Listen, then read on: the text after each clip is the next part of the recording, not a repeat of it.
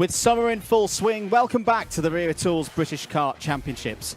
Situated not far from Motorsport Valley, Whilton Mill in Northamptonshire is our host for event 4 of the season. For the IAME classes, this is their second double-header meeting of the season, with rounds 3 and 4 taking place this weekend. They're joined by Honda Cadet, who ramp up the stakes in their championship campaign. For them, this is the first double-header of the season. Tillotson T4 also joined for the second time this year for another qualifier meeting for the T4 Nations Cup. Both senior and junior classes are in action this weekend. Drivers to look out for this weekend include Alfie Davidson, who dominated the IAME Water Swift restricted category at PF International for event number 2. IAME Water Swift promises to be as competitive as ever. Jarlath Sayer starts the weekend as points leader, looking to go one further than he did in PF and achieve his first finals victory of the season. Harrison Mackie has been on supreme form across the UK and Europe the past 2 months. Could the Fusion driver further assert his command over X30 Junior this weekend? And the regulars in X30 Senior will be focused on accumulating points to complete the first half of their season. Freddie Lloyd is best positioned after the first 2 rounds, showing that Fusion are definitely the team to beat in IAME so far in 2024. For Honda Cadet, this is their return to Whilton Mill for the first time since the O-Plate, who will be able to get on top of the double-header format this time round. Will it be Lark Hall winner Ed Spain and the circuit the Ambition Motorsport team know well? All the action, every lap of every race can be followed across the Motorsport UK and Alpha Live platform of channels.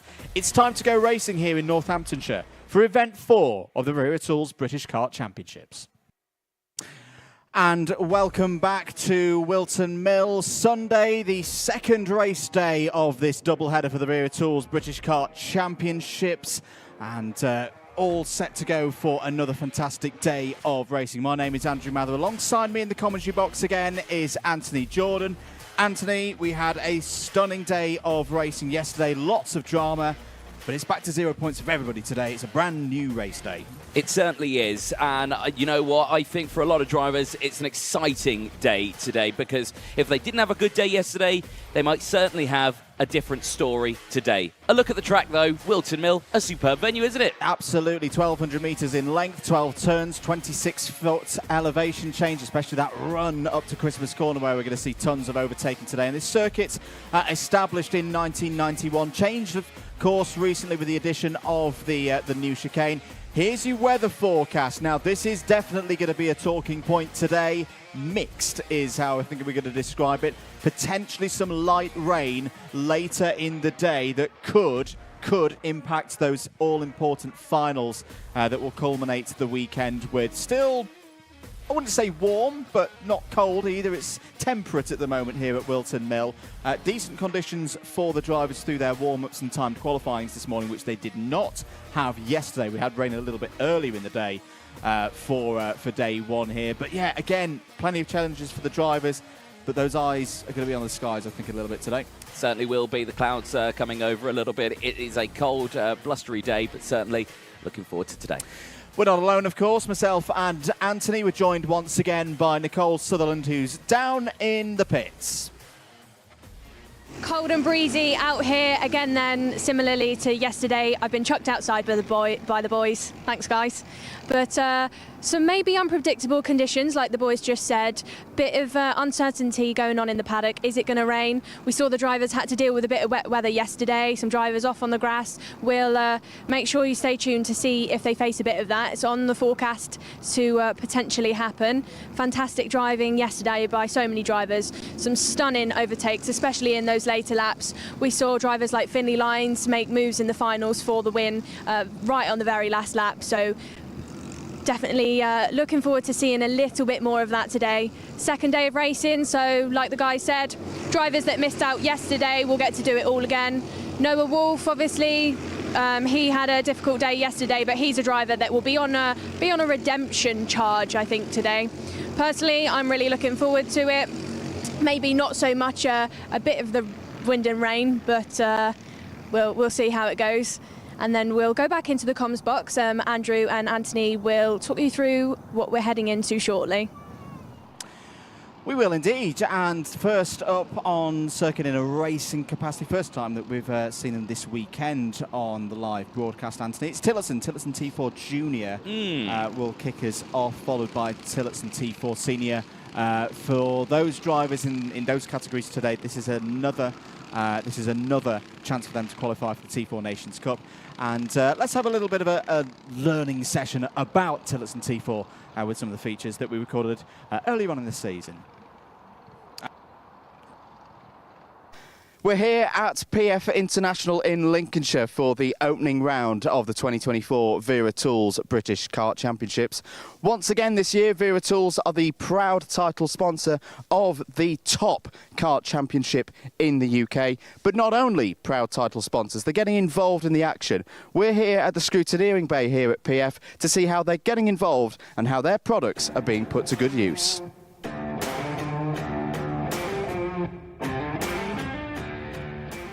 Here we are in the scrutineering bay at PF International. This is where the scrutineers are busy at work throughout the course of a race weekend, making sure everything's being run to the standards required by the championship. We've got the Tool Rebel roller cabinet here. This is here in the scrutineering bay. Key always in a motorsport environment, quality, ease of use. And we can see here, just opening some of the trays, up to 94 pieces can be equipped with one of these Tool Rebel roller cabinets. Beautifully laid out, very high quality tools, and it's the details, it's the little touches that really set this set apart. You can see all of the sockets here, all the different sizes color coded for when it's that quick moment of needing a different size. It's not just reading the numbers, you can see 10mm spanner. How many times have we all lost our 10mm spanners? Little yellow detail on there makes it really easy to find.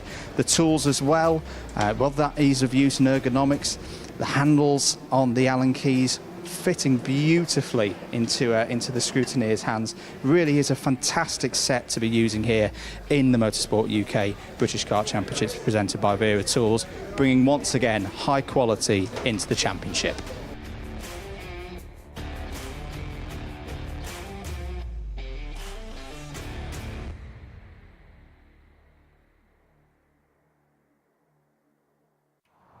Welcome back to Whilton Mill, event 4 of the Wera Tools British Kart Championships. Thank you once again, of course, to Wera Tools for all of their support across the course of 2024. Anthony, Tillotson T4, tell us a little bit about it. Well, two categories this weekend. You've got the juniors and you've got the seniors, of course. It's an open class. Anyone can really jump into it. As long as you've got your licenses, get everything sorted out. You can request a test drive or anything like that. But the karts themselves, the juniors coming up first.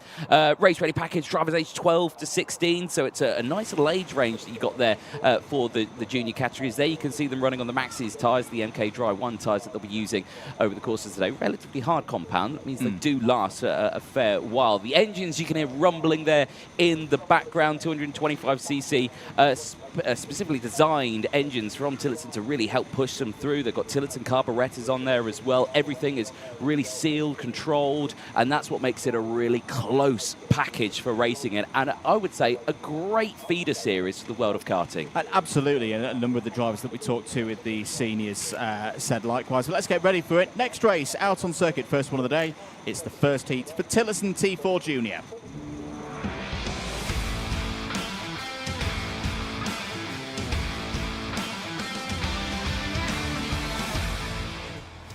Let's have a look then at the grid. This is the first time we've seen Tillotson T4 Junior in a race capacity this weekend. This was a grid determined by timed qualifying yesterday. Amelie Ackitts is on pole position. Joining her on the front row of the grid is Martin Wright. Thomas Harper and Daniel Hartley go from row 2. William Omar and Sean Donegan start on row 3.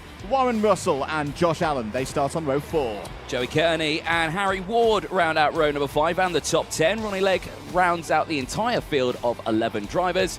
Shotgun at the back of the field, qualifying not fully going his way, but like you say, this is a full day of racing they've got ahead of them today. 2 qualifying heats, of course, that they've got, and then, of course, later on in the day as well. So these drivers looking to race through, of course, to the T4 Nations Cup at the end of the year, representing the UK in Valencia. The Cartodromo Internacional de Lucas Scalero, where that event will be held later on in the autumn. These junior drivers have had to be very patient. They weren't with us at PF International for Event 2, where we did see the seniors. We'll have the seniors coming up as well for their second opportunity to qualify through to the T4 Nations Cup. They'll go through the cut-through over the old piece of track before going into the tram lines for the first time today. 8 minutes plus 1 lap. Eyes on those lights. Out they go, and we're racing on day 2 for Event 4 of the Wera Tools British Kart Championships. Good start for Amelie Ackett. It's got the advantage running up to Christmas Corner for the first time. All looking clean through Oblivion, through the crook into Christmas Corner for the first time. It's been a decent start as well for Martin Wright with the O plate there, holding second place from where Martin started this race. The number 15 of Thomas Harper also has held position from the race start there in third. It's a clean start, Anthony, for Tillotson T4 Junior. It certainly is, yeah. Nice breakaway for the entirety of the field. A little bit of a mistake there out of Wilkins for Amelie Ackett, just trying to get it squared away, still controlling the lead, but you can see there by the body language, really pushing it forward, and the pressure from Martin Wright there in second place into the boot for the first time, into what we're going to dub the heel of the boot section now as they exit out. A lot of them avoiding the curbs there in the junior category, not hitting them too much as they head back across the line. It's Ackett from Wright, Harper from Hartley, then it's Omar, Russell at one position ahead of Dunnigan, Allen, Kearney, Legg and Ward. Indeed, Martin Wright putting a bit of pressure on Amelie Ackett now there in the number 11, looking keen to get through here, down towards Ashby here on lap number 2. Still close at the front. Daniel Hartley, you see there with the red shoulders on his race suit in fourth place at the moment. Amelie Ackett dealing with the pressure well at this stage of the race, not getting too defensive out there. Martin Wright waiting for a better opportunity, it would seem, to nip through, if he can nip through, of course, because, say, Ackett's positioning the kart very well out there. There's the number 63 of Daniel Hartley, challenging Thomas Harper at the moment for that third place. So end of lap 2. No changes at the moment, still just a couple of overtakes where Russell got past Donegan on lap 1, Legg got past Ward, but here we go. Martin Wright down the inside, going for the lead. And a good move there, Anthony, into first position. Yep, no trouble with that whatsoever. Had the slipstream up into Christmas Corner, utilised the braking zone up the hill. You can brake super late for Christmas Corner. You can see some hand gestures coming up thick and fast there from some drivers, just clearly not maybe fully happy. And I can see here on our screens, Harry Ward, unfortunately, is going to be the recipient of a 3-second time penalty. That will be for tram lines. I will say, I think I did spot one kart just dipping a couple of wheels out before those lights had gone out, which will catch you a time penalty at the start of this race, but still race fully underway here. You can see there the motions that these drivers are having to go through that chicane, really working hard on the wheels, and that's what we're talking about with that hard compound. The Maxxis tyres, they do deliver good racing, but they last a long time, which is good for the drivers. It's a cost-effective tyre as well for them. It's not like they can do a session, that's it, the tyre's gone, brand new set of tyres or anything. It's a consistent tyre, it's a good tyre, and it's going well. Now that is a bit of debris coming off a kart there. Not sure what that was, but it just flew off there at stage left. Now, whose wagon did that fall off?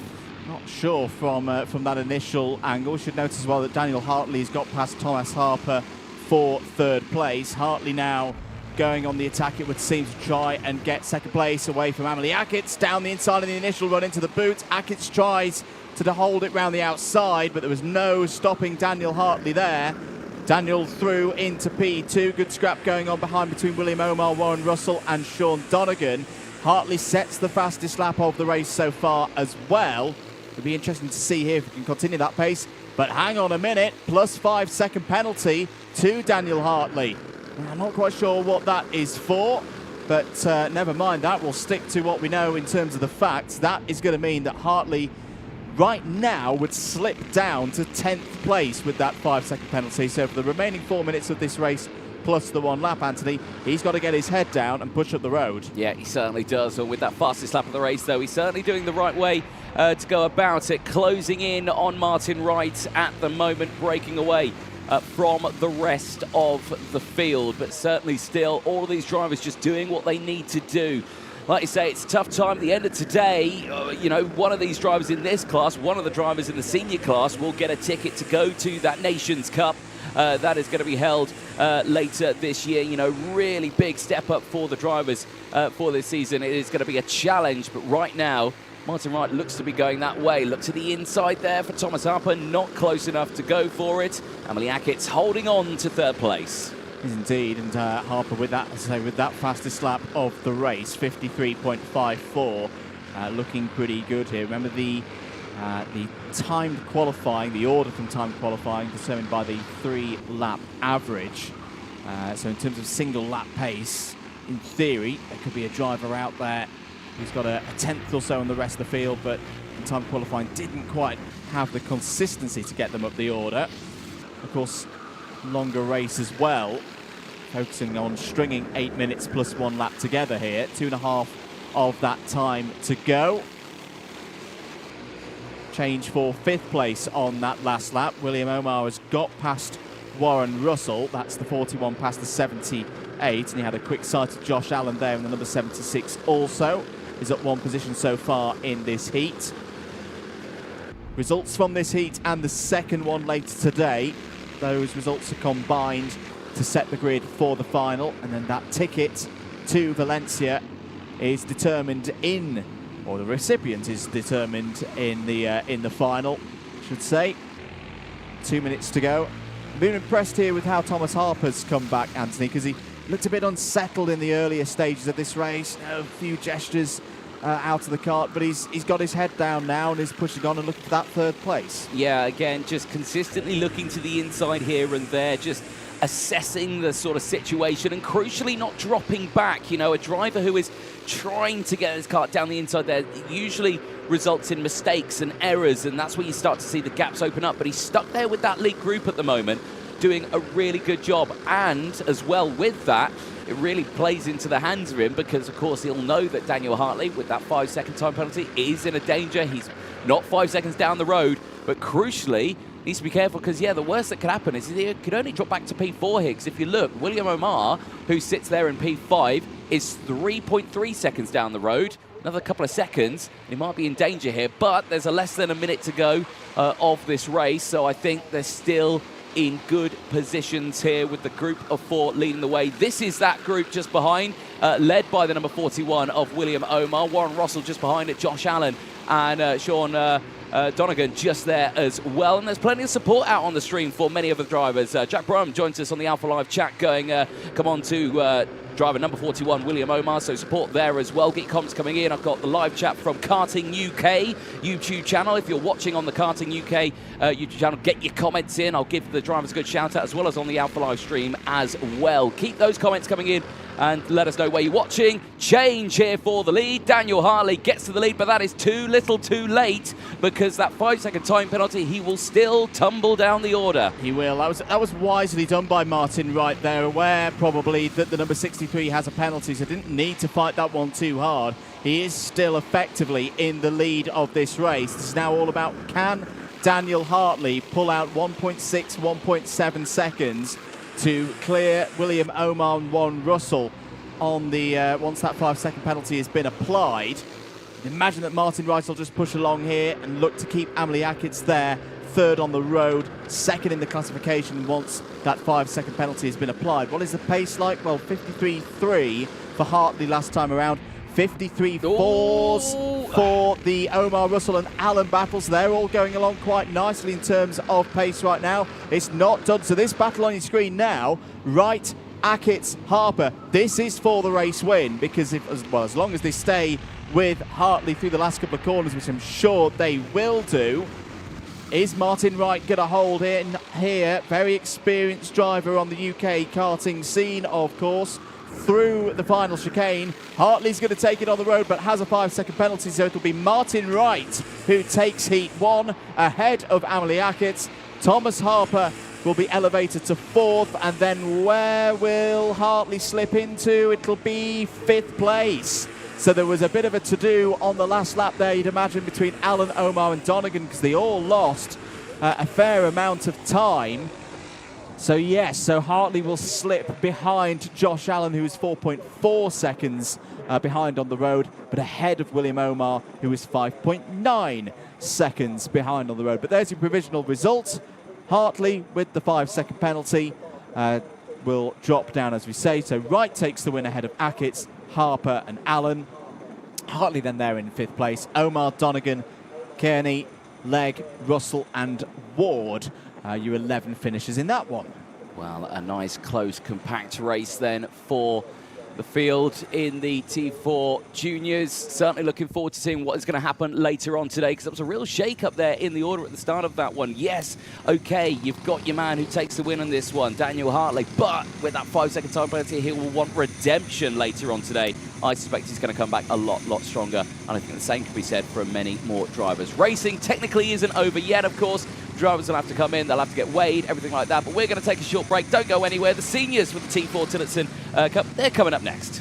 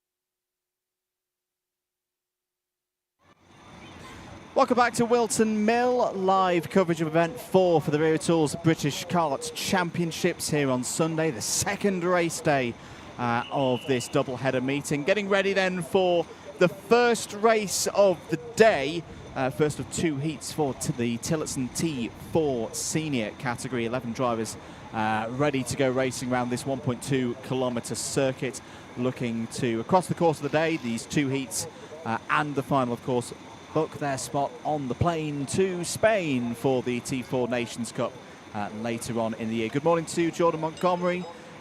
Looking forward to heading to his part of the world for one of the upcoming events as well, for the Wera Tools British Kart Championships. Hello to Dan Grigger as well. We're going to get ready though. Next race out on circuit is Heat 1 for Tillotson T4 Senior.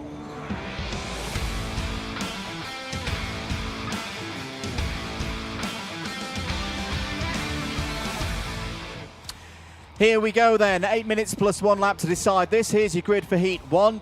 George Townsend starts on pole position. Jason Bradbury alongside on the front row. Ben Higginbotham and Chris Alcock start on row number 2. On row 3 we find John Nuttall and Anwar Barul Smith.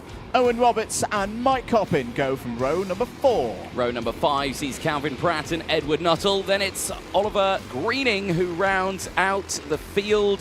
11 drivers in the senior category here. A look at the senior kart itself. No major differences apart from these are faster karts. Slightly, the slightly bigger karts, but the similarities between the junior and the senior are very minimal. Yeah. Again, keeping those costs down, helping a driver progress from the junior into the senior while keeping those costs down. That's the beauty of the Tillotson T4 package, that these drivers can really help progress them through junior and seniors, because the seniors 15 years plus for anyone, and we've got lots of experienced drivers in this category. We have lots of drivers who've driven this circuit many times in different machinery. A bit of a reminder of what we saw at PF International. We have had one qualifier already for the T4 Nations Cup. Phil Rawson took the first of the tickets at event number 2. George Townsend was second on that day, and of course starts this one from pole position. Rawson not here this weekend. He's already got his ticket, of course. So this is a good opportunity for the rest of them to join him later on in the season. Lights are out, we're away, and racing for 8 minutes plus 1 lap. Good start for those on the pole side of the grid. Oh dear, one driver going off a little bit wide on the exit of the crook there, and hopefully been able to get back on circuit. Yes, they have. We'll find out who that was in a moment's time. Mike Coppin round the outside of Chris Alcock there. Two drivers who know each other very, very well, of course. But at the front, it's Townsend leading. Ben Higginbotham in the red suit and the red and black helmet there is up to second place, using the advantage there, Anthony, that inside line through the initial part of this course. Yeah, certainly so. Well delivered into the corner again, keeping it nice and calm on the opening laps as well. It's only their first qualifying heat. It does mean something, but again, it's not the end of the world if you don't get a good result in this one. But I've got to say, George Townsend probably going to be the most threatening driver to the rest of the field in this one, of someone who wants to win. Like you said, second at PFI. It's the horrible way to say it. It's the first of the losers, basically. He's going to want to take that into himself and say, I'm winning this one. Down the inside, John Nuttall looking for the move here on Ben Higginbotham. He's not going to get it done. Higginbotham with the power out of the corner retains second place. Yeah, and using the positive camber there through Christmas corner. For those who've driven this circuit many times, they'll know you can use that outside defensive line through Christmas to hold on in, you know, push your tyres into the surface and retain position. That's exactly what Ben Higginbotham has done.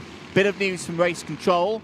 We have our first notification of this race. Jason Bradbury will have broken tram lines there. As a quick view of Dave Cam, with Alfie Briggs in there as well this weekend as the driver's representative alongside David Manchester.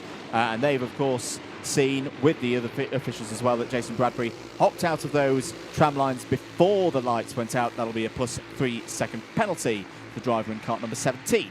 Nice little scrap there just in the background. You can see Anwar Smith and Calvin Pratt having a good little scrap. They're chopping and changing positions here. Again, just looking to the inside there is Jason Bradbury, who's got that 3 second time penalty. So he needs to be careful with any moves that he plans on doing.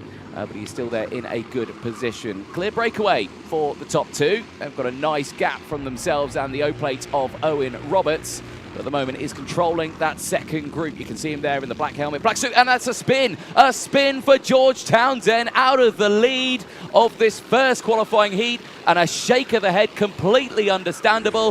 What on earth happened there? That's a really disappointing moment for Townsend there. Drops all the way down to 10th place. Just to report as well, it was Edward Nuttall who had problems on the first lap, but Nuttall is running again in this race. There's a good fight between Anwar Barul-Smith and Calvin Pratt.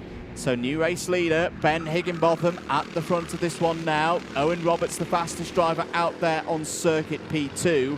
John Nuttall and Mike Coppin coming into play as well. Coppin, who had a difficult final, was quick in the heats, had some good results at PF International, but then an incident early on in the final in Lincolnshire took him out of that one. He's looking to make amends here this weekend. And down the inside goes Coppin. Nuttall move there from Mike Coppin. He's up into third. Yep, that was actually nicely calculated there. Says immediately, let's go to John Nuttall. Let's see if we can close in on these drivers ahead. And with that fastest lap of the race as well as an overtake, that's actually really good going there for Coppin as he breaks his way up. Very big oversteer moment under braking. Of course, the brakes on this one, they are CRKFIA homologated, but they're only on the rear axle. Of course, no front brakes. You can see they're locking up again into Ashby Hairpin, really keeping the temperature up in those brakes. A vital thing to do, and an investigation coming out to Ben Higginbotham. Now, he is our current race leader and the driver who is in second place right behind George Townsend.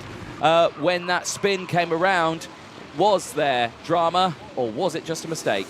Well, the officials have a lot more camera views than we do, of course, the CCTV round the circuit and all the observers out on track as well. It's just an investigation at the moment. No penalties, no changes to the race results as things stand. And I think Owen Roberts is not going to care about that at all. He wants the lead on the road. He's going to try and go down the inside of Ben Higginbotham there. Higginbotham tries to defend. Here comes Mike Coppin as well. So down to third place on the road goes Higginbotham. Great move, great determination from Owen Roberts to hold that in there and get through, and great opportunistic driving as well from Coppin to get up into second place. I'm looking at Coppin's driving style here, and the kart doesn't look settled at all, but it's working for him.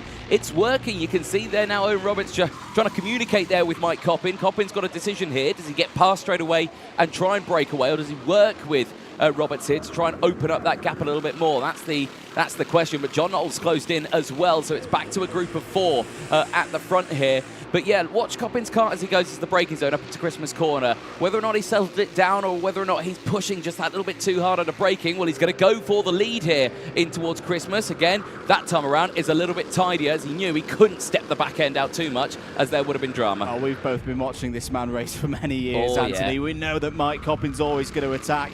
I also now having shared the track with him a few times, and if he sees that opportunity, he's going to go for it. That was a classic Mike Coppin there. A good move into the lead of this race. Roberts still there, P2, Higginbotham P3. John Nuttall pushing along as well. He'll be quite happy, content with this position right now. He's less than a second off the lead there in fourth. If there is a bit of a scrap between these 3 drivers in the latter stages, he's going to be right there and right on them to take any opportunities. What a great drive this has been from Mike Coppin, up 7 places from where he started. He wasn't fully happy with his qualifying yesterday, but was upbeat, knew what had gone wrong, knew what he needed to do to get back to the front, and has applied himself really, really well in this race so far. There's been a change for 9th place as well, just to report, Anthony. George Townsend, the previous race leader in this one, has got past Oliver Greening, so the Townsend fight back is in full force now, and you never know in terms of how these heats work and intermediate classifications and all of that. Each position is going to count for something in terms of where he starts on the grid for the final later today. Certainly does, but you've got to say, for the drivers right at the front of this one, they've had the best race of today. Look at this, 7 and 5 places gained for Coppin, Roberts with 5 places as well. Superb drive from both of them. There's less than a minute to go. A tense time, but is this a sign of what we can expect at the end of today? Yes, okay, Coppin's quick, but we've not seen a George Townsend versus Mike Coppin just yet, have we? Townsend's been taken out of the equation with that spin earlier on. Still no news about what's coming out of that one. Actually, we're seeing warning flags coming out for drivers, but just warning flags. Nothing yet is gone the way of Ben Higginbotham just yet, but still a very tense time. Only 20 seconds left on the board. Yeah, there'll be this lap and probably just the one more. I think we will tick through on time at the end of this one. Here's a battle between, again, 2 drivers who know each other very well from the karting pathway, from Arrive and Drive from Club 100, Jason Bradbury and Anwar Barul Smith. Anwar Barul Smith, front end of the kart, not quite getting into the corner there. We are going to get an extra lap in, so the leaders cross the line with a couple of seconds to go. So there'll be this one and another. We'll go through to 11 laps. At the front, Coppin and Roberts have eased away from Higginbotham now. Higginbotham still with that investigation hanging over him at this stage. Into Ashby Corner once again.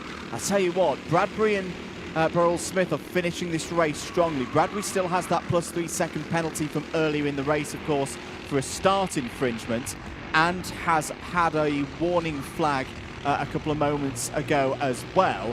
But John Nuttall could be under a bit vulnerable here going on to the last lap. Certainly could be. Tense times though in this one. Timer has clocked down to 0 now, going on to the last lap. Coppin still with that fastest lap of the race, is looking strong but not undefeatable here. Nope. Roberts now fastest up of the race, and a big check over the shoulder there for Coppin. Is he worried? Well, I think he's definitely got cause to keep Owen Roberts in mind. Owen Roberts, a great driver, especially in these one-off events. Through Ashby Corner for the last time in this heat. Roberts not within striking distance yet. Coppin won't need to defend as they go through Osiers here on lap number 11 towards the new boot, towards the new chicanes, and the initial entry to it, which is unchanged, of course, but this is where things get a little bit different. Coppin's going to hold it in tight, surely control it through to the end, and from 8th place on the grid, Mike Coppin is going to take race victory in Heat 1. A very accomplished drive. 2nd place to Owen Roberts, 3rd place to Ben Higginbotham, 4th John Nuttall, who holds out ahead of Jason Bradbury and Anwar Barul Smith. Have just seen another under investigation notification come through there for Bradbury. Calvin Pratt, Chris Alcock, George Townsend, Oliver Greening complete the top 10. Edward Nuttall, after that problem on lap 1, will be PLF. But all smiles for Mike Coppin. That's more like it after a difficult time at PF International last month for the first of these T4 Nations Cup qualifiers. That is a win from the 4th row of the grid in heat number 1. Yep, superb effort. He'll be delighted with that one, I'm sure. The same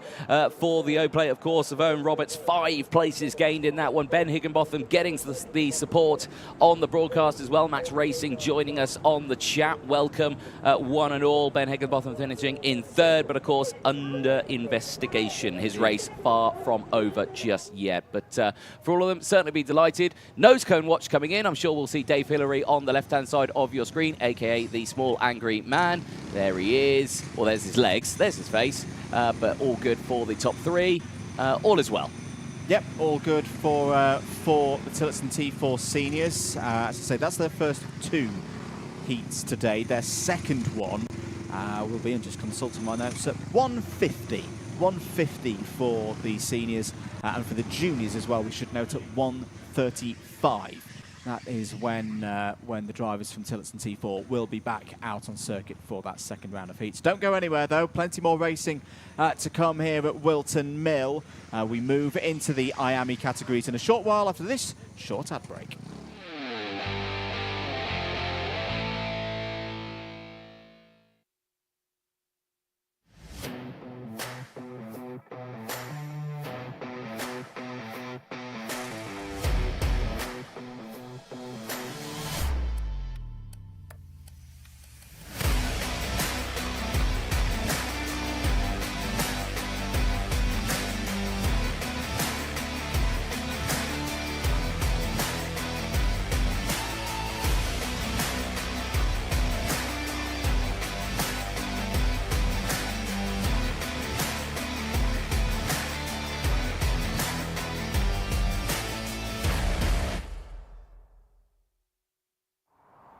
Welcome back once again to Whilton Mill. You're watching live coverage of the Wera Tools British Karts Championships Event 4 of the 2024 season.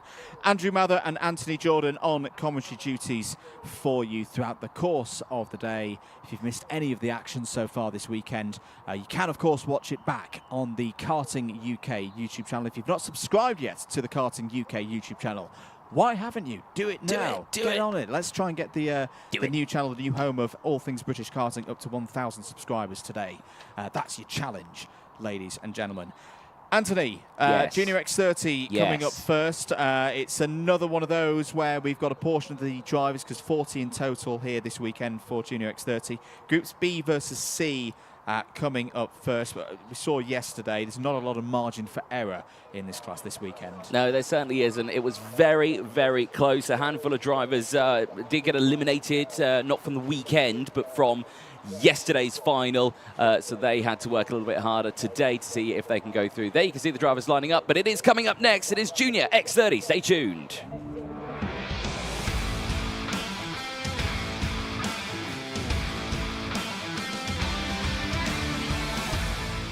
Take you through the grid then for Junior X30, the B versus C race. The group's determined by the results of timed qualifying earlier on this morning. Thomas Minspearing has pole position, again is joined by Zach Green on the front row. Taylor Origin Broccoli and Shenton start on row number 2.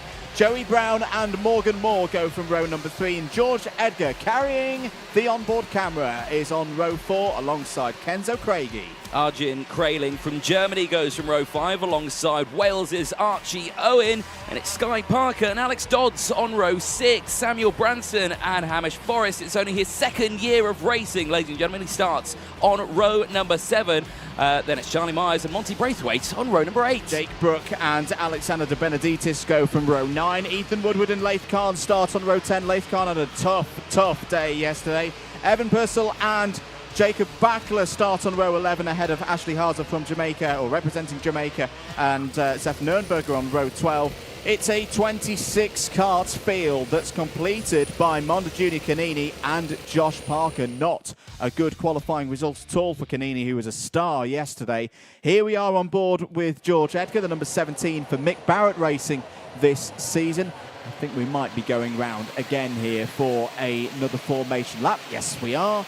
So a bit more time to go over what we saw yesterday in Junior X30. And my, oh my, what a day it was. What a final it was. What a final. If you've not watched it, I think it's definitely going to be a contender for Alpha Live Race of the Week. But the result from yesterday's final, Taylor Orridge was your race winner, of course. Harrison Mackie P2, Riley Cranham P3.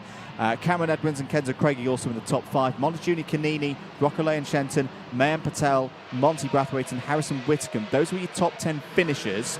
In terms of championship points, because that was a full and complete round of round 3. This is into round 4 now. Mackie still has the championship lead, 377 points. Riley Cranham P2, 348. In third place will be Kenzo Craigie on 335. All of the details available on Motorsports Timing UK, of course. But this is going to be a key one yet again for all of the drivers. It's their first of 2 heats. And especially those in Group C, they will need to score well here, because they will have a tyre disadvantage later on in the day when they race up against Group A. Eyes on those lights. Out they go. We're racing 8 minutes plus 1 lap. Good start for Spearing. Good start as well for Taylor Orridge. Immediately up to second place. They're all through the first couple of corners clean. No need to defend if you're Thomas Min Spearing. Is down the inside there. Is Rocky Lane Shenton going for a move on green. But that was an absolutely spot-on start, Anthony, from Thomas Min Spearing. He shot away from pole position. Yeah, certainly so. And he brought the drivers behind with him, of course, as well. Like you said, Taylor Orridge there into second place. And then the mighty mullet himself of Joey Brown in that number 11 for Fusion there in second place. Now, I heard intel. We'll come back to that later. Down the inside, big send for Shenton, but he completely outbraked himself. Did he hold on to that one? I don't think he did. I think he went down one there as well. Now he's under pressure from Kenzo Craigie. So that was a very dramatic lunge there, but certainly a good attempt in the early stages. Yeah, he's always going to go for his Rocket Lane Shenton. So end of lap 1, Spearing leads from Orridge. Brown, Edgar, Moore is your top 5. Shenton P6, Craigie P7. Not a good start at all, Anthony, for Zach Green. Down 6 places from the front of the grid. Down the inside goes Taylor Orridge. Takes the lead. Another great move from Taylor Orridge. He's really fired up for this weekend. Full of confidence, of course, off the back of that round 3 victory yesterday in this category. And early stages still of this one. He's gone for the lead and got it. Yep, certainly so. And Zach Green looking like he needs a good day as well, going back to that one as well, like you were just talking about. But yeah, yesterday wasn't a good day for him in that final. Out of the final, dropped down. Oh dear, and that's Jake Brook. Yeah, his rear wheels come off. Yeah, that's completely sheared on the bolts there. And, well, that has not gone well at all. Oh, good to see that Jake's out of the karts and okay physically, but will be very disappointed with how that one has ended. He needs a good result in the second race later on in the day. Otherwise, it's going to be repechage for Jake Brook. Remember, of the 40 drivers, 28 of them will qualify directly into the final as Rocky Lane sheds it down the inside of George Edgar and makes it work. That's 4th place. Yep, nicely done that time around. It's tricky to get an overtaker out of the exit of Ogiers. You've got to really time it well because the gap closes so quickly on the exit. Oh, there you can see, I think that may have been one of the bolts from one of our missing wheels of Jake Brook, potentially there through the boot section. But the race continues. 5.5 minutes to go on this one, and well, Taylor Orridge doesn't look comfortable where he is, spearing with the fastest lap of the race right on that rear bumper. Is he going to go for the move straight away?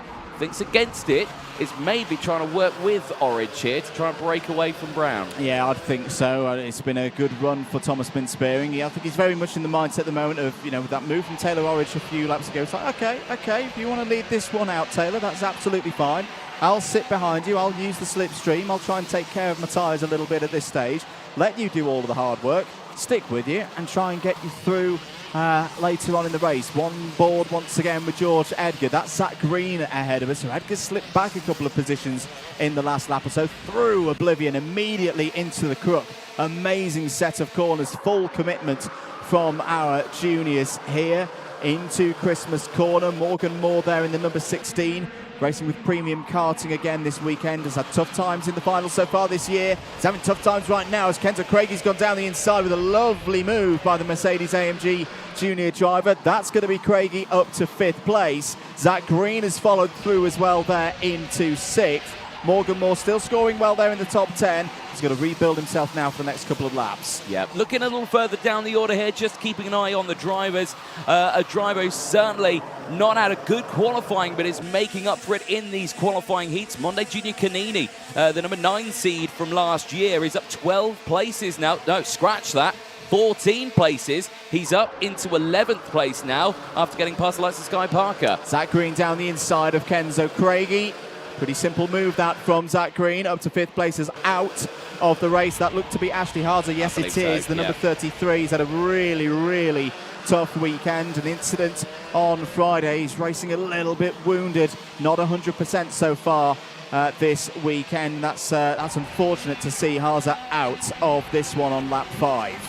Certainly so. Back on board here with our man George Edgar. It's not been the race for him in this one, just slowly eking backwards. There you can see Samuel Branson just ahead in the number 58 going through. More side-by-side action here. This is way further down in the field as we see the drivers battling away there. The number 78 and the 53. That's Laith Khan, Alex Dodds racing away. Evan Purcell just behind. Hamish Forrest is there in 15th place. Remember, I said it earlier on, Hamish Forrest is only in his second actual year of karting. Raced last year in the junior Rotax division, now stepping up this year into junior X30 and in the British Kart Championships. Talk about throwing a driver who's brand new into the world of karting in the deep end, but I've got to say, he's taking to it like a duck to water. He really is. This is a tough category to compete in. There's ferocious racing as we've seen across the course of the weekend. Big hop across the curb there from Taylor Orridge. And giving the chassis a bit of punishment, but it's taking it right now. Spearing was very close to the limits as well, as they're on lap number 8 now. 2 minutes and 20 to go in this one. They're well clear of Joey Brown at the moment. A second clear to the number 11 for Fusion Motorsport. Zach Green's continued. This is a really good comeback in the second half of this race from Zach Green. Has got through past Rocco Lane Shenton for 4th place. Laith Khan and Alex Dodds confirmed past Hamish Forrest there for 15th and 16th. Charlie Myers and Jacob Backler also on the move past Zef Nurnberger. But we're sticking with the drivers at the front of the order. What do you think will be going through the mind of Spearing right now, Anthony? He's being patient at this moment. He certainly is. I mean, I think just keep it controlled. Don't worry about things too much. It's only the first qualifying heat of the day. You got another one to go. Plus, maybe a repechage. Well, I think they don't need to worry about that one. But of course, that all-important final. It's early doors. It's another chance, a second chance for all of these drivers. Oh dear, Evan Purcell out, and that's at the final corner. He won't like that at all. He tumbles to the back of the grid. That's a tough one there for driver flying the flag for Northern Ireland. Drops down to 24th place. Here's Rocco Shenton closing in on Kenzo Craigie. This is over 5th place. Still a few laps of this one to go. Drivers are going to cross the line with 50-something seconds remaining. So there's going to be 3 more laps of this one. 2 on time, plus the 1 lap. End of lap 9. Orridge and Spearing. Gap between them is 1/4 of a second, which is next to nothing. And again, I think Spearing is just waiting his time here. He is just holding there in 2nd place, knowing he's got a decent gap over Brown and Green behind, but it could diminish if he goes too early. A good sign, I think, right now Anthony's, he's got good pace through sector number 1, where we've seen Orridge himself be very strong this weekend. So if you're closing in on the GP plate from the Croc promotion in that part of the circuit, you've definitely got a fast wagon. You certainly do. Again, just keep it consistent, keep it going, and yeah, you're all going to be okay here. Big use of those curbs, and Zach Green up into 3rd place as well. He's got past the likes of Joey Brown despite his best efforts. Slowly starting to fade backwards here. Timer strikes 0. We'll be going on to the last lap next time around, and we're going to see a change for the lead here. No, we're not. It's Spearing holding on to 2nd place. He tried to get past Orridge there, but couldn't quite get the job done. Now goes defensive, does Orridge. This is quite early on. This is going to be a long fight all the way to the end of this race here. Yeah, and we've seen Taylor Orridge be involved in these fights across the course of the weekend. He had a very close one with Harrison Mackie yesterday in one of the heats, and look at that, Zach Green's right there. Yeah. Zach Green has closed in with this rapid pace that he's got for Jamie Green Racing in the latter stages of this one. Joey Brown hustling as well. There in 4th place. Last lap board is about to come out. This is just a qualifying heat, ladies and gentlemen, but it feels like a lot more than that. Taylor Orridge still has the lead of this one, but this is where Spearing's been particularly good so far in this race. White lining there is Orridge. Zach Green's going to try and go around the outside. There's not quite enough grip there this weekend to try that kind of move. Kenzo Craig is involved again there in 5th place. Rocco Shenton as well for 6th. Big Still defending is Orridge. He's holding on to the lead. Green's got through into 2nd place. Brown as well up to 3rd. Spearing now down to 4th, but it looks like this defence, it's an alternative tactic, isn't it, Anthony? You defend, you get everybody together, and then push off the front. It's perfect. Textbook defensive line there. Back each other up into the pack. As you can see there, Shenton trying to get past Kenzo Craigie. Taylor Orridge, I think, absolutely deserved on that one. Brilliant, brilliant defensive drive after a final win yesterday. He starts the day perfectly with a P1 finish. He does indeed. Taylor Orridge shows that the form of Saturday has not eluded him overnight. It's another win by 1/4 of a second ahead of Zach Green. Brilliant response there from Zach Green. Remember, he fell all the way down to 8th on the 1st lap. Fights back to P2. That is a good sign for later on in the day. Joey Brown P3. Thomas Min Spearing ahead of his Argenti Motorsport teammate Kenzo Craig. That's his top 5. Rocco Shenton P6. Morgan Moore, good result again for the Irishman in P7. Ian Crailing, Sam Branston and George Edgar complete the top 10. Monte Junior Canini was your biggest mover in that race, up 14 spots to 11th ahead of Monty Brathwaite, Archie Owen, Alex Dodds and Alexander De Benedictis. That was the top 15. Hamish Forrest P16 ahead of Leif Kahn, Ethan Woodward, Charlie Myers and Jacob Backler all inside the top 20. Zeph Nurnberger, Sky Parker, Josh Parker and Evan Purcell were the last of your finishers, 24 of them in total. 2 retirements from that race, Ashley Harzer and Jake Brook. Well, certainly a dramatic race. Do keep comments coming in as well if you are joining us on the live chat. If you're watching Karting UK YouTube channel or on Alpha Live YouTube as well, make sure you hit that subscribe button, the like button as well, and drop a comment in wherever you're watching. I can see Emmanuel is joining us. Where is William Omar? Well, he's in T4 Junior. You've missed him already today, but he'll be back out later, 1:30. We're going to take an ad break. We'll see you in a few moments' time, because coming up next, it's Water Swift Restricted.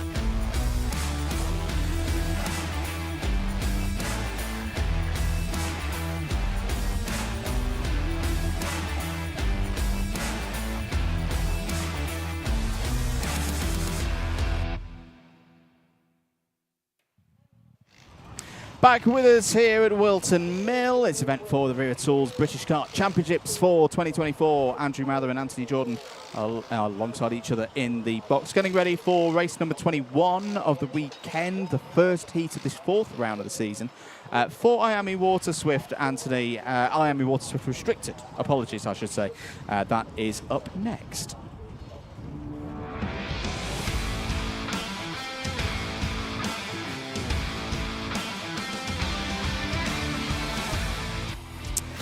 Let's take you through the grid then for IAME Water Swift Restricted. Alfie Davidson continued his domination of this category yesterday, and he has pole position again for this one. Chester Fawkes joins him on the front row of the grid. Daniel Ferguson and Mason Hibbert start on row number 2. They're ahead of James Roots and Henry Algar on row number 3. Row 4 is Oscar Kenny and Harry Chapman. Row 5 is Alessandro Sales, not having the qualifying like he had yesterday, starting it from the 9th spot on the grid. We'll have Reggie Chandler alongside Ethan Robinson and Ilya Sami going from row number 6. Championship standings after yesterday's results. Davidson a still perfect score, 390 from 390. Daniel Ferguson P2 on 362. Chester Fawkes third on 353. That's actually a tie at the moment with Mason Hibbert. Alessandro Salas completes the top 5 in the points standings overnight here at Whilton Mill. But this is a completely brand new round. Everybody back to 0 points. First job of the day are these qualifying heats. The first of them, 8 minutes plus 1 lap. Looking nice and tidy into the tram lines then. Are we ready for racing? No. No, we're not. False start, and drivers at the back of the grid there having to be a little bit careful. I'm seeing some wheels out of them lines. They've got to stay in them tram lines before those lights go out, but they do need to be careful there. Yesterday, the final, brilliant job, like you've already said, the domination already from this one from Alfie Davidson. Superb weekend for him. James Roots had a really good final as well. His first podium, I do believe, of the season. First in terms of confirmed results. Yeah. He would have had one at PF International, but was underweight and got disqualified. Right. So yeah, good to see James Roots this time. A well-deserved second place yesterday. And yeah, Chester Fawkes on the podium again. 3 times in a row he's got third place this season. Three times third place. That's got to eat a driver a little bit there. Be like, oh, I want second, I want first. You know, it's one of those. Hopefully he doesn't throw a tantrum about it. But yeah, no. Controlled drive. It's going to be another long day today, but I'm sure every single one of these drivers is ready for it. Before we get this race started as well, on Instagram stories at British Kart Championships, if you've got any questions for us in the box, do drop them in there on Instagram. Right now, though, we're ready for the first heat of the day for IAME Water Swift Restricted, and we're lights out. 8 minutes plus 1 lap begin. Good start for those on the pole side of the grid. Davidson leading from Ferguson through the first couple of corners. Chester Fawkes, I think, has slipped down a bit. Now, we saw a little bit of this at PF International, that Fawkes having some difficulties with starts, and yes, it's happened again. So Chester Fawkes has fallen down to around 10th place. Hopefully this isn't a full repeat of the issues that we saw in Lincolnshire. We know he can fight back through the field. We know his race pace is good, but you talk about that trio of third places in finals. Problems here in the heats has been a factor in that. As through goes Ferguson. Ferguson gets through past Davidson through hoses. It was very, very close indeed there between the top 2 drivers in the championship. And on a day like today, you know, Davidson with this run of scores, he's been top of every intermediate classification so far this season. He's been the winner of every final. If any of these other drivers are going to take this championship long-term through the 8 rounds, they really, really have to start finding a way of beating the young driver in the Fusion Motorsport number 46. But here he comes again, down the inside on Ferguson for the lead of the race. Great move, back up to P1 goes Alfie Davidson. The speed, the toe, everything came into effect there. You can see the closing distance just disappear. Ferguson could do absolutely nothing there to hold on to that one. And crucially again, he'll have the chance to close back up, and now this time he will get that toe. He will get the slipstream up in towards Christmas Corner. As long as he can get the exit out of Oblivion and Crook, that's the key part of this lap, and especially as well the exit out of this final corner. Remember, you're flat out from this moment now all the way up to Christmas. You are indeed. You see a little bit further down the order there. Alessandro Salas has had a good start. He's up 4 places. Chester Fawkes is coming back as well. Again, is the same pattern that we've seen in earlier parts of the season, that once that number 38 gets going, it is a very, very quick race machine. The trouble is there too much to do for Fawkes in the remaining 6 minutes of this race. It's staying tight at the front. Mason Hibbert's going along with Ferguson and Davidson. Started the weekend second in the point standings. James Roots fighting in there as well for third place. Hibbert's going to have to give that one up. 2 drivers who know each other very well. They've raced through the Bambino categories, raced each other for a good couple of years already before their introduction here to IAME Water Swift Restricted. That was a nice move there from Roots up into third. Certainly was, and I've got to say, Roots is closing in on the likes of Ferguson and Davidson. Ferguson now with the fastest lap of the race. Watch him here now. Is he going to do what Davidson did earlier on? Use that slipstream, use that toe. Is he going to pull out? The answer, no, he's not. He's going to stay behind. He's going to work with Davidson here to try and break away. So I think he's checked behind and he's seen the Roots has closed in and thought, that's a danger coming up behind us there. Change for 9th place as well. Henry Algar has got past Ethan Robinson for that spot. As Chester Fawkes has had a problem.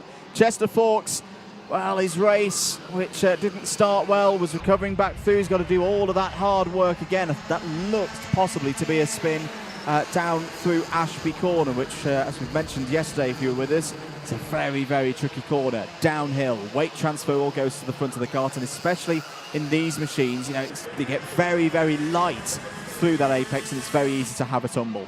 Yeah, indeed. Well, we're seeing a change here for second place now because danger as James Roots goes for the move, utilising that fastest lap of the race. Furious is Daniel Ferguson. He's throwing his hands up in the air saying, what are you doing? I was trying to close up to Davidson, but control yourself now because you can dig in, stay behind, and now try and work together to go through. But as that red mist already descended on our drivers here, with still 4 minutes to go of this race. 4 minutes to go. It's enough time if they can start chipping away sector by sector, 10th by 10th. They can pull Alfie Davidson back in. I think for James Roots, he was seeing that there wasn't too much of an impression being made there by Daniel Ferguson on Alfie Davidson, so he's taken matters into his own hands here to go, right, no, I want to be the chase guy. I want to be there in second place to see if he can pull the race leader in. And tell you what, that last sector was pretty useful.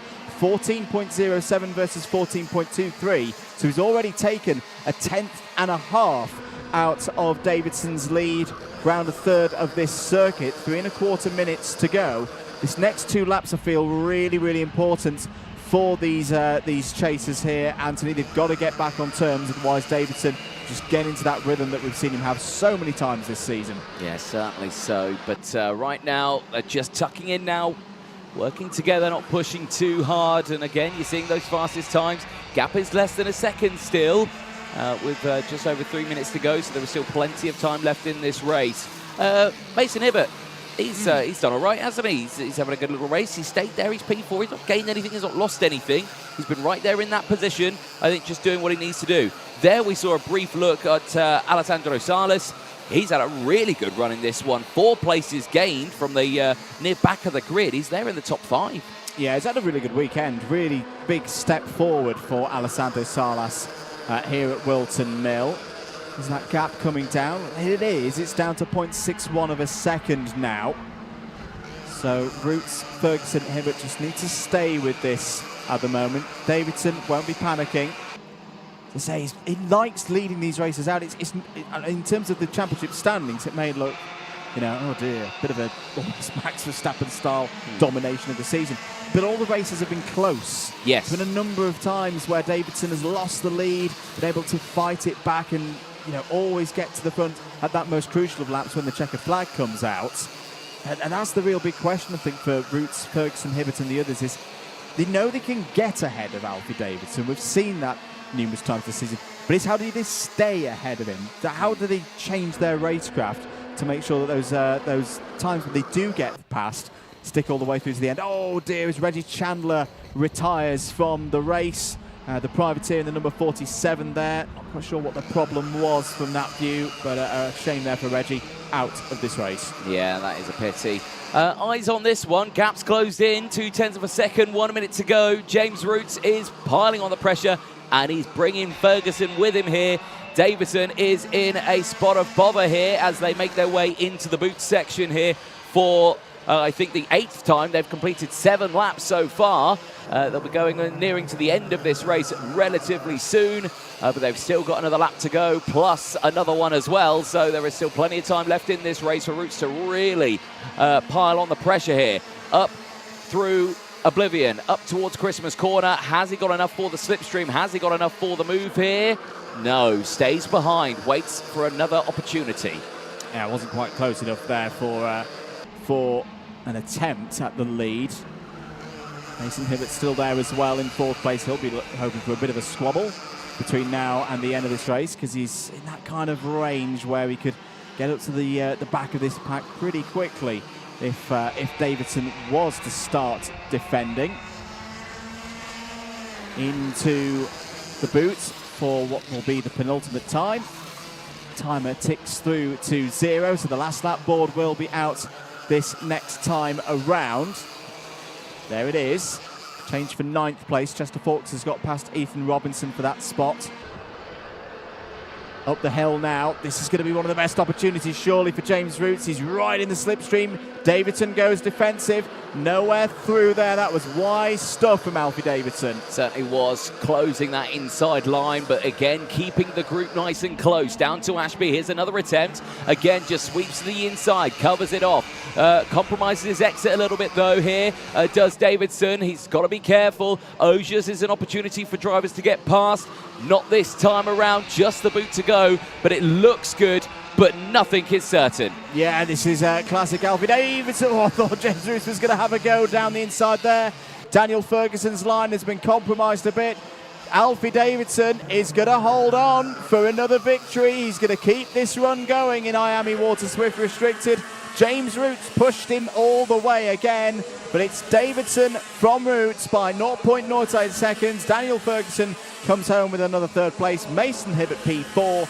Alessandro Salati, biggest mover in that race, up 4 spots to 5th, continuing the strong race pace that he had yesterday. Harry Chapman, Oscar Kenny, Henry Algar, Chester Fawkes and Ilias Sami all in the top 10. Ethan Robertson, the last of the 11 finishers.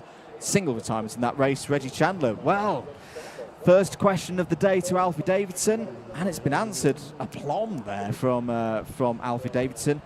Again, the championship leader looking at the moment invincible in IAME Water Swift Restricted. At the moment, yes, but again, long way to go in the championship, and but so far, like you were saying, doing what he needs to do here. James Roots really impressing me on that one. 3 places gained, like you say, up to 2nd place. A sign potentially of what's going to be happening later on. Nose cone watch now for the drivers. All good for 1, all good for 2, all good for 3. So your top 3, absolutely fine. Excellent. That's what we like to see here in the box. IAME Water Swift Restricted will be back out again at 2:05, 14:05. For the 2nd heat for IAME Water Swift Restricted. Do definitely hope you can be with us for that. If you can't be, don't worry, you can take us with you, whether it be on the Alpha Live YouTube channel or on the new Karting UK channel as well.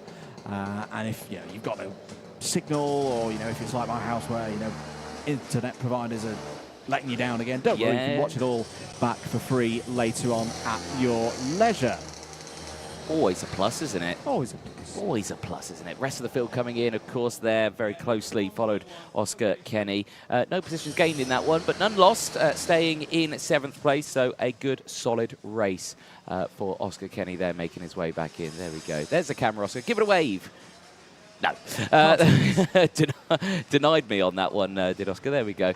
Shows tense time, though, for all of the drivers, because I think they're just thinking, what on earth can we do here to beat Davidson? We just don't know. But we'll take a short ad break. Don't go anywhere. We'll be back very soon with the next racing coming up. It's Water Swift.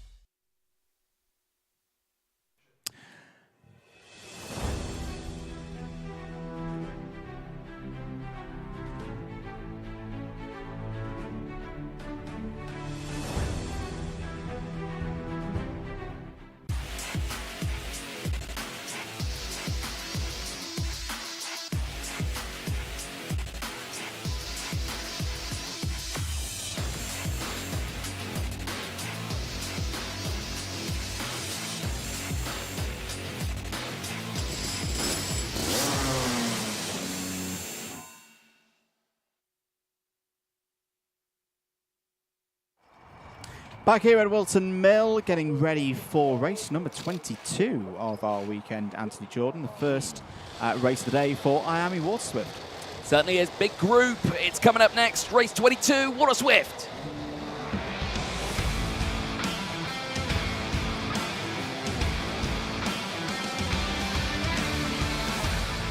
Take you through the grid then from time qualifying earlier on this morning. Teddy J. Porter on pole position, alongside on the front row is Will Green. Finley Lyons and Austin Newstead start on row 2. Harry Williams and Austin Gibson on row 3. Blair Smith and Henry Clark go from row number 4. Row 5 is Luca Narroway and Sukmani Kira rounding out the top 10. George House and Colby Patterson go from row 6. Harley Musk and Knight Measures round out row 7 ahead of Mason Brooks and Jensen Ackerman. George Clark and Jarlath Sayer go from row number 9. Freddie Wood and Jonty Restrick complete the top 20 on row 10. Max Mason and Charlie Clough starts on row 11.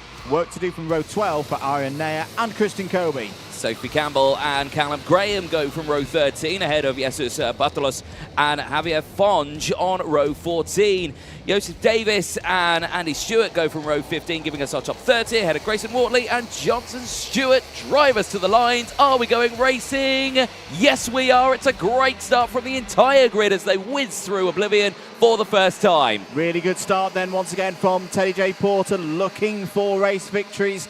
He's been a factor at the front of these orders across the course of the season so far. Great start as well for Finley Lyons. Immediately up to P2. Oh, there's a bit of a squabble there as Blair Smith's half on the grass on the run through Boxing Day and towards Inkerman's. Look at Finley Lyons all over the back of Teddy J. Porter, trying to tell Porter to say, keep going forward, let's break away. Problems with Sukmani Kira there in the number 9, it looks like. Sukmani Kira, who won a few weeks ago here for the Kart Club meeting in preparation for this round of the Wera Tools British Kart Championships, but just hasn't had things go her own way so far in event 4. Round 2 completes the first lap then of this first heat of the day for IAME Water Swift. It's Porter from Lyons, Newstead, Green, Williams your top 5, Gibson, House, Smith, Narroway and Clark in the top 10. Here comes Finley Lyons down the inside. How many times have we seen Finley Lyons do that this season? He takes the lead. Yeah, he does, and very early on in the race as well, which means he's going to have to hold on to that one, because in Water Swift it's very difficult to break away on your own by the rest of the field. The slipstream, the toe, plays such a huge effect here at Wilton Mill. Off the track there, disaster for Javier Fonge for the Evolve Motorsport team out of this race. That looked like the exit of Ashby Hairpin. Again, that's been causing dramas for a lot of drivers. Will Green down the inside, going wheel to wheel with Austin Newstead. Newstead slams the door closed and denies third place as they continue their fight up to the top 2. Very competitive, as it has been throughout the season so far in IAME Water Swift. A good number of these drivers were top runners in IAME Water Swift, restricted last year. A little bit of a move there. Down the inside goes Will Green. Harry Williams trying to fight his way through as well. And they both do so, demoting Austin Newstead down to 5th place. Lyons continuing to lead this one from Porter.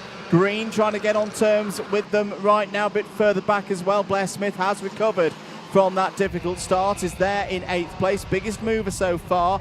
Christian Kobe up 6 spots. Jarlath Sayer up 7 spots. Jarlath Sayer high up in the points at the start of today.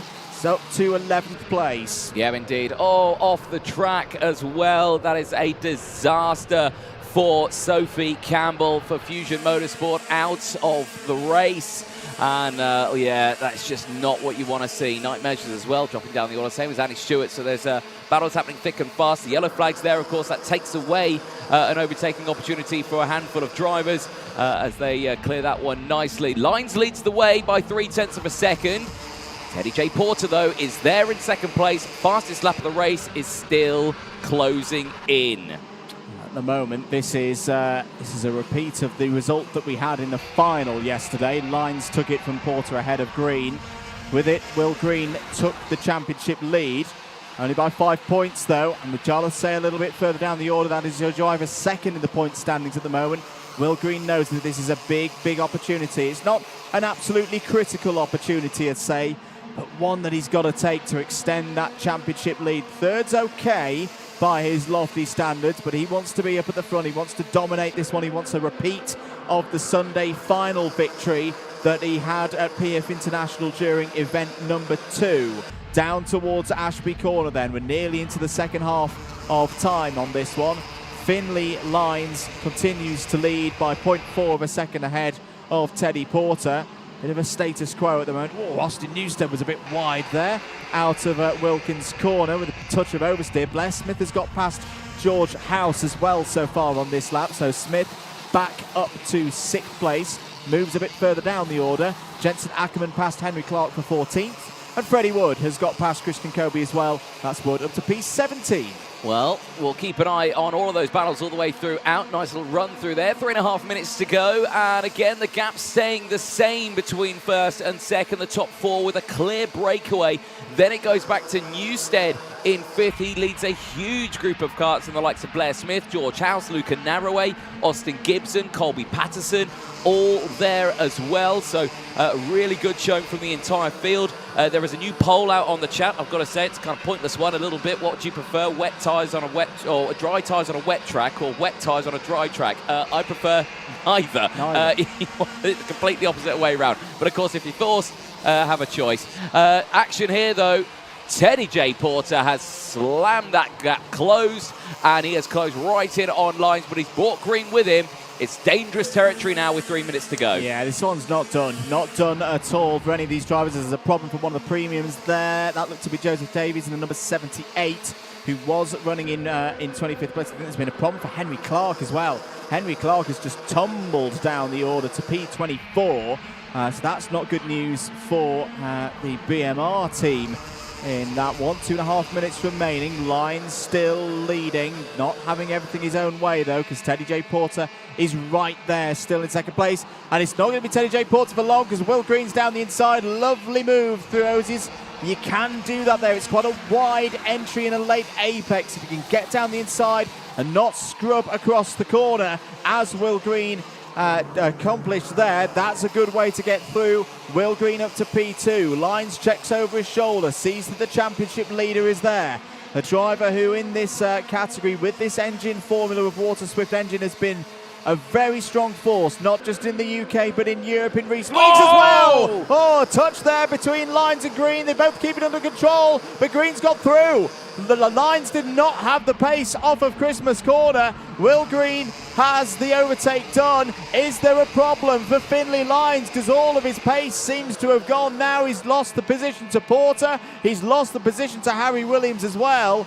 He's looking steady now there in 4th place. That's a definite flash moment in this race. It certainly is. That was a tense moment for all the drivers. That everything looks okay on the wagons, but Teddy J. Porter really has an opportunity here now with his teammate Harry Williams right there just behind. They have a chance to really pile on the pressure on these drivers here. The two teammates can work together to really close in on Green, who now has that 3/10 lead, checks over the shoulder, but watch out for the slipstream, watch out for the toe. The gap will disappear now through Christmas corner, and Will Green could be under some pressure here. He could indeed. Looking further down the order, Austin Gibson has just got through past Luca Narroway for 7th place, so the driver who was your champion last year in IAME Water Swift Restricted, having a strong run in this one, still getting to grips with this higher category. Of course, George Clark has just got past Colby Patterson for 11th spot as well. That's a gain of 6 places so far for Clark, as Lines fighting back down the inside of Williams. Williams will have the advantage for the next corner. Williams holds on to 3rd, but that fragments the two ORMs apart. It's 2 and 2 now for the last 2 laps of this one. What can Teddy Porter do about Will Green's pace? He's right there as they go into Christmas corner. No move yet. No, timer striking to 0 now, which means it will be the last lap board for the drivers when they get to the start-finish line. Change for the lead. Teddy J. Porter goes for it down Ashby and holds it on the exit as well. Now Finley Lines gets through into 3rd place as well. He communicates with Harry Williams, says think, but down the inside goes Will Green. Retaliates immediately. This will bring the 2 drivers behind straight back into the battle for the race lead with that timer striking 0. It will be the last lap this time around. Remember, this is only their first qualifying heat of the day. They'll have another one and their final. But at the moment, it is Will Green who leads the way from Teddy J. Porter, Finley Lyons and Harry Williams onto the final lap of this race. This is a very, very different style of race that we saw from Green and Porter yesterday, where they worked together. They dominated in the heats. They took first and second places in each of the rounds on their way to locking out the front row of the final. But this is a scrap. This is a fight in this first heat of the day for round 4 of the championship. Finley Lyons is closing in all the time, as well as there's going to be an opportunity for Finley Lyons. There's a yellow flag out at Osiers, so there's going to be no overtaking in that part of the circuit. It's going to be into the boot. Green still holds the lead. Is there going to be an opportunity? Just sits the car a little bit to driver's right. Green's going to hold on for this one. There was another kart off through the boot there, so Will Green just is going to hold on. Teddy Porter takes P2. Finley Lyons, his head goes back, he goes, that is a missed opportunity, but it's still good points there in third. Harry Williams impresses again in P4, and Blair Smith fights back into the top 5. Yeah, superb drive though from the rest of the field. There's a look at the provisional classifications at the end of that one. Like we say, talking about Blair Smith just inside that top 5. Austin Gibson finishing in 6th place ahead of George House. Jarlis Sayer, 10 places gained for the Fusion Motorsport driver to finish in P8 ahead of Colby Patterson. George Clark, superb race for the OMS Racing driver. Really showing some good performance here in that top 10. 7 places gained ahead of Mason Brooks, Max Mason, Charlie Clough, all gaining several positions in that race. Freddie Wood ahead of Jensen Ackerman. Night Measures in 16th place ahead of Christian Kobe. Harley Musk, Jonty Restrick and Sukmani Kira running at the top 20. Indeed. Well, there is Teddy Porter. He's had this run of second places in the stages of where the championship points are awarded, and he's continuing that good form. I think a wise decision there, that it would have been easy to get tempted into throwing one down the inside and potentially having problems. You know, it's not a race win, but second place will do. He's continuing that run from yesterday. Well, the downside that they had was they had the yellow flags all the way through that infield sector. They weren't allowed to overtake going into the boot. You could see it was just on the sort of toe of the boot. There was karts going off there. The green flag was going into the that new chicane. And we know how difficult it is to get an overtake there, so there was just no time for it. Indeed. There's Finley Lyons, 3rd place. Well, the driver who's definitely shown he's still got that form that took him to the O&O plate title in the Rotax categories here at Whilton Mill at the start of the season. But next time we'll see IAME Water Swift. So that's just Heat 1 for them today.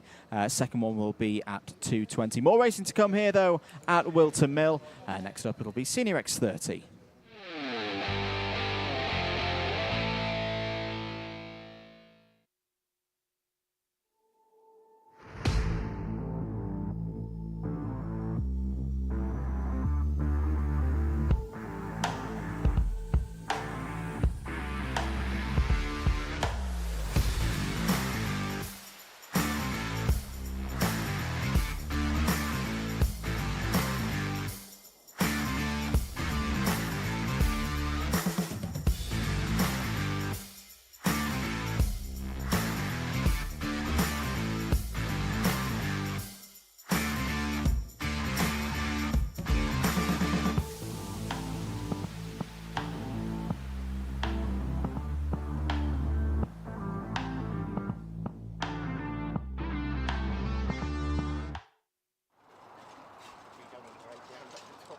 Welcome back to Whilton Mill. Andrew Mather and Anthony Jordan on commentary duties for you. Getting ready for the next race, Senior X30, their first heat of the day. Brand new round, of course, for them. Yeah, some good entertainment yesterday from Senior X30, Anthony. Certainly was. Yep, very dramatic race. Gus Lawrence doing a really good job, what he needed again in that race, but certainly just pushing himself forward. Championship, though, still very, very close. Freddie Lloyd leading that one ahead of Kean Geraghty. Gus Lawrence still there in 3rd. Kean Geraghty, again, another driver. Superb day yesterday. Yeah, took the final win yesterday, did Kean Geraghty, and took a big step forward.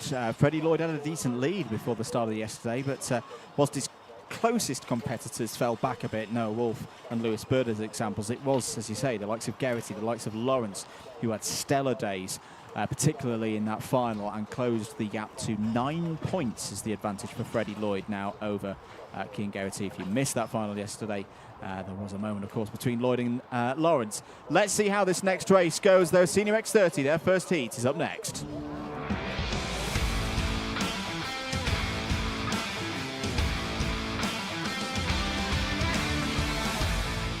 Big grid of drivers, let's take you through it. Gus Lawrence starts on pole position. No repeat of the dramas in Sunday qualifying that he had at PFI. Joining him on the front row is championship leader Freddie Lloyd.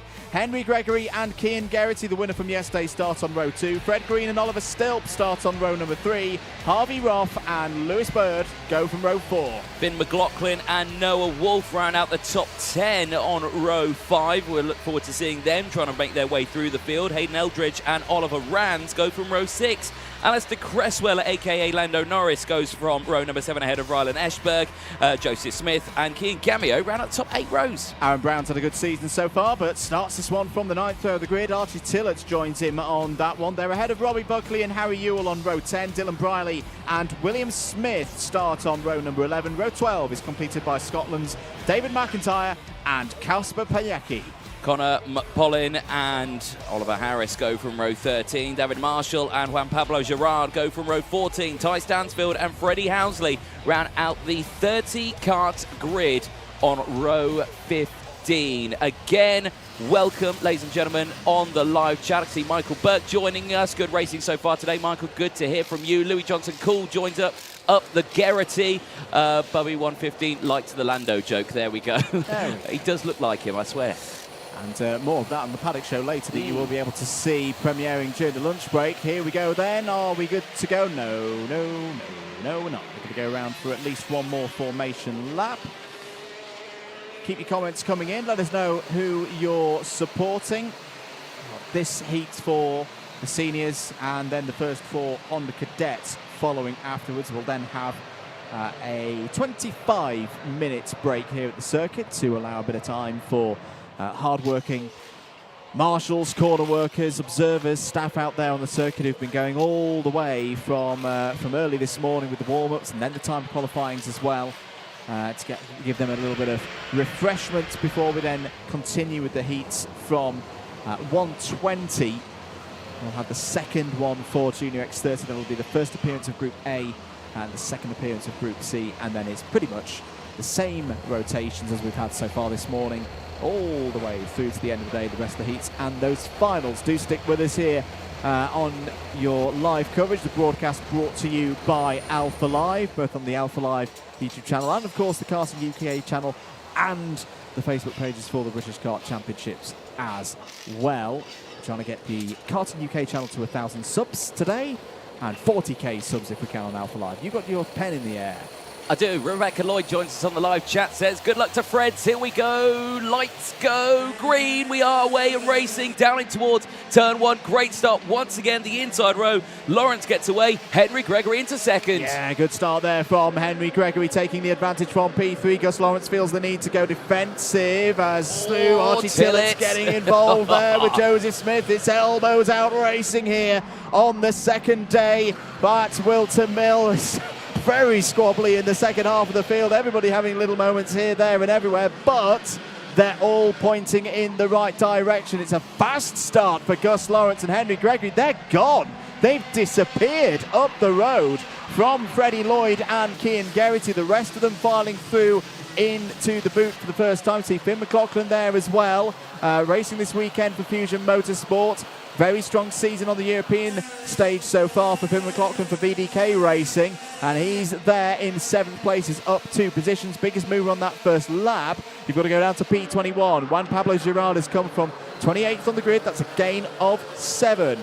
Certainly is. Welcome, one and all, to everyone joining us on the Karting UK YouTube channel. Big move down the inside there. Geraghty on the move again, getting past the likes of Lloyd. Lloyd dropping backwards, I think, a little bit there. He's under pressure from Finn McLaughlin. Lewis Bird just there as well. Harvey Roth is up in a good position as well. All battling away in that sector. You can see, though, everyone piling on the pressure, but they're losing time to Gregory and Lawrence. You know, they're just breaking away at the moment at the front. They are indeed. 6 minutes and 20 seconds to go. End of lap number 2. Lawrence and Gregory clear by 1.1 seconds. Big lap this for Cian Geraghty to show that he's got the pace to close those 2 breakaway drivers there. Down the inside goes Finn McLaughlin. That's a nice move on Harvey Roth for P6. Into Ashby once again. Hayden Eldridge is also on the move.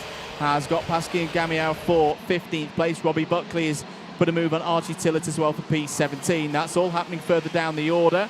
If you've got a second device and a second screen, laptop, phone, whatever, head across to the British Kart Championships website. All of the live timing is available for you over there. Well, the first half of this lap was very good, Anthony, for Cian Geraghty, but Fred Green, Freddie Lloyd coming back at him. Is the gap going down relative to Gregory? Not really. It's holding stable there at the moment at around a second. Yep, certainly is. Well, still looking here. Oh, big lunge there for Freddie Lloyd. Past Fred Green, says thank you very much, moves up to P4. McLaughlin, though, is on the charge as well. He's going to have a go as well instantly on Green. And, oh, my goodness me, how close could you get? Roth goes through as well. Yellow flags there just in the background. But yeah, everyone just trying to hold on to their position. 5 minutes left on the timer. What is the gap between Lawrence and Gregory? It's 0.4 of a second. What's the gap between Gregory and Geraghty? That's now about 1 second. So they're just keeping the pace closely. It's one of those where it's coming down by hundredths when it needs to be tenths. I think the yellow flag was out for Oliver Harris, because Oliver Harris had a very slow sector number 1. Meanwhile, Finn McLaughlin down the inside of Harvey Roth once again. Here comes Noah Wolf as well, and very close there with Fred Green. Wolf goes through past 2 of them. Lewis Bird is there as well in the number 24 for Croc Promotions. It's all kicking off, properly kicking off. Oliver Rands for Optima is in there as well in the number 27. He's now being attacked once again by Lewis Bird. No, not by Lewis Bird. It's another one of the Crocs coming through. I think it's Oliver Stilp. Yes, it is, in the number 43. I was going to say, this feels almost like a final lap. Never mind lap 5 in a first qualifying heat of the weekend. There is Oliver Stilp in the number 43. So that should be Stilp up into the top 10. Yes, it is, up to P9. But still, well, say no impression being made on the 2 leaders. That was a nice lap from Cian Geraghty. He's got the gap down to around 0.8 of a second. Big send there for one of the BMRs in the background. That's Hayden Eldridge getting past Aaron Brown for P14. Nice little change of position there, just putting himself up in the order. Again, looking here, and yeah, you're bang on right there. Geraghty, the gap's down to just 1 second now between himself and Gus Lawrence. Geraghty is closing in. There's only 0.7 between him and Henry Gregory now. There's Finn McLaughlin going through. He's there in P5. There's your leader. There you go. Look how close 3rd and 4th are. Lloyd is right on that rear bumper now. Ooh, there's a poll on the chat. Can Gus Lawrence and Henry Gregory be caught by the end of the race? I'm starting to think I'm going to go towards that yes marker. Yeah, I'm swaying in the direction of yes as well, particularly now Freddie Lloyd's pace is back. He had a bit of a fluffy start. It wasn't the greatest first couple of laps. Maybe temperatures weren't quite up to where they needed to be, but they definitely are now. And this is the kind of pace that we've seen across the course of the season so far from Freddie Lloyd. This is why he's the championship leader heading into this morning. Made a mistake yesterday. I think he'll put his hands up and admit to that. It's one of those things that just happens in racing sometimes. Lost out in positions, in points as well in the final, but was definitely a big factor of it in that race between himself and Gus Lawrence. Gus Lawrence, I think, has put the hammer down now. He's just starting to stretch this one out a little bit. He's got it up to half a second ahead of Henry Gregory. Interesting to see how Henry Gregory deals with this. A lot of experience around this circuit for Gregory. In terms of Whilton Mill experience, was 2022 WMKC Junior X30 champion, so he knows how to pedal here, and he knows how to race against these drivers as well, the likes of Cian Geraghty and Freddie Lloyd. 2 minutes to go, very much in the balance at the moment. Certainly is. Well, more action coming thick and fast throughout the day here. Lloyd, with that fastest lap of the race, is going to be putting on that pressure. Lawrence is in a good spot here now. Nice little buff between himself, because the battling is going to be here for second place. As soon as the first move happens, with the time that there's remaining, there won't be enough time to close in. Down the inside, Cian Geraghty moves into P2. Lloyd follows through as well. Gregory down to 4th. Good assist there from Freddie Lloyd, realising, yeah, just give Geraghty the tiniest little bump draft to make sure that they get that that overtake done nice and cleanly. And look, they're dropping Gregory now. Henry Gregory might have to hope to fight in the second round of heats later on today. A little couple of moves further down the order. Oliver Rands has started a recovery drive after a problem. He's now back up to 18th place past Kasper Piecki.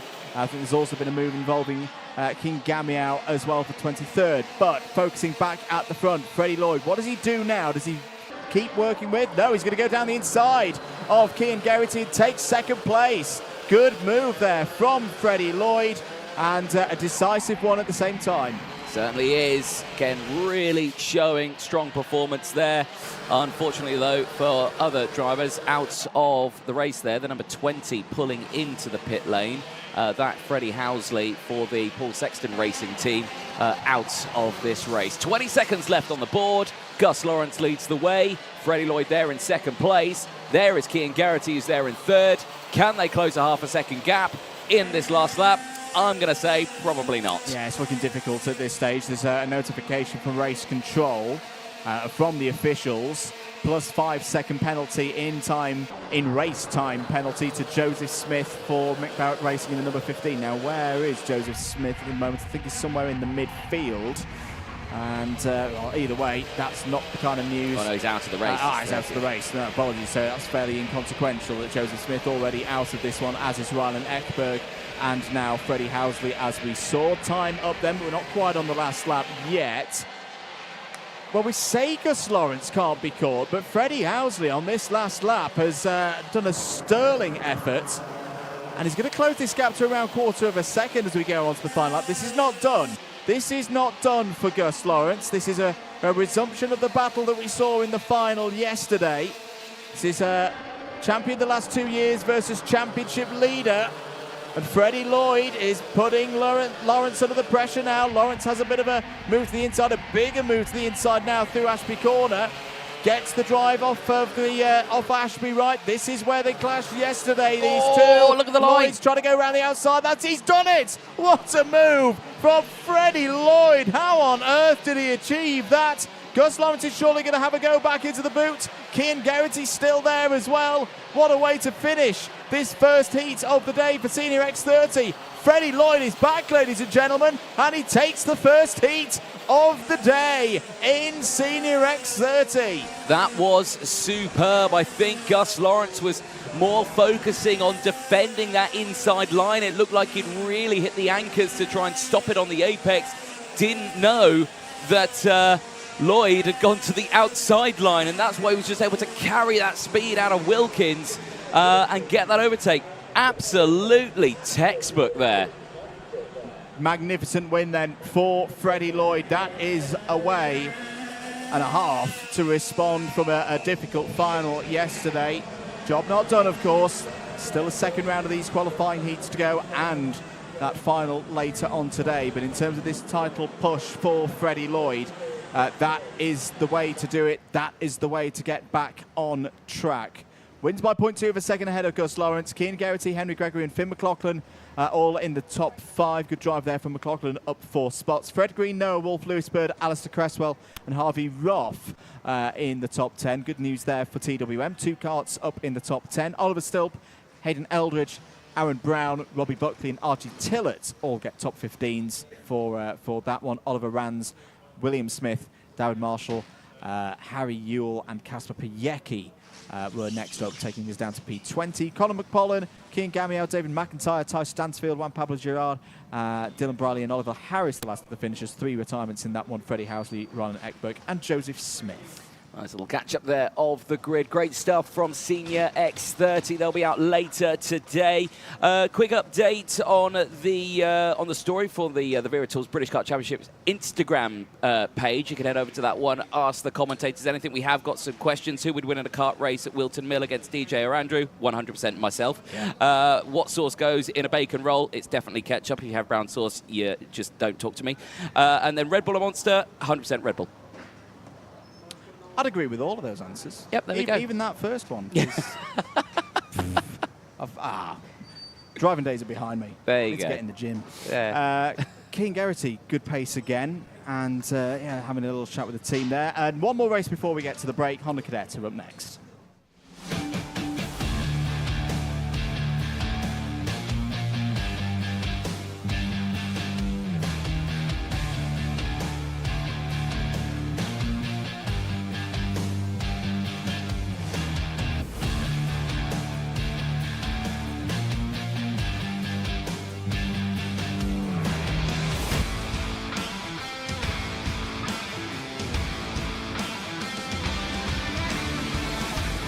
One race to go before the mid-afternoon break. Here's your grid for the first heat of the day for Honda Cadet. Ralphie Branscombe, clutch issues fixed, back on pole position. Ed Spain alongside on the front row. Ryan White and Archie Cannon start on row number 2. Margaret Skavekis and Alfie Mayer, the winner from yesterday, they start on row 3. They're ahead of Archie Loveridge and Elliot Bourke on row 4. Row 5 sees Luca Bataviu and Enzi Rosie rounding out the top 10. Riley Blakemore and Harry Grant on row 6. Shay Hilton and Yaden Prakesh go from row 7, with Ricky McIntosh rounding out the field in Honda Cadet GX 200. 15 drivers taking to the circuit in this one. Then results from yesterday. Actually, let's go through your championship standings first for Honda after the third round. Branscombe leads 489 points, a 6-point advantage over Kevin Ivanov. Has shared with us some of the issues that he had yesterday for round 3 during the Paddock show, so do give that a watch.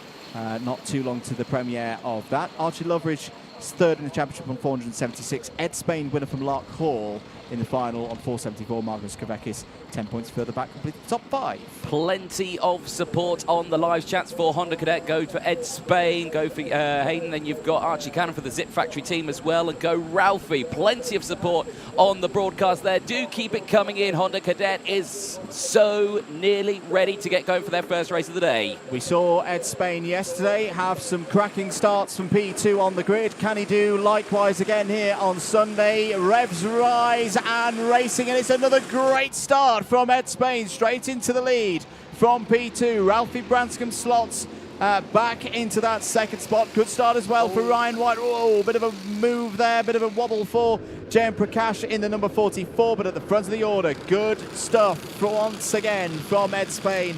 Seems so rejuvenated after his win, to a level surprise win at Lark Hall, but is going from strength to strength, it would seem. All 15 drivers through the first couple of corners and on their way through sector 2. Yep, action coming in thick and fast. Look down the inside there. Very close move for Archie Loveridge. He's gone down a few positions there, but still in a really good spot.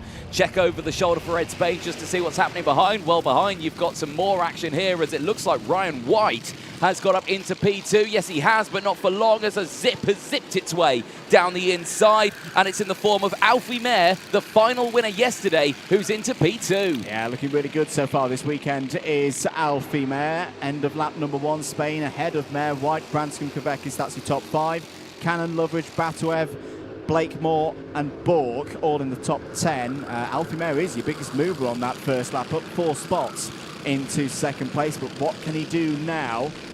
You've got that curious scenario of a sole leader and then a pack of 5, more, up to about 6 or 7 now. So if these drivers chasing work together, they will pull Ed Spain back in. Anyone who's watched enough Honda Cadet racing around this Whilton Mills circuit knows that that is the case. It's a very, very difficult circuit to break away from, especially those straights up to Christmas Corner and down into Ashby as well, and of course the infield straight into the boot. As through there comes Luka Batuev. First race weekend for Luka Batuev in the Rear Tools British Kart Championships, and I've got to say I think Luka Batuev has had a really, really strong start. He's running there in 8th place. Yes, indeed. Good running all the way throughout. Christine Jones' YouTube channel joins us on the live chat. Go Riley from Nana and Grandad watching on the broadcast there.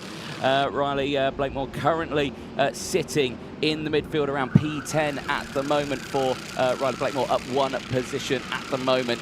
Rest of the field going through then. There's no breakaway here right now. Ed Spain still leads the way, closely followed by Alfie Mayer. Ryan White still in 3rd place. The O-plate of Ralphie Branscombe still in P4, but there is starting to get a little bit of a breakaway between the top two. Alfie Mayer really pushing Ed Spain along here, looking to the inside a little further back. That's a nice move there from Archie Cannon, getting past Kavekis. Kavekis going down another position there as they go back across the start-finish line.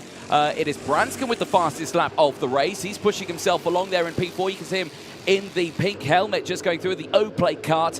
Now we're going to see a change for the lead. Down the inside, Ryan White's going to follow, but it's Alfie Mayer in the lead. White has to hold on to third. He gets squeezed onto the grass. Amazing kart control. Stays there in position, but drops down now to P5. Yeah, it's difficult moments there, but still a good amount of racing to go in this one. The number 73 of Archie Loveridge trying to fight back as they go through Wilkins. It's a breakaway of 3 now. Mayer still at the front of it. Spain there, P2. Branscombe in third. It's a great opportunity for them to work together now over the next couple of laps. Get that gap out if they can to 2 or 3 seconds. Because another one. Whoa! Luka Batuev sideways through the new chicane. Catches that one up beautifully, does Luka Batuev. Because we often see here at Wilton Mill, we saw it before the changes. I think it's even more so now with the nature of that last sector. You know, when you're fighting, especially in Honda Cadet, you can lose time to your other competitors in a relative sense very quickly indeed. Yeah, I can imagine the driver going whoops as he went into that corner.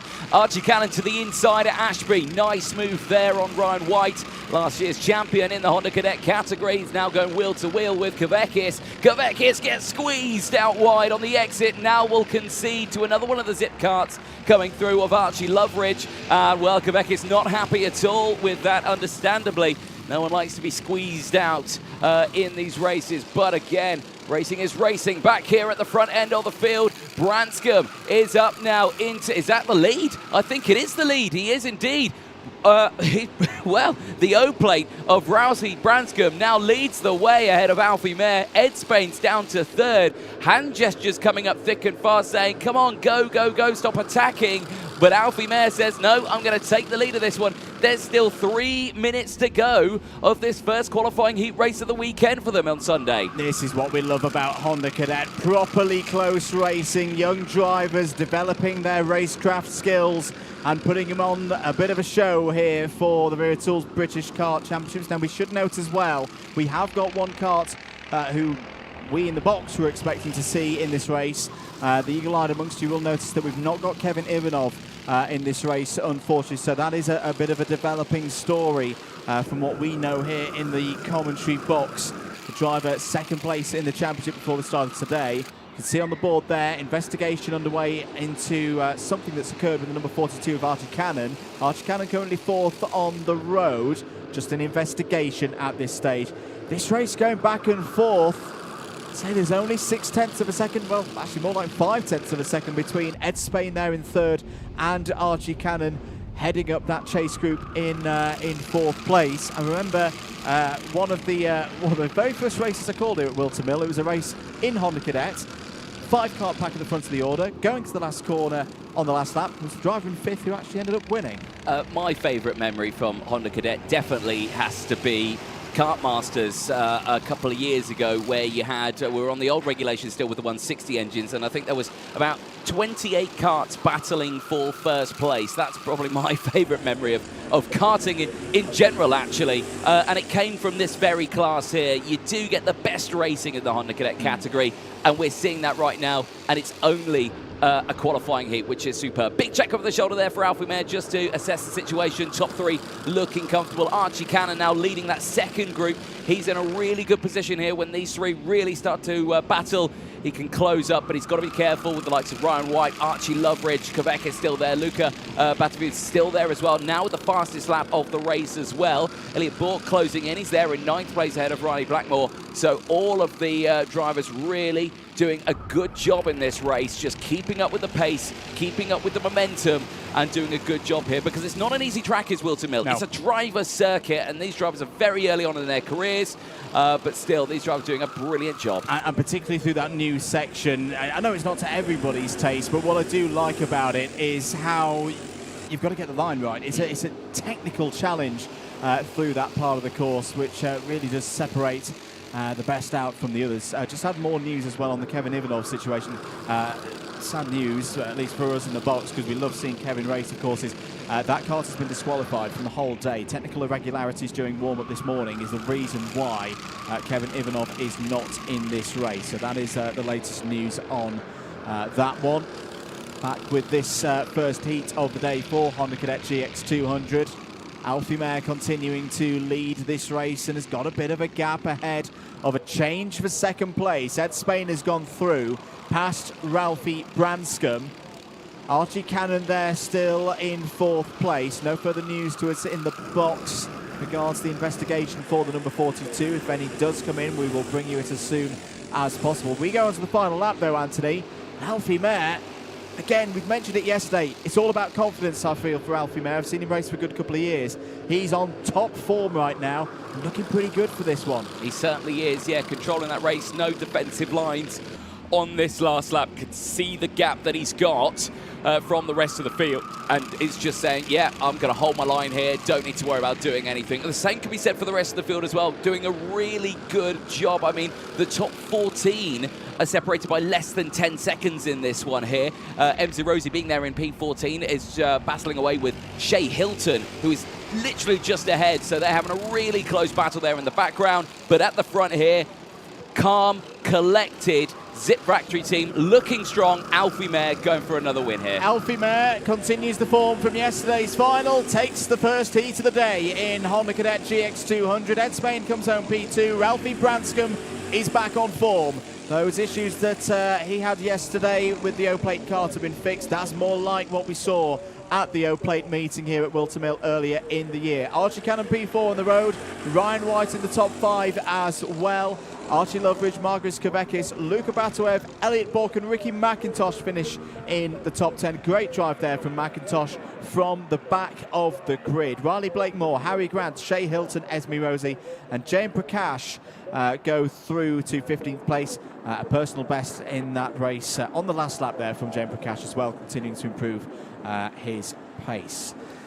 There we go. That is the culmination of the first round of heats for all the classes that we have seen this morning in the early part of the afternoon. Next time we'll have Honda Cadet out on circuit will just be after 3 o'clock, 15:05, the scheduled time for race number 32 of the weekend, the second heat of round 4 for the Honda Cadet GX200 drivers, who of course in the second half of their championship with that race now.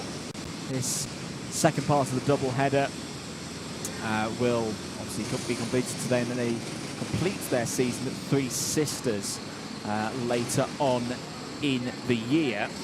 But a good race there, and again, Alfie Mayer continuing to impress, Anthony. Certainly is. That's certainly a sign of what we could see later on today. Can he take 2 back-to-back final wins in one weekend? We just don't know. We'll find out later on today. We're going to take a short ad break. It's the lunch break now. We'll see you in a few.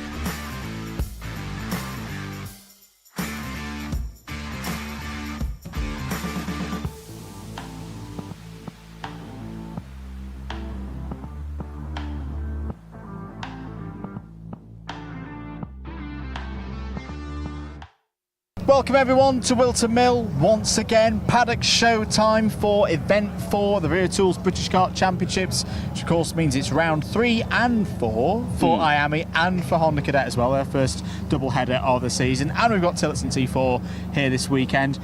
You, Mr. Jordan, are not alone. You've got a load of stuff with you. I've got stuff in my hand. This stuff is from Fibre King, who have been one of the great partners over the course of this season. And, of course, they have given me a massive bag of microfiber cloths and a T-shirt that I'm going to be giving away to unsuspecting victims. No, willing participants. Winners. Winners, that's the word I was looking for, hearts. of who's going to receive some of these. Basically, it's my choice, and yeah, I'll find out who is going to get one. But yeah, well, let's talk a little bit about today. Yes. What a day. Really what a good day, day Saturday here at Whilton Mill. Brilliant racing. Close racing. This circuit in its new form is providing that. It's different, but I still think it's a really entertaining circuit. Junior final, if you've not seen it, was absolutely mega. And yeah, more of the same tomorrow. That's the great thing about these double headers. One of the many great things about these double headers is that we get to do it all again. I'm going to tell Fraser just to come this way. Going to get run over by a car. Yes, there we go. No. 2.2 litre. No, you don't want to get hit by one of them. That'll be a slow and painful death. But there we go. We're not going to go in JGR because they're playing loads of music, which means we'll get taken off. And they're cleaning away. Taken off of the air. There we go. Vismo. We've spoken about them a lot. Are in action, but yeah, we've seen them a fair bit this weekend. I want to try and have a chat. Shall we have a chat with some drivers? Shay Hilton, Harry Grant, come on in. One of you stand on one side of us and one of us on the other. Shay, talk to us. How was your day? It's been good. It's a pretty decent day overall, to be fair.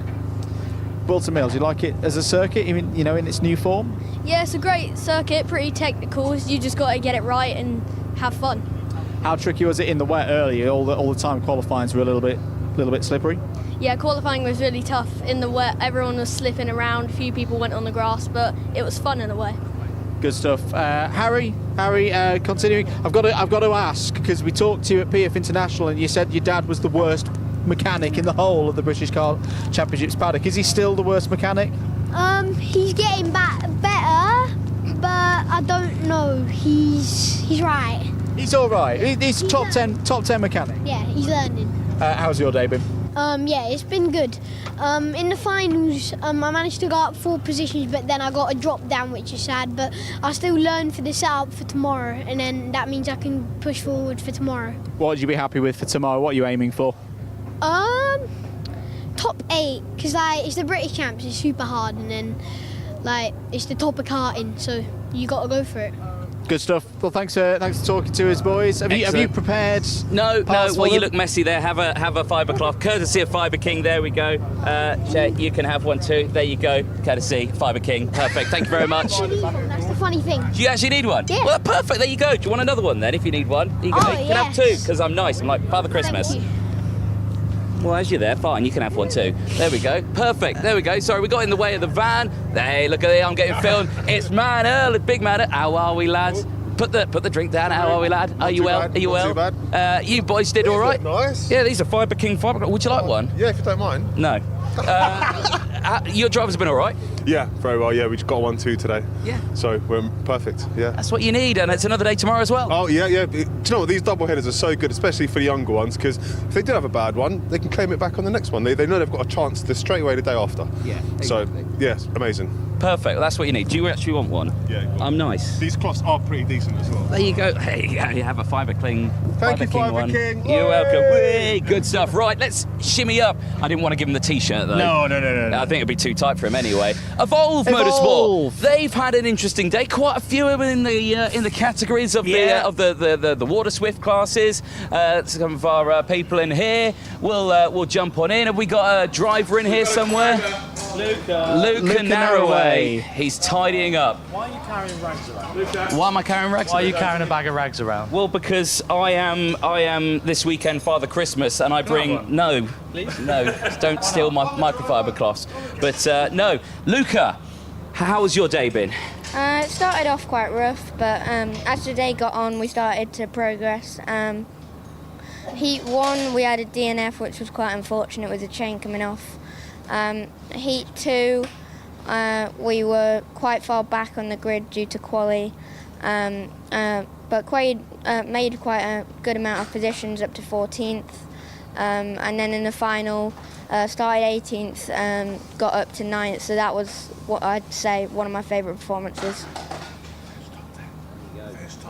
First top 10 for him as well. Yeah, looking really good.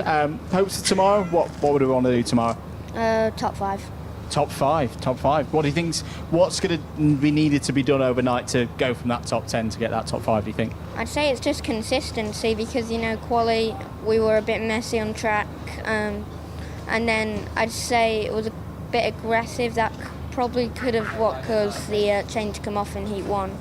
But other than that, probably would have been a lot higher on the grid. But lots of learning, lots of promise for tomorrow, reasons to be happy. Yeah. Yeah, the pace has been good, hasn't it, mate? It's just, we always have, on each day that we have a DNF. And you can't hope to do very well, can you, with a DNF in the final and we messed quali up. You know what I mean? There's always one element of drama. So tomorrow we're having a dramaless day, aren't we? It's going to be calm, and then we're going to have a pot. Excellent. A nice little pot. I think that's a prediction of the future. Right, now, another thing. Luca, are you cleaning your kart tonight? No. No. Say yes. Say yes. Yeah. Yes, you are cleaning your car. Now, your mechanic's got a terrible, terrible thing. Hold on to the chain. Hold on to the chain. Take the chain. Get rid of that. There, from Fibre King. Perfect. No. Only one. That's yours now to clean everything with that cart He's with, got Luca. a 10-pack of clean ones there. No, he hasn't. No, he hasn't. You've got one. That's yours now, Luca. Clean the cart. There we go. Perfect. Lovely. Right. Can you swap a grey one? Fine. Blue is more of an attractive colour. It's the colour of my eyes. There you go. You can have that one. Is that perfect? There's a Fibre King 5 o'clock. No, green's a good colour as well. They can have that one. Bye, Evolve Motorsport. There we go. Good stuff for them. We're on the wrong side. We are on the wrong side. Right, okay. Back up here, Premium Karting. They've got quite a few drivers. Oh, there's a very sad and unwilling, probably Morgan Moore, to chat to us. Yeah. He's had a rough day, hasn't he? It's just not quite fallen for him yet in the finals. It's kind of similar to what we saw at PF International. Great in the heats, some really good pace, but no luck, it would seem.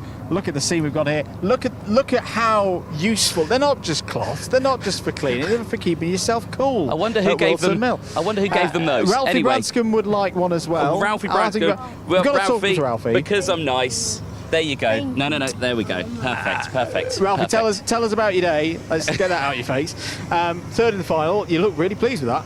Yeah, from the heats, it's insane. Like, I started 9th because of clutch slipping, so then I got up there in the final and managed to get P3 on the final lap in the boot. So I was going to ask, had you identified what the problem was? Because the pace that we saw for O Plate wasn't there, clutch being the problem. That all seem good to go now for tomorrow? Yeah, we fixed it from the heats to the final and it definitely worked. Good stuff, and you've still got the championship lead as well. You extended it a little bit with that last lap. You happy with that? Yeah, I'm really happy with that. Good stuff. We did a further interview with that Ralphie earlier on in the weekend, so do make sure that you give that a watch on the Karting UK channel. Anything to say, Mr. Jordan, on that one before we move on? No.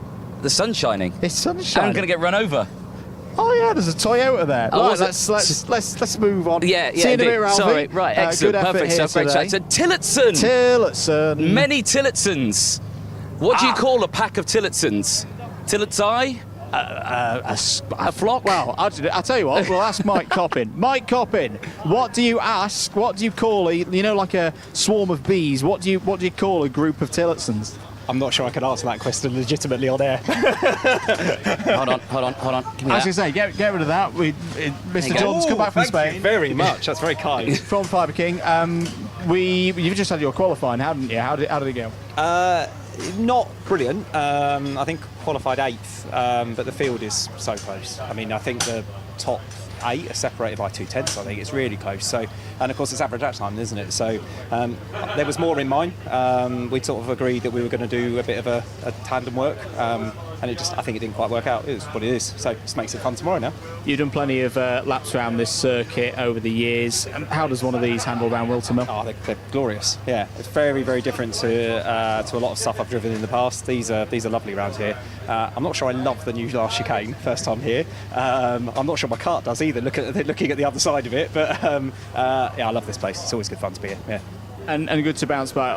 PFI didn't end the way that you wanted it to, but a good opportunity to race again tomorrow. Yeah, definitely. There's definitely time on the table here, so I'm looking forward to tomorrow, mate. PF was a bit of a shambles. There was definitely a win in the kart at PF as well. So to not make the final, I was gutted. But as I said, another chance tomorrow. Good stuff. Have a good one, mate. I'll see you in a bit. Enjoy your new Fibre King branded. Thank you. Excellent. Why is it that they're all putting them on their heads? I don't understand. Right, you squeeze through there. There you go. There's a car door there. It's perfectly placed. There we go. We'll squeeze through here. What was the answer about a group of Tillotsons? Not broadcastable. Okay, yep, that sounds like I might cop an answer. There you've got the PF International team, you've got Archie Tillett in there, then you've got Gus Lawrence. They've had one's had a good day, one's had a not so good day. Yeah, it's a tough day for Archie Tillett working from the back. I thought something smelt good. There's no sausages on it yet, though. It's just burning coals. It's probably not good for you. We'll come back later for that. Yeah. But yeah, Gus really wasn't happy yesterday. I mean, professionally unhappy with how his free practice has gone in terms of tyres in particular. He felt like he was having some problems there, but clearly today back on form and good points as well. He really needed that after a tough PFI. Yes, certainly so. I want to jump in here. I've got a couple of pilots in here somewhere, right? Okay. Firstly, you've all got your race suits off and helmets off. I haven't got no idea who you are. Right, who we got here? What's your name? Well, my name is Max. Max. Excellent. Max, how has your day been, Max? What's the last name? Help me out. Well, I wasn't out today. You're not? No. But you're not racing this weekend? No, What are you doing here then? I came to watch and come to Austin's birthday. Oh, fair enough then. Austin's birthday? Oh, Austin Newstead's birthday? Yes. Excellent. Right, okay, fair enough. Oh, there is Austin Newstead. We spoke to you earlier on, didn't we, Austin? Well, as is your birthday, happy birthday again. Here's a microfiber cloth. There you go, take that.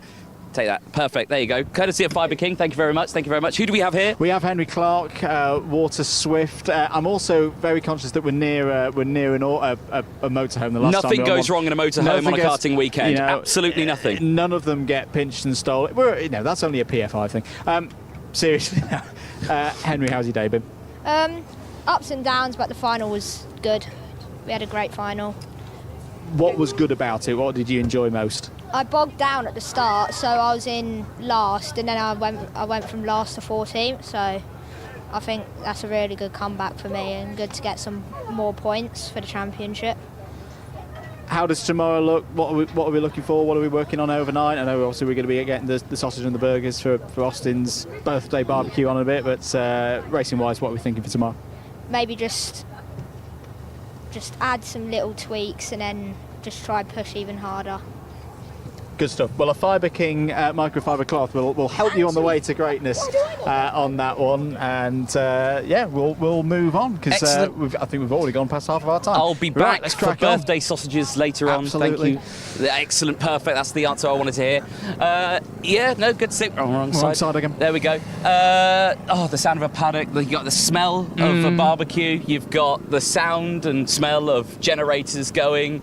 The sun is shining. Oh, it's a proper karting weekend, isn't it? Here at Whilton Mill. It is a proper karting weekend indeed. Let's march on because I want to try and get to some of the privateers. Yeah. Always like to give a little bit of love to the privateers. I'd like to see if Chester Forks is around because Chester Forks wasn't here yesterday. Hold on. There's a wagon here. There's no one here. Yes, it's Jake Brooks' wagon. I don't know whether feel like maybe we'll just sneak in a brand new. There you go. A nice Fibre King cloth there. Or maybe we'll put it somewhere where it's not going to get blown away. There we go. Perfect. Nice little present there for a driver who sure doesn't know. So perfect. There we go. Ashley Harder over there. I want to have a chat with Ashley Harder. Excellent. Go. Ashley, come on in. What's happened here, son? Yesterday in the last practice session, I had crash into oblivion, straight into the wall, like flat out. But yeah. But you've come back strong today. Some a testing day. But you happy with your racing? Yeah, it's quite decent. Come around that I've got I don't know if it's broken or not, but my hand is quite sore. It's a bit sore. Yeah. Moats tomorrow. What are we looking at for tomorrow? Hopefully I'll feel a bit better and I can actually make the A final, which I didn't get today because I got engine failure. But yeah. Oh well, I'll tell you what will help. A Fibre King. Yes, the perfect cure is a Fibre King branded fibre cloth. There you go. That will fix your arm. Ricky Tick. Lovely. Thank you very much there. Right. More action, more people standing around, doing things. Mr. Shenton's dad there, he's had a tough day, I think, at Rocco Shenton, hasn't he? Had a penalty, unfortunately, in the final. It was coming through the field really, really nicely, but again, knows this circuit well and a good chance tomorrow. Fraser, I think if we can cut up to the top here. Well, before we go anywhere, I'd like to pop into Tim Wilson Motorsport. Let's get that in. The first thing I'm going to say to them is turn the music off, if it's theirs. Good evening. Good evening. How are we? Perfect. We got many people in here. Gabe Stilt with the ball coming in. Perfect. Got it. Look at that. Let's throw it back. That wasn't my bad. Right, this man here, ladies and gentlemen, it's a very important day tomorrow, which is technically when we're watching this live. It's today. It's your birthday. How old are we? 20. 20, a big 2-0. Right, we need to get everyone involved in this. Shut the music off. We don't want that music. We want the music of the vocal cords of everyone in this tent. Are we ready? Happy birthday on 3. 1, 2, 3. Happy birthday to you. Happy birthday to you. Happy birthday, dear Harvey. Happy birthday to you. Mega. Have a microfiber cloth. You look dirty. There we go. No, joking. Perfect stuff. Right, other pilots over here in the form of some Water Swifts. We've got Mr. Chapman over here. Yes. We've got Mr. Cresswell. We've got many more. I want to firstly chat to this man here who's rocking is that a Lando Norris cap there? A spitting image, if you zoom right in on that face, just there, how similar does he look like Lando Norris? Me? I don't look like him, he looks like me. No, I disagree with that one. I think, yeah, you like that. Right, Miss Chapman, let's jump in. Harry Chapman, 2023 Bambino champion. Let's jump in. Today, how has it been? Okay, not as well as I thought it'd be. Yeah. But predictions, what do you think tomorrow's going to be like? Hopefully dry and hopefully I get a top 3. Wow, that would be nice, wouldn't it? Do you think the championship's going your way this year so far? Probably. Probably, yeah. I'm 8th in the championship so far. That's a good round number, that is, P8. How old are you? 8. There you go, you're 8 years old and you're 8th in the championship. Perfect, there we go. Well, saying that, have a fibre cloth there from Fibre King. Thank you very much. Ollie Rand's calm there, he's fine. Still, do you want one? There you go. Cheers, Lando. Have a good one. I've got a T-shirt to give you. Well, I was going to give it to one of you, but I don't know what size it is. Oh, that's a good shout. Should we do it? Rock, paper, scissors. Right, okay. All of you in, and you as well. Right, the rules are rock, paper, scissors. You go 1, 2, 3, and show. He's going rock. Okay. Are we ready? Are you going to get involved? Yeah. Yeah, we'll do a knockout. You're doing it as well, Gabe. You're doing it as well. Right, okay. All of you in at once. Okay, are we ready? So ready? 1, 2, 3, show. Right, okay, so we got paper beats rock. Oh, this is actually quite confusing. Right, how do we call this? You're not switching. Stop cheating. I was rock. He was rock. Right, okay, so paper beats rock. You're out. All right, it's down to Gabe and it's down to Mr. Chapman. Right, okay. They're all out. No, they're not. Right, okay, so it's down to these two just here. Right, okay, so rock, paper, scissors. Just stop talking with your blue lips and everything. You've been eating sweets. Right, okay, so rock, paper, scissors. Ready? 1, 2, 3. No. Right. We'll try again. 1, 2, 3, show. Oh, I think you won, Harry. There you go. Well done. Mr. Chapman wins T-shirt. Round of applause, ladies and gentlemen. The round of applause. Perfect. He's got a microphone and a T-shirt from Fibre King. Absolutely superb. Lovely. Thank you very much, Mr. Tillotson Motorsport. Have a good day. Hopefully tomorrow's also a good day for you. Perfect. Don't back yourself up into a truck. Perfect. Right. Sorry, I ambushed that there. Andrew, back over to you. That is perfectly okay. We didn't go up. We didn't. Do you want to go up that way? Because we didn't go there yesterday for track talk, and lo and behold, there's going to be nobody up here. But probably a handful of Tillotsons again. There's another Tillotson over there as well. Yeah, the juniors are here this weekend, of course. I'd like to see if we can find. There's someone here. There's someone here. There's a Kearney Engineering. Where's our driver? Hill Talk. Is it Jason? Joey. Come on in. I think one of our juniors in Tillotson T4 for the Paddock Show. Introduce yourself and how you found Whilton Mill today. Good. It's a nice track. I don't like the chicane though. It's like if you take it too much and come down and you hurt your back. So I don't like it that much. So I like the track. I like the rest of it. So how did qualifying go?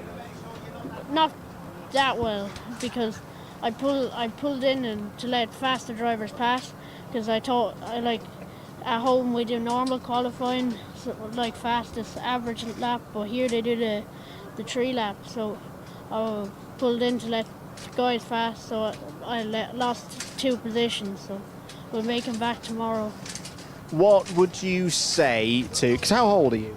13. 13. So what would you say to anyone who's 12, 13, 14, who's looking at this and maybe having a go in Tillotson T4 Junior? What would you say? And drive faster. And drive. How would they get involved? Take the first year easy and don't go too hard on yourself.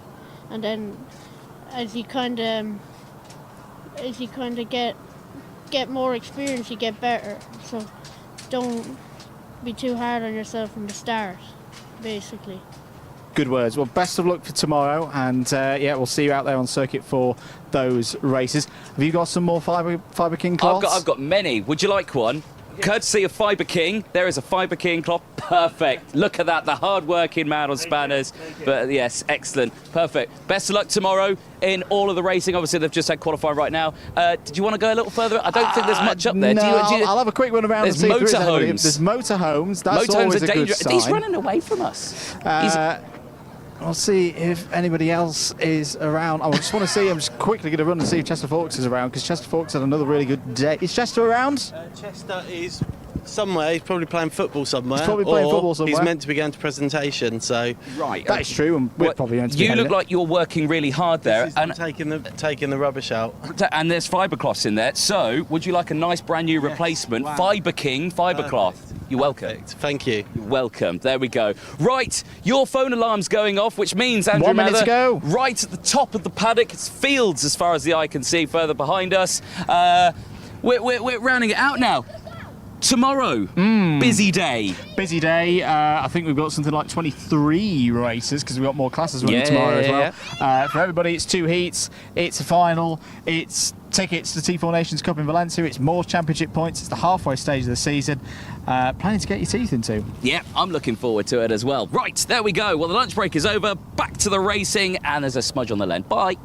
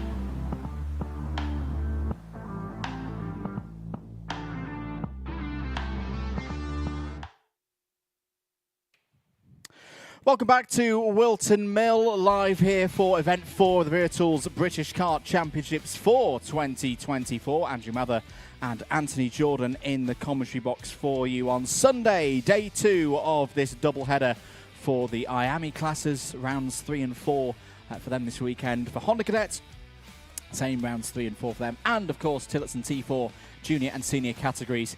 This is their qualifier for the T4 Nations Cup. All the world's best Tillotson drivers racing at that in Valencia in Spain later in the year. All to be decided, of course, who's going to go there. All going to be decided who's going to get the championship points for the IAME and Honda Cadet classes. Plenty of racing across the course of this afternoon. 16 races in total to get your teeth into between now and around 6:30. As I say, Anthony Jordan alongside me in the box. Decent morning of racing, I thought, Anthony. Decent morning of racing, calm, collected, good overtakes, some dramatic moments as well. Everything you like to see from a good old bog standard British kart race, I think you could take from that one. And there's plenty more coming up as well today. We've still got so many more heats to go, and then of course all-important finals, and of course that one repechage for Junior X30, and that's what kickstarts us after this lunch break, isn't it? Yes, we've got the A versus C race for Junior X30 coming up. Interested to see how this one goes. Yesterday we saw a bit of a tyre advantage for those in Group A in particular, also having the inside line on the run through turn number 1. The drivers who started on the inside of the first 5 rows really did do very nicely indeed. Everyone on the outside, so 2nd, 4th, 6th, 8th, etc. back, they've already done a race this morning as well versus Group B. So arguably, their tyres, their materials, not quite as fresh, but still a good basis for them to race on. And some good moves around this circuit where you can defend, you can overtake, they can get some good points. It is a key race, though, for anyone on the Group C, on the outside column in particular, because this is their last chance to qualify through to the top 28 who go through to the final direct and will not be running in the dreaded repechage. Yes, indeed. Well, there you can see, you know what, as I'm the guest here this weekend, I'll say it. Then clouds are looming, aren't they, in the background? Sting race coming up. It's Junior X30.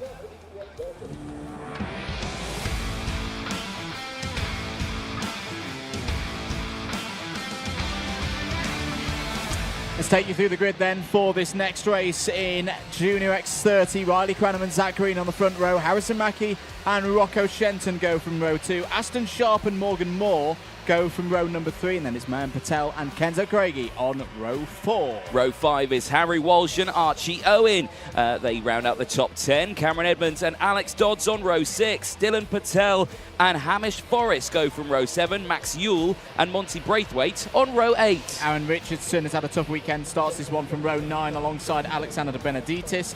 Jack McLaughlin and Laith Khan starts on row 10. Theo Lestrange had a really tough day yesterday, starts this one from row 11 alongside Jacob Backley. Katrina E and Zeph Nurnberger starts on row 12. Harrison Whitcomb, problems in qualifying, starts from the back of the grid on row 13. He's joined by Josh Parker. They make up the 26 runners in this one. Remember, for anyone on the odd side of the grid, 1st, 3rd, 5th, 7th, all the way back, this is their first race. For anyone on the even, this is their 2nd of 2. What is going to happen here across the next 8 minutes plus 1 lap? No. We're not quite going to go just yet. Amber flashing light is on the digi-flag there, indicating that race director Nigel Edwards is not satisfied that we are ready to go racing at this point. So, extra formation. Yes, indeed. More news coming in. Plenty of people. Shaz Walshy joining us. Harry Walsh, Junior X30. 1st year in the British, 2nd year in karting. Good luck, son, is watching on the broadcast there. Adam Disley coming in with Let's Go Cranham. It's the first time we're seeing Riley Cranham in the race today. Obviously, did a very good job yesterday, but certainly is a driver we need to keep an eye on in the championship as well. P3 for Cranham in the final yesterday. 2nd in the championship, only behind teammate Harrison Mackie. Harrison Mackie starts behind him in this race. Cranham on pole, Mackie P3. Second time of asking then, are we good for a start here for race 25 of the weekend? Yes, we are. Lights out, 8 minutes plus 1 lap, get underway. Good start for the Fusions. Bit tight in the middle there. Rocco Shenton slides his way to the inside to take 3rd place behind Mackie and behind Cranham into Christmas for the first time. Green's on the outside trying to find his way through. Has taken 4th in all of that, and Harrison Whitcomb is already on the move for Argenti from the back of the field. I think he's taken about 5 or 6 positions by the time they've even got to Inkermans. Through into Osiers then. It's the 2 Fusions at the front of the field. Cranham and Mackie, very good teammates, race together of course in this British Championship as well as across Europe. They know each other's styles, they know what the job will be, they know what the instructions will be from the Fusion Motorsport team. It'll be push away, work together, let's get a 1-2 on the board here in this heat. Yes, indeed. Plenty more comments coming in as well on the broadcast. Keep them coming in. You're watching Junior X30, their 2nd heat of the day, and a change for the lead down the inside. Harrison Mackie saying thank you to Riley Cranham, moving into the lead now. Is Cranham going to retaliate? The answer to that is no. Stays behind his teammate Luca Narroway, joining us on the live chat, as well as being here at the weekend as well, racing in his category, saying good luck to Archie Owen out there as well. Vinny Phillips joins us on the Karting UK YouTube channel as well, saying come on Mackie. Well, certainly seems to be resonating through the comments section. He's leading the way. Is indeed. End of lap number 2. Then there's Harrison Whitcomb. Where is Whitcomb up to? He's up to 16th place. That's a big hit. Curb, and that's very close to, from the news that I've received here in the box, that it was cutting the corner, getting making contact with those flip-flops, as they're nicknamed, on the inside of the new chicane, and lap times being deleted as a result for Harrison Whitcomb. And at the front, still Mackie from Cranham. Rocco Shenton pushing along here. He's done a lot of overtaking here this weekend, knows the circuit well, has raced through from the start of his career at Whilton Mill Kart Club back in the old Honda Cadet formula. He's pushing on now, is up to third. Another driver who's had many a kilometre and mile around this circuit. Mayan Patel had a terrible qualifying yesterday, but showed he can race through the field. Better qualifying today, and is being rewarded once again. 4th place at the moment for the driver there for Jade Racing Team. Well, actually coming in, Mackie still with that fastest lap of the race. There's the next group just further behind. Mayan Patel with a really good run in this race. He's got Zach Green in tow. Kenzo Craigie just behind as well. Really sticking it to his own here. Here's Mayan Patel. Great to see such a good run there in the Jade Racing Team. More comments coming in, as I'll come back to that in a bit, because we'll get a bit feisty there. That Green looking to the inside. It seems to have settled down now. Again on the exit. Kieran Mugg joins us. How you guys enjoying the onboard camera? Does it help commentary with the camera? Yes, it does, but not if they're in first place. Then it becomes a little bit pointless. Oh, well, you still get some good reactions. You from get drivers, good reaction, and you get some good views of the of the lines that they're taking, whilst in the lead of these races. Harrison Mackie, another new fastest lap. This is what he does. This is what he does. He gets to the front, starts hitting those fast laps in the mid stage of the race, and leaves it to everybody else to chase him down. Work their tyres harder. Down the inside goes Green on Patel. Craig is going to try and take advantage of this as well. He's going to be on the outside now for Wilkins corner, and can't pull alongside the number 20 by the time they get to Osiers. An eye out on Aston Sharp as well. I think Aston Sharp's got to be a contender for most overtakes done this. Oh, Patel's gone round. Patel went round, and that looked to be all on their own there. Over-rotated over the curb on the entry to the boot, and Mayan Patel drops all the way down, out of the top 10, out of the top 15, 17th. That is a big shame there. It is so easily done as well here at Whilton Mill. Those curbs are vicious. Down the inside, Aston Sharp getting the move done on Kenzo Craigie. Moves up into P5 as well. So still positions changing in that mid-pack. Yeah, and Sharp, for me, his overtaking has been on point this weekend. Had a really tough day yesterday, all from a bad times qualifying result. Tore his way through the field in the first heat, then had a problem, fell all the way back down again. So the hard work that he put in didn't give him wasn't given the full rewards of that hard work. But showed it again through the second heat, and then did so again in the final. So we know that Aston Sharp in race trim is a very, very quick competitor here this weekend. Riley Cranham sets the new fastest lap of the race, just holding there at about 0.6 of a second. They've fended off the attack of Rocco Shenton. Shenton is now a further second back from the number 18 of Cranham. And the highest ranked battle, close battle out there on circuit is this one here for 5th place. Aston Sharp hasn't dropped Kenzo Craigie yet.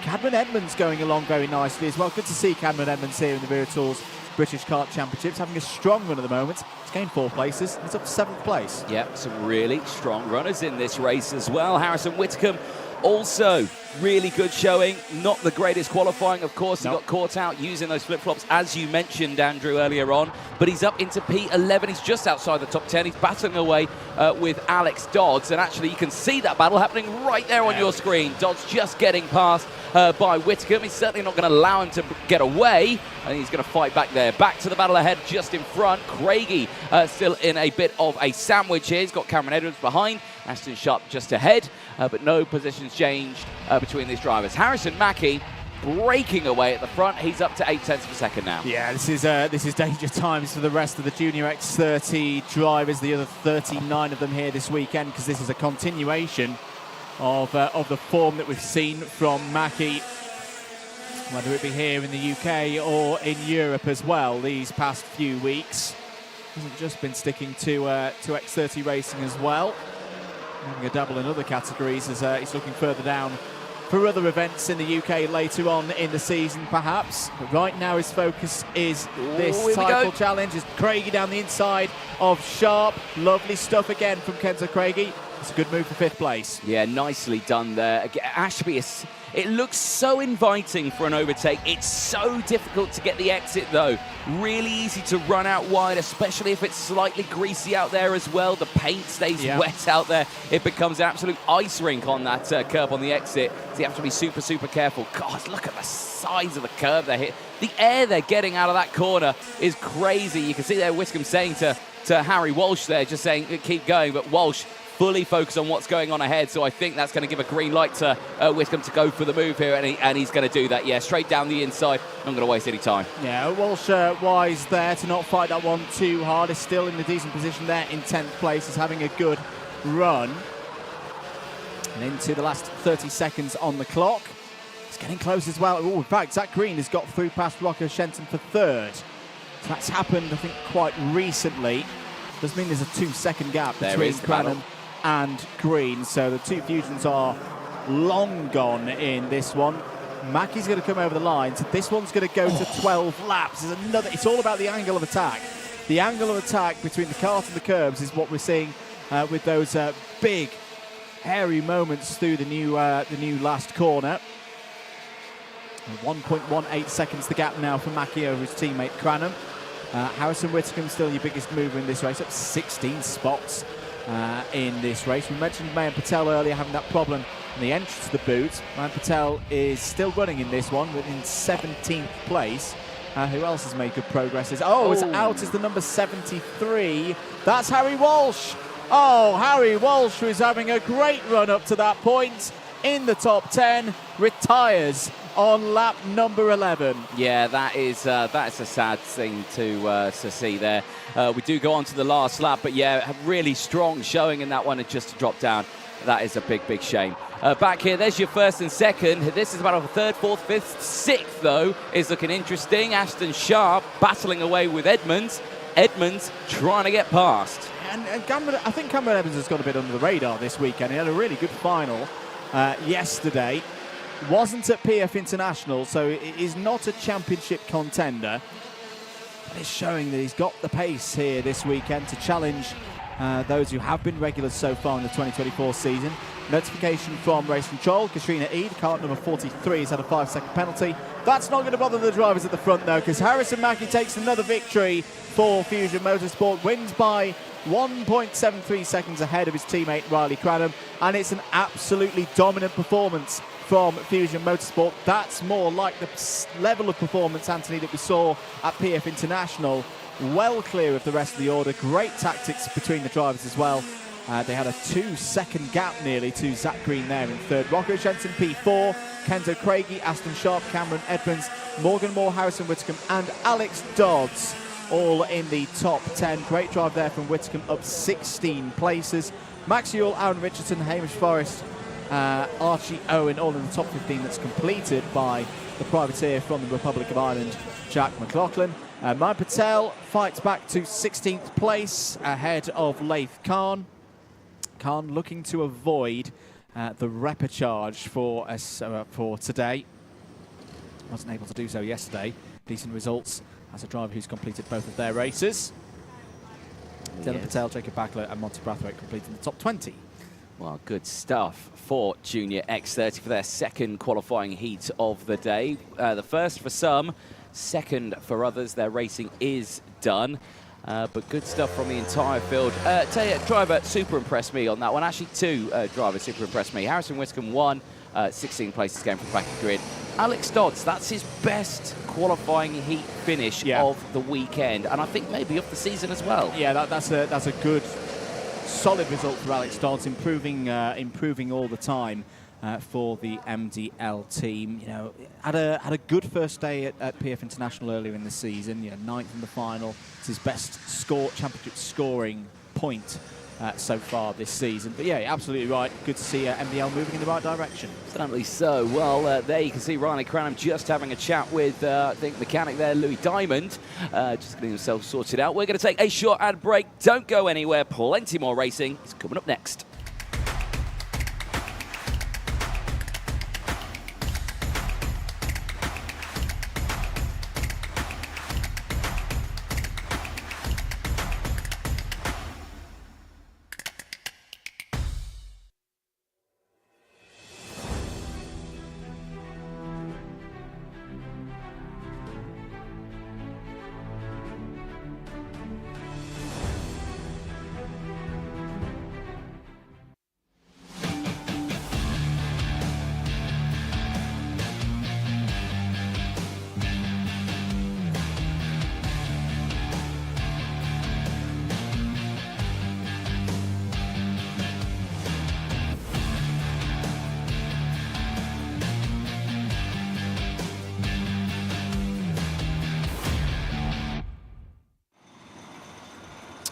Back here at Whilton Mill, preparing for race number 26 of our doubleheader weekend here for Event 4, the Wera Tools British Kart Championships. Tillotson T4 Juniors are up next. This will be their second heat of the day. You can see them heading out on circuit. And it's up next, the Tillotson T4 Juniors in next race.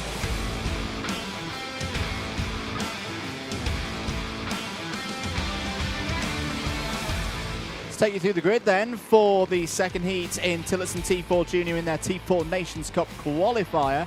Emily Ackett's on pole position. Martin Wright alongside on the front row. Thomas Harper and Daniel Hartley start on row number 2. They're ahead of William Omar and Sean Donegan on row number 3. Warren Russell and Josh Allen form an All Republic of Ireland row 4. Joey Kearney and Harry Ward round out the top 10 on row 5. Ronnie Legg rounds out the back of the field. Tough time earlier on for some of the drivers. For others, it was a good race, but still some very strong running. Martin Wright taking the win after gaining one position. The O-plate looking strong. Emily Ackett's just dropping back at one spot, but still a chop and change of that order, wasn't it? Was indeed. Daniel Hartley did take the checkered flag first on the road, but had a +5 second penalty, which demoted him down to 5th place. What are we going to see here in the early stages of the second round of all of our classes here today? Into the tram lines, lights out, and we are racing once again in Tillotson T4 Junior. Very even start for those across the front row, but it's advantage Ackett's as they head up to Christmas corner for the first time in this one. I think Hartley's had a good start. He's up to 3rd place and right down the inside into Christmas corner, takes the lead. Yep, nice start there for the rest of the field. One driver getting squeezed out onto the grass there, rejoins, and furious, absolutely furious there is Sean Dugan, unfortunately, who's just been squeezed out and again squeezed out wide. He is not going to be a happy chappy. No, Sean Donegan, who started there on the 3rd row of the grid, has got it all to do now for the remaining 7 minutes plus 1 lap of this race. Side by side there into the boot. That looked like the number 78 of Warren Russell going for an overtake, and I think potentially up to 5th place now. So end of lap number 1 in this second heat for Tillotson T4 Junior. It is Martin Wright ahead of Daniel Hartley. Emily Ackett's in 3rd place. Good start for William Omar as well there in 4th place. Warren Russell, as we noted, is into the top 5. Harper down 3 to 6th ahead of Josh Allen, Ronnie Legg, Joey Kearney, Harry Ward and Sean Donegan with those problems on lap 1 in 11th place, but not too far off the back of the main pack. Holefield is covered by 5.2 seconds as down the inside once again. Right out to the edge of the runoff curb there was Warren Russell. That was less than an inch away from disaster because the curb properly drops away into the grassy verge. And I think Warren Russell, I think he's just gesturing there saying, I've got away with one on that occasion. It might be also a combination of, can I have a new race suit, please? After that one, that's as close as you'd like to get to the edge of a racetrack there. Through the final chicane, back on that start-finish straight. Daniel Hartley, fastest lap of the race. He's looking very strong here. Back with this one now. Thomas Harper rides on the outside there, looking like he's trying to go for the move. He'll never get it on the outside there. We'll have to switch back to the inside. Back here at the front, though. Very close action. Well, actually, I think he has got it done. Look at this right on the outside. Now he's going wheel to wheel with William Omar. Emily Ackett's there as well as they're going in front. They're changing as well. So big swaps all the way throughout. But crucially, it's Daniel Hartley who now leads the way. Yeah, good race so far this for the Tillotson T4 Juniors. It's a little bit quiet in the first heat, but I think they know now it's all about getting those points on the board, getting those good grid positions for the final, which will be later on today. And Daniel Hartley, for the second time today, has worked his way to the front of the order. The difference now, though, is no penalties. This is one fully on merit that if he can hold it for the next 5 minutes, could be bumping up onto the first row of the grid. At the moment in the intermediate classification, it's Wright leading with 2 points. Remember, it's 0 points for a race win, 2 points for second, 3 points for third, and it's the lowest score in that intermediate classification that decides who gets the grid slots for the final. So it's Wright on 2, Ackett's on 5, Hartley on 5 as well. But remember, tiebreakers are decided by how the drivers performed in time qualifying earlier on this morning. Ackett's was the fastest of anyone across the 3-lap average. That's why at the moment, Hackett still has that spot on the front row. Yeah, William Omar, though, could play a pivotal role in this in terms of the grid for that final later on. Right there in 4th place in the number 41 there on your screen, going through that final chicane. If he can close up and get past Amelie Hackett, could play a vital role there in helping, assisting Daniel Hartley to that front row. But at the moment, just fading in that background in P4. Unless they start battling, then it really brings William Omar into the fray. Absolutely. I think tactically, Amelie Hackett is playing this spot on right now. She's just pushing along. It doesn't want to go for big overtakes and break up the progress of this top 3, because right now she's getting that front row slot for the final later on today. Daniel Hartley looking to push off the front as well. Just doing the maths in my head. No, for Hackett and Wright swapped positions. Wright would move to 3 points. Hackett would move to 4, so it wouldn't be enough for Hackett to take pole position outright at this stage, but you never know. That was live maths there, ladies and gentlemen. That is something that never happens in the commentary box when I'm involved, because numbers are not my thing. Apart from kart numbers, but well, as you can see, there's a letter in there as well in the form of an O. So it's really shaking me up, this grid has. Crucially, though, 3 minutes to go. There's now a big gap between these top 3. They have really, they've said to each other, okay, let's just keep going, work together, let's not mess about, let's just go for it. But well, there you see the gap start to open up a little bit between Hartley and Wright. I mean, Amelie Hackett needs to think here, potentially, I might need to force this move here. Might do indeed. And, you know, it's always good experience for the final as well, learning where the overtaking opportunities, because there have been subtle changes in terms of how this circuit races with this new chicane. Drivers would often try and set a move up for Christmas all the way back at the toe of the boot. I don't think that's quite the case anymore.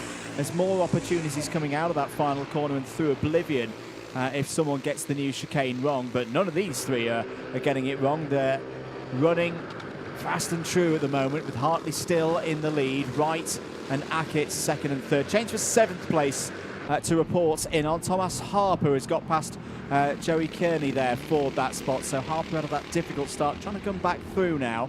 He's got about 2 seconds to find up to Warren Russell ahead in the 78. Russell trying to close in on Josh Allen in the number 76. 2 minutes to go. 2 minutes to go, and the battle for first place starting to get a little bit more interesting here now. Hartley had a hint of a defensive line there with less than 2 minutes to go. Really feeling the pressure from Wright and Hackett just behind. We might see something come from this, and keep an eye on Omar again, still there in 4th place. William Omar is still in this race, still with an opportunity to close in. Check over the shoulder from Wright just to see what's happening with Hackett. A little bit of a gap forming up, but this time around, no defensive line. Watch them into Ashby, though. This is where it happened earlier on. No, this time stays on that normal racing line. And I think there is a fair amount of psychology coming into play here, because, yeah, on the mathematics front and the IC front, you know, Wright doesn't gain anything from getting past Daniel Hartley, because at the moment he's got pole position sorted for the final with the results going as they are. But it's still that psychological thing, as we say. At the moment, Hartley is on for finishing one of these races at the front of the order for the 2nd race in a row. Yes, he had that penalty in race number 1, which demoted him down to 5th, but in terms of the race pace and how things are looking, Daniel Hartley's going to be feeling good right now. Martin Wright's going to be thinking, how do I find a way back past this number 63 and stay there? Got 33 seconds to go in this one. New fastest lap of the race from Amelie Hackett. She's still there in 3rd place. Less than 0.3 of a second behind Hartley and Wright. And again, playing this very smartly, because if there's one moment where Hartley and Wright delay each other, Hackett will be right there with an opportunity not just to take the race win, but potentially, depending on how things shake out, pole position for the final. Yeah, exactly that. Timer, less than 10 seconds left on the board. These drivers will see the last lap board this time around. So, who will it be? Will it be Hartley? Will it be Wright? Will it be Hackett? Will it be Omar? Or could it be any other driver? Final lap board goes out, and it's still Hartley who leads the way. Up towards Christmas corner then on the last lap. That's a good run for Martin Wright. Defensive to the inside goes Hartley, sticks it down the middle of the road. That's nice driving through Christmas Corner, down the hill now, through the Inkerman's Kink, down towards Ashby. This is the difficult one, especially when you're off the racing line. There's not an opportunity, though, for Martin Wright. That's, again, great control from Daniel Hartley. Next opportunity is going to be Ozier's. Hartley pulls across to the middle of the road again. He's getting the exits right as well here, Anthony. This is a super drive. It certainly is, really positioning that car in a perfect spot out on circuit, holding it on that inside line. The chicane to go here, and again, solid positioning. No drama for Daniel Hartley. He helps himself out ahead from earlier on when he got that penalty. This time around, it is a win for Daniel Hartley across the line. He will start on the second row of the grid for that final, but it is Martin Wright in second place, the O-plate, who will start on pole position for that final later on. Emily Ackett finishes in third ahead of William Omar. Josh Allen in fifth ahead of Warren Russell. Thomas Harper from Joey Kearney. Sean Donegan finishing in ninth place ahead of Ronnie Legg, and Harry Ward rounding out the field. But for Daniel Hartley, redemption from earlier on. Yeah, really good run there for Daniel Hartley. There'll be a lot of confidence, I think, for Daniel building into the final, and a good spot on the grid for the final. Right, as you say correctly there, Anthony, will be on pole position. Ackett's will be on the outside of row one, so those two have swapped from where they were in timed qualifying and through these heats. So that'll be an interesting factor to see how that plays out. But then you've got Hartley on the inside on row two. And we've seen a lot of drivers take that to good advantage, hopping up from third to second in the initial stages of this of these races here today. Josh Allen will be on the second row of the grid as well. Great performances from Josh Allen. Fifth in that last one, fourth in the first. And is clear of Harper and Omar. They'll be on row three rather. And then Russell and Donegan on row number 4. Good drive there for Sean Donegan. Obviously, he had those problems at the start of the race, Anthony, but was able to get past Harry Ward and Ronnie Legg, get there into ninth place. Yeah, really good running from, I think, the entire field on that one. It's a tense time, of course, for a lot of these drivers. It's a new concept for themselves, you know, some of them fresh into it. There's some really, I'm not going to say novices, but, you know, there's some really new level karters coming into it. And it is great to see how close the racing's being as well. Absolutely, yeah, definitely looking forward to the final for Tillotson T4 Juniors.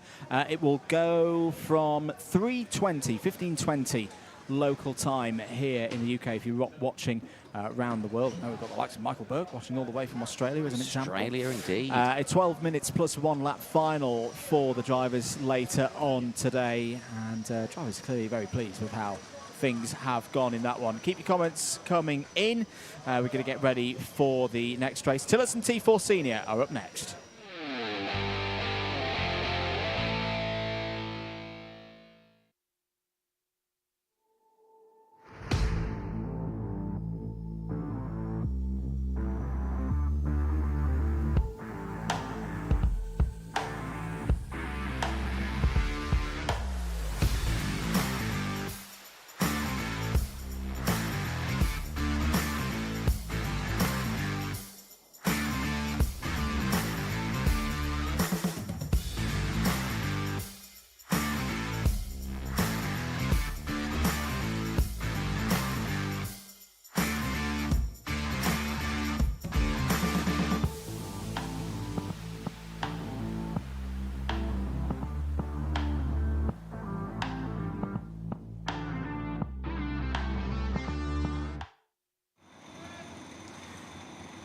Welcome back here to Whilton Mill, getting ready for the next race out on circuits. It'll be race number 27 of this doubleheader weekend, Heat 2 for Tillotson T4 Senior. Yes, indeed. Plenty of action coming up from the Tillotsons. Of course, this one will determine who's going to be starting where for that final later on today. Reminder of Heat 1, Mike Coppin, brilliant race, 7 places gained, ahead of Owen Roberts, who gained 5 places. John Nuttall finishing in 3rd. There were penalties that came in. Ben Higginbotham did see a penalty, but we'll talk more about that later on. Here it comes. It's Senior T4 Tillotson up next.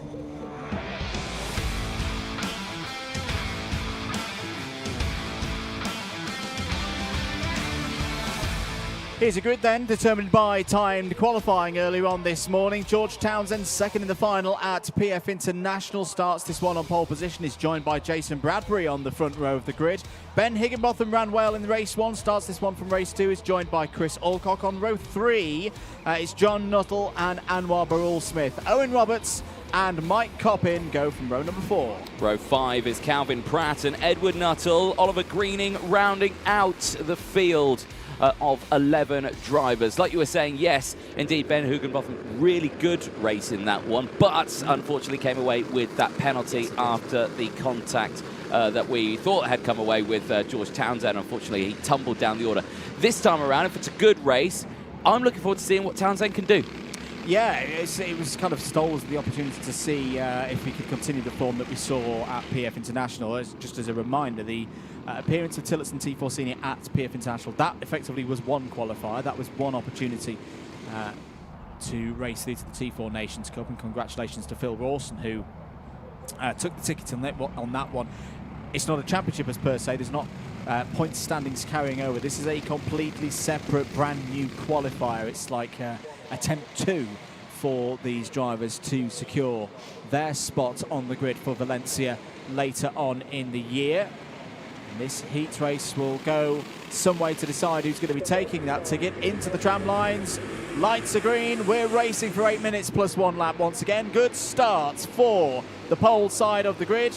Townsend leads, Higginbotham straight into second place as well, heading up towards Christmas Corner right now. Jason Bradbury's getting swamped. That's Owen Roberts round the outside of Bradbury, who started on the front row of the grid. I think it's going to be a good start for John Nuttall as well in the number 23. Yes, it is. John Nuttall up to 3rd. Yep, certainly so. Well, keep an eye on this. A nice big train forming up. You're already seeing hand gestures coming in thick and fast. But a great start still from Townsend, controlling the pace of this one. But that's a big but. He's got Ben Higginbotham right there behind him. I'm sure no love lost between these two, but I'm sure everyone will have forgiven and forget the race earlier on. This is a new one here now, and let's see what's going to happen at the end of it. Back across the start-finish line they go. It's Townsend from Higginbotham, Nuttall, John Nuttall, that is, ahead of Roberts, Bradbury from Anwar Barul-Smith, Chris Alcock from Mike Coppin, Calvin Pratt, Edward Nuttall, and Oliver Greening still in that order. Little look there from Owen Roberts, and no position gained or lost. No, not yet. It's good to see all drivers part of the main pack. Edward Nuttall had problems in race number 1, which meant it turned into a bit of a glorified test session for the driver in the number 4.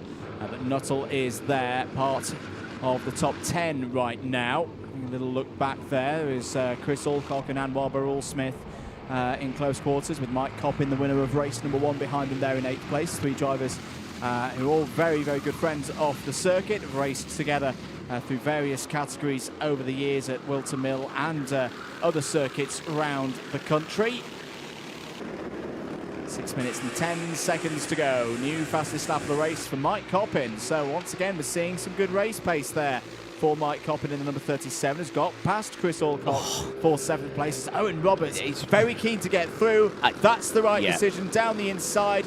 Runs on a little bit there. Will have a loss of speed off and through Inkermans, but does enough to take 3rd place. And that gives Anwar Smith the green light to go for the attack as well, because that really backed up the whole pack behind there early on the brakes, but Anwar Barul-Smith just sending it down the inside there, well timed. Yeah, and Anwar Barul-Smith using all of his experience over the years, Club 100 heavyweight sprints champion a couple of years ago in a very fiercely contested championship, and the arrive and drive level on the karting pathway. There he is in the number 2, looking brighter than he did in race number 1. And so there is an element of setup for these cars. It's why it's that step up into owner racing. They can't change a lot, but you know, your tyre pressures, your sprocket sizes, gearing, these are the things that the drivers can use and play around with. And more often than not, all of these drivers are doing the kart setup themselves. They are both driver and mechanic at this level. And yeah, the number 2 is looking like it's got a bit more of a turn of pace in this heat. Yeah, it certainly does. Keeping an eye on the intermediate classification, of course, for the final. We'll talk about that a little later on as Coppin down the inside through Oceans in the background there. Well, Jason Bradbury will have to defend from that one. I don't think he was able to. And Mike Coppin's now up into 6th place. That battle still raging on. The intermediate classification, yes. It is currently Owen Roberts who leads that one at the moment. 5 points to his name. Mike Coppin, one more position gain, and he starts on pole. Yeah, he could very well get through there onto that inside line from row 1. I often say it with the finals, would you rather start second or would you rather start third? I'm thinking statistically... You want to start first. You want to start, you want to start first, but yeah, you want to be on that inside. Mike Coppin knows he's got the pace here to keep pushing forward. It's just a small matter of getting past Anwar Barul-Smith, which he knows for many years racing up against Anwar. Is not an easy task indeed, and John Nuttall is going along nicely once again there in 4th. Still no changes between Townsend and Higginbotham. Owen Roberts closing in as well. Roberts, who was 2nd in the first heat, to strengthen his position. If he can get through past Higginbotham, that would give Mike Coppin more work to do to overhaul Roberts in the intermediate classification. But right now, things staying stable. The only change on that last lap, Chris Alcock past Jason Bradbury for 7th place. Yeah. This position for Townsend, obviously leading the way. This is what he wants. Obviously disaster struck earlier on when he got shuffled down to the back of the order. With this win, it would put him 4th in the IC, the intermediate classification. So that 2nd row of the grid on the outside, you would prefer it if you'd had 2nd row of the grid on the inside, i.e. 3rd place. But he can't do anything more than this. Now it's John Nuttall, who's currently in 4th place on the track. He's 3rd in the intermediate classifications by 1 point. If he was to go back 1 position, and if Anwar Barul-Smith would get through, that might help out George Townsend quite a bit. Yeah, it would, because Townsend would have the tiebreaker based on what they did in time qualifying earlier on today.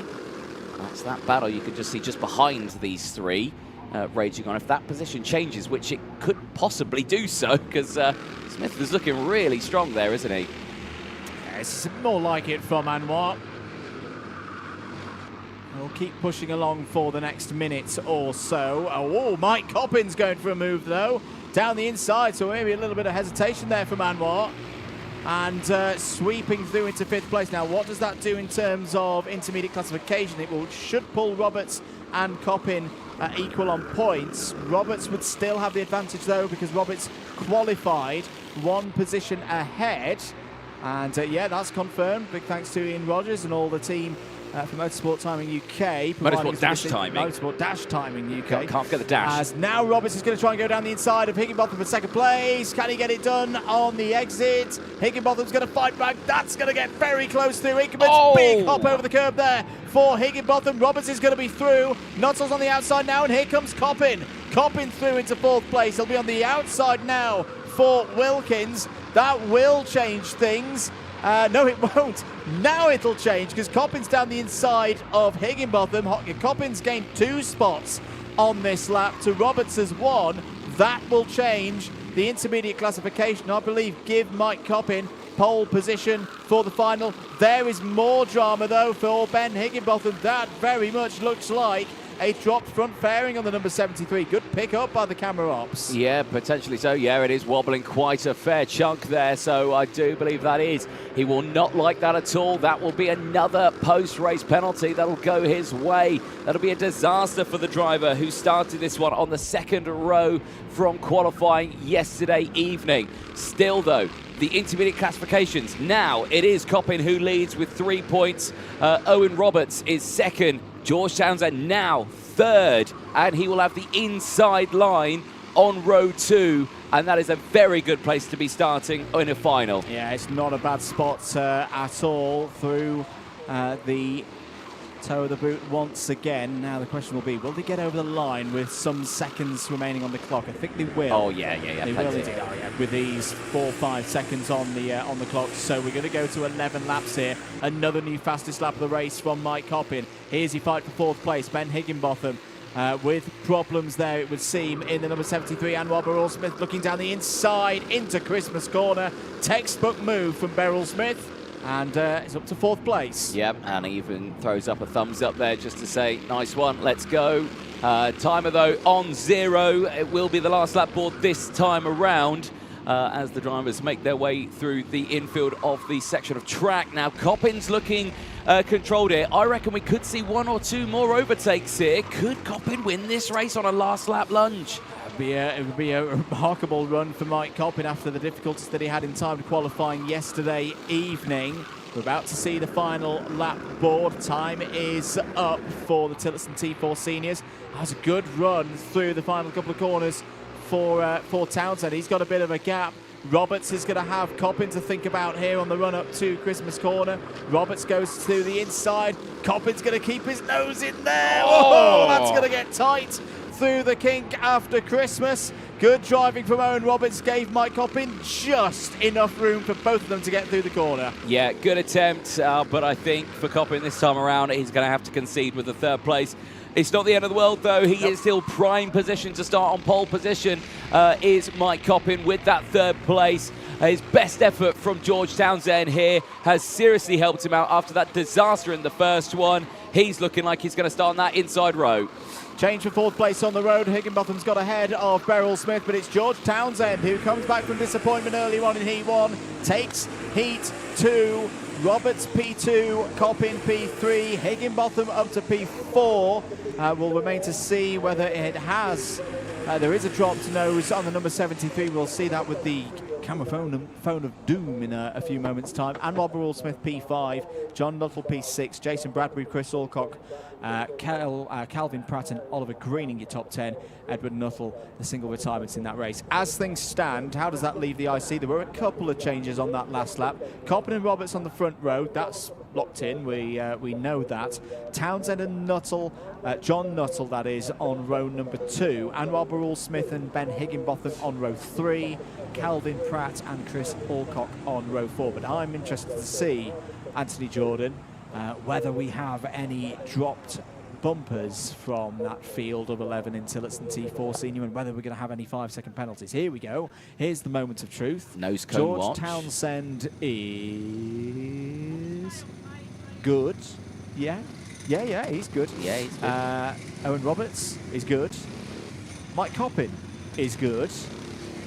Nope, that is not good for the number 73. That is going to be a plus 5-second penalty, unfortunately, for Ben Higginbotham, as we suspected. You know, Dave Hillary reminds me of a really terrible doorman on a pub. It's just like, yeah, through you go, mate. Through you go. No, not you. No, not you. You go that way. Yeah, trousers are the wrong length. Yeah, exactly. Well, his Ara as well. It's cold out there. He's wearing shorts, the madman. There we go. Tillotson T4 senior final will be later on this afternoon to see who goes on and takes their ticket.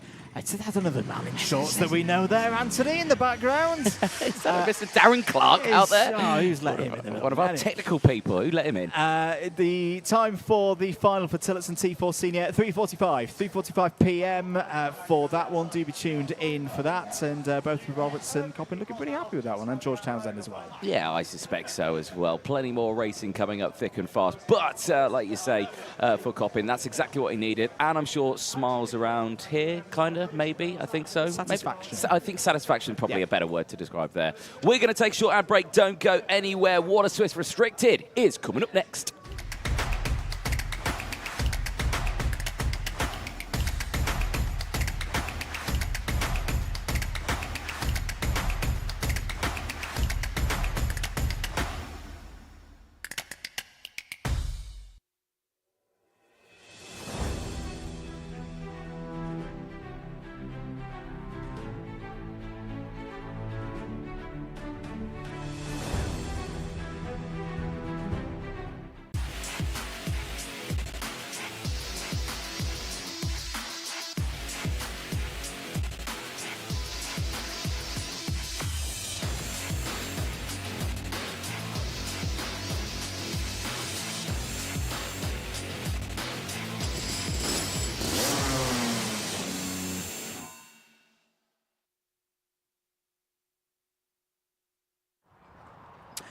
Welcome back once more to Whilton Mill. It's event 4 of the Wera Tools British Kart Championships for 2024.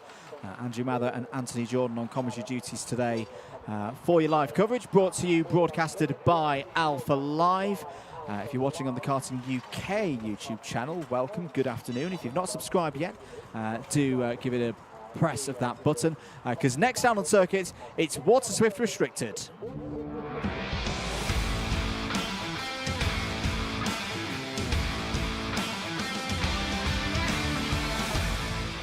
Let's take you through the grid then for IAME Water Swift Restricted's second heat of their fourth championship round this year. Alfie Davidson and Chester Fawkes on row 1. Daniel Ferguson and Mason Hibbert start on row number 2. It's James Roots who starts on row 3 after his first podium of the season yesterday. He's joined by his teammate Henry Algar. Oscar Kenny and Harry Chapman start on row 4. Row 5 is Alessandro Salas with Reggie Chandler alongside Ethan Robinson and Illy Sammy on row number 6. Keep your comments coming in. Who have we got in the comments, Mr. Jordan? We've got many people, a lot of people saying, watching the Tillotson racing there, good to see them supporting their drivers as well. JBR Kiwi says, these remind me of the old Royal classes from Formula 6 days.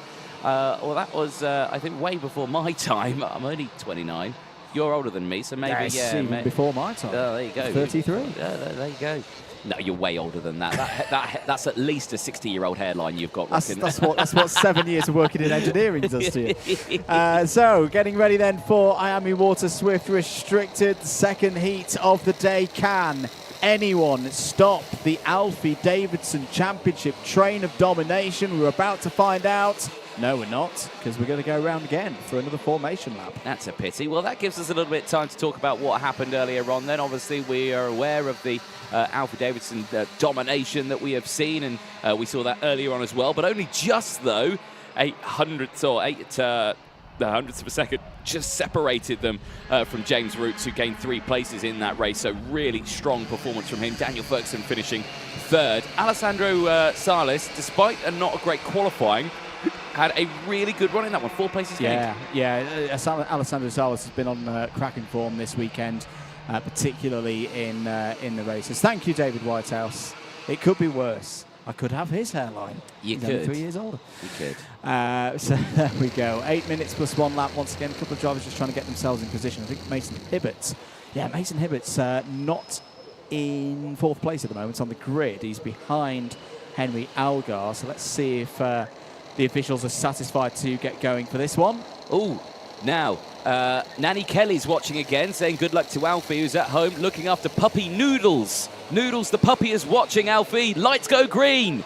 8 minutes plus 1 lap underway. Davidson, good start straight away, followed by Daniel Ferguson once again. Chester Fawkes has got a good start. Oh, there's problems towards the back for at least a couple of the drivers. Chester Fawkes is on the attack. No, just holds there in 3rd place. Had problems at the starts during race number 1. Now, who have we got not coming through sector number 1? It's Mason Hibbert. Mason Hibbert hasn't come through. Harry Chapman hasn't come through. There is Harry Chapman for Tim Wilson Motorsport, out of this race on lap 1. That is a big shame. You'll have seen him in the Paddock show there, winning a rock, paper, scissors, and winning a Fibre King t-shirt. But certainly for the 2023 Bambino champion, his second qualifying heat of Sunday is over. Coming around to complete lap number 1 then. Alfie Davidson leads once again here in IAME Water Swift Restricted. But he's got the challenge of Daniel Ferguson and Chester Fawkes not too far behind. Good start for Henry Algar, up 2 spots to 4th. James Roots has held there in 5th. Also gains as a result of what happened there on the first lap for Salas, Chandler, Sammy and Robinson. They're all up positions. There's a change between the Evolved Motorsport teammates. That's James Roots going through to 4th. Yeah, nice stuff all the way throughout on this one. Nice close back here. Chester Fawkes needs a good result on this one. It didn't go his way earlier on, did it? So really good to see him there in 3rd place, fighting with these top 2. Ferguson looking strong again. But they've got to think of something here to try and get past Alfie Davidson, because he has just been winning after winning after winning. They've got to think of something. They have. I think the hope for Fawkes in this stage is that we've seen his race pace be good consistently across the season in the second half of the races. I still think there's a question mark. Putting my engineering hat back on, that's why I've lost most of my hair. The worst kind of issue is an intermittent issue, and some starts like this one are great, but then others, like we saw in race 1, mysteriously somehow the number 38 just seems a bit slow to get going. And we saw it a couple of times across the weekend at PF International. He'll be hoping that they've got it fixed now, that it doesn't affect him later on in the final, in particular when we get to that point later on this afternoon. In terms of this race, he's just got to go out there and try and win it if he can get ahead of two of the form drivers in this category. Bump himself up the order. He's currently in 5th place in the intermediate classification. Meanwhile, for Davidson and Ferguson, they'll be aware of that. They'll be aware of the pace that the number 38 has had in the second half of these races. That's why they're working together at this moment, to see if they can drop the privateer there in 3rd. Yeah, definitely so. Well, we'll keep a close eye on it. 5 minutes left on the timer. Clean breakaway for our top 3. James Root still there in 4th place ahead of Henry Algar. Action here, though, as they try to go up the hill. Chester Fawkes with the fastest lap of the race, trying to get past Ferguson. Ferguson robustly closing the door. It was robust indeed, and James Roots will be at least optimistic at the side of that, because that could give him a hope of closing in this gap that's currently around 7/10 of a second between himself and the back of this battle pack. He was having a good race, Anthony. Ilyas Sami is up 5 spots for Jamie Green Racing, the young man there in the number 26. We like to have a little talk to him during the Paddock shows and track talk. We talked to him on Friday, always with a smile on his face. He definitely will be smiling right now, having gained a number of spots. There's Mason Hibbert out of this race. Will have the consolation of being in the final, but it has not been the kind of weekend that he would have wanted. He's got double penalties, a +3 seconds for a start infringement and a +5 as well for that first lap. But again, it's not really going to matter too much because he's out of this race.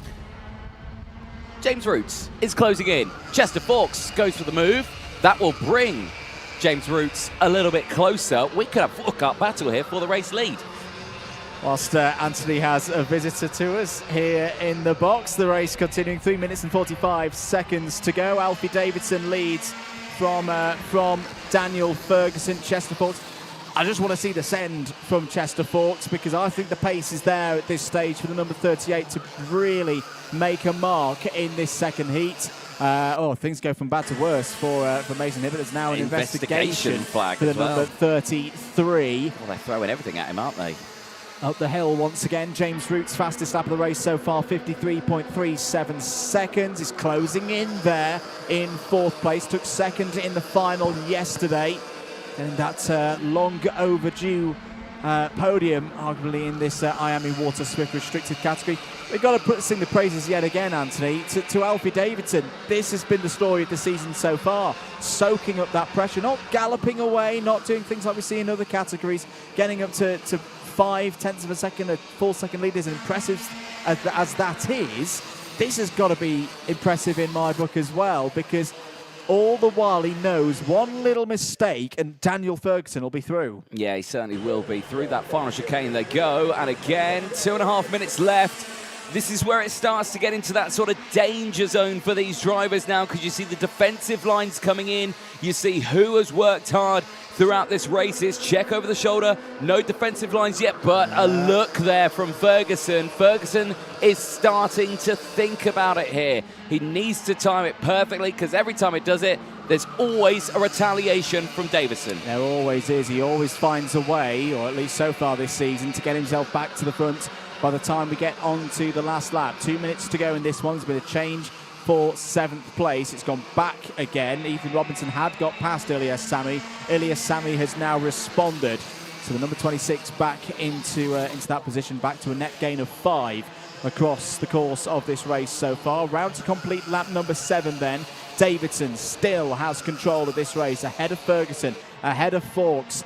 At the moment, in terms of the intermediate classification, Davidson is on a perfect 0, top again. This could be another haul of 65 championship points, because we've got to think about that now at this stage of the day. Ferguson would be P2. Will be another useful haul of points for Davidson. Would extend his gap for 2nd in the championship. Roots would be 3rd. Salas would be 4th. Fawkes, still holding there in 3rd place in this race, would be on the inside of row number 3 for the final as things stand.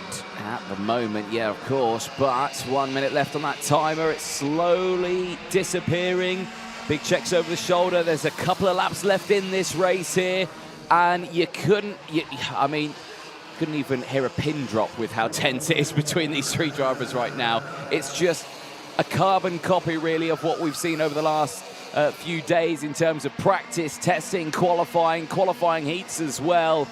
We've seen it on both days. We're seeing it again here. 30 seconds left on the timer. Now we're going defensive. Davidson to the inside. Keep an eye on Ferguson. Takes the normal racing line. That will give him the optimal line out of it through Inkermans. Down in towards Ashby. Here's the move. There's the first move, but watch it again. You have seen Davidson immediately retaliate here into Wilkins and Ogiers. Is he going to do it again? He's going to have a look down the inside into Oziers, but Davidson holds. Ferguson holds the speed around the outside. That puts Davidson into a bit of a position where he's got to defend from Chester Forks now. Chester Forks can't find a way through on the entry to the boot. Daniel Ferguson is your new leader as we go on to the final lap. Now, I don't think this will change things in the intermediate classification. No, it won't. Davidson still has the lead on 2 points. Ferguson now on 3, but back comes Alfie Davidson. This is what we've seen from him across the course of the season so far. Ferguson defensive to the inside. Good defense from Daniel Ferguson. Good corner speed as well for the number 15 car. Down into Ashby now. This is the difficult one. This is the one that can easily go wrong. And alongside Paul's Davidson. Davidson's on the inside, but look at Forks. Forks is on the inside. Forks has got through into second place. Roots is through as well into third. Into Ozies they go. Ferguson still defending. Roots has got Forks as well. James Roots is up to P2. What a brilliant finish to this heat. Very close between Ferguson and Roots there for second place. Forks has got back through. Daniel Ferguson is going to take the win and is going to take pole position for the final by a whisker, 0.06 ahead of Chester Forks. James Roots third, Alfie Davidson and fourth, and the run has been broken. The run has been broken. Daniel Ferguson, for the first time this year, sits at the top of a point-scoring stage. He takes the 65 championship points. Well, superb. That is what you like to see, isn't it? Ferguson from Forks, Roots from Davidson, Algar ahead of Salas, who gained 3 places. Ilya Sami, 5 places gained, finishing in P7 ahead of Ethan Robertson, and Reggie Chandler rounding out the top 9. Well, it's still a very good score for championship leader Alfie Davidson. He takes second place in the intermediate classification as the clouds roll in here in Northamptonshire. So 62 championship points will go to Davidson. James Roots will be on the inside of row number 2 for the final as things stand provisionally, with that third place in Heat 2 to go with the second place that he had earlier on today. He'll get 60 championship points as well. Chester Forks will be on the outside of row number 2. We'll be looking to get a good start like he did in that one. Another good haul for him, 59 championship points. Salas and Algar on row 3, Hibbert and Kenny on row 4. But still very much advantage Alfie Davidson in this championship, but a little bit of something to think about there. That's been coming from Daniel Ferguson. He's been knocking on the door. Now he says P1 through those qualifying heats here today. That was a good race. That was a tense moment there, and there you can see Gricer just saying his congratulations there to Daniel Ferguson. But this is really giving a true show of what we can expect to see in that final later on in the restricted category. And yeah, brilliant racing from these young drivers. As we say, yes, there's been this incredible run from Alfie Davidson of first in all of the championship stages. But it's been close. It's been like that all season so far. So yeah, we'll see what they're going to do in the final, which will be later on today at 16:25. For now, though, we'll take a short ad break and be back shortly with IAME Water Swift.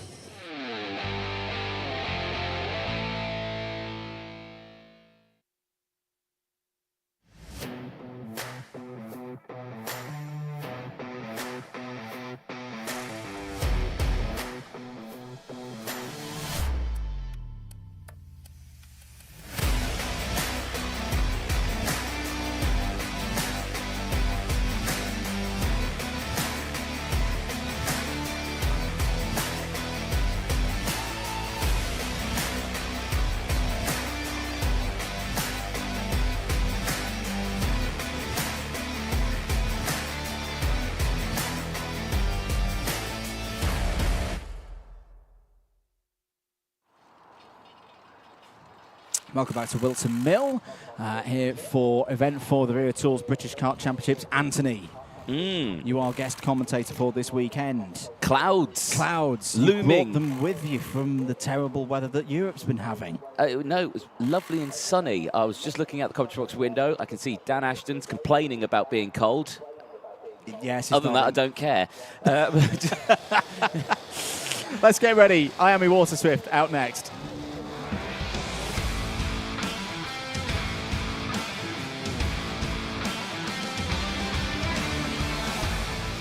Take you through the grid then. Busy grid for IAME Water Swift. Teddy J. Porter on pole position. Will Green alongside on the front row. Finley Lyons and Austin Newstead on row 2. Harry Williams and Austin Gibson on row 3. Row 4, it's Blair Smith and Henry Clark.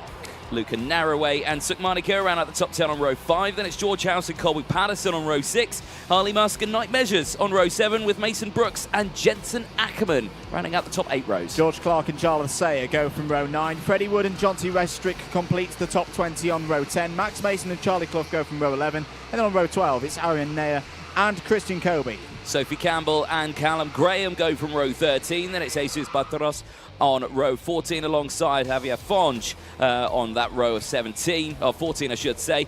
Joseph Davis and Andy Stewart go from row 15 and give us our top 30 ahead of Grayson Wortley and Johnson Stewart. Busy grid, 32 drivers, but all of them guaranteed a spot in the final later on this afternoon. No repechage needed for Water Swift here this weekend, but still a crucial one here. Results from this race will be combined with the first heat earlier on this morning to decide who's going to be on pole position for the grid in the final later on today. Lights out, 8 minutes plus 1 lap underway. Big sweep straight away from Porter to defend that lead from Will Green. Finley Lyons has taken advantage, is immediately up to second place, up to Christmas corner for the first time then. All looking good. So no, spoke too soon. One of the BMRs that might have been Night Measures in the middle of all of that. Is the number 82 is Henry Clark. Henry Clark goes round and drops to the bottom of the order in the early stages of this one and changed the lead. Finley Lyons through past Teddy J. Porter. Will Green trying to close in there as well in the number 2 machine. Finley Lyons again at Whilton Mill leads. Yep, brilliant start then for the rest of the field. Yeah, big shame for Henry Clark there. Started on the 4th row of the grid. Now right to the back. The first time through the final chicane.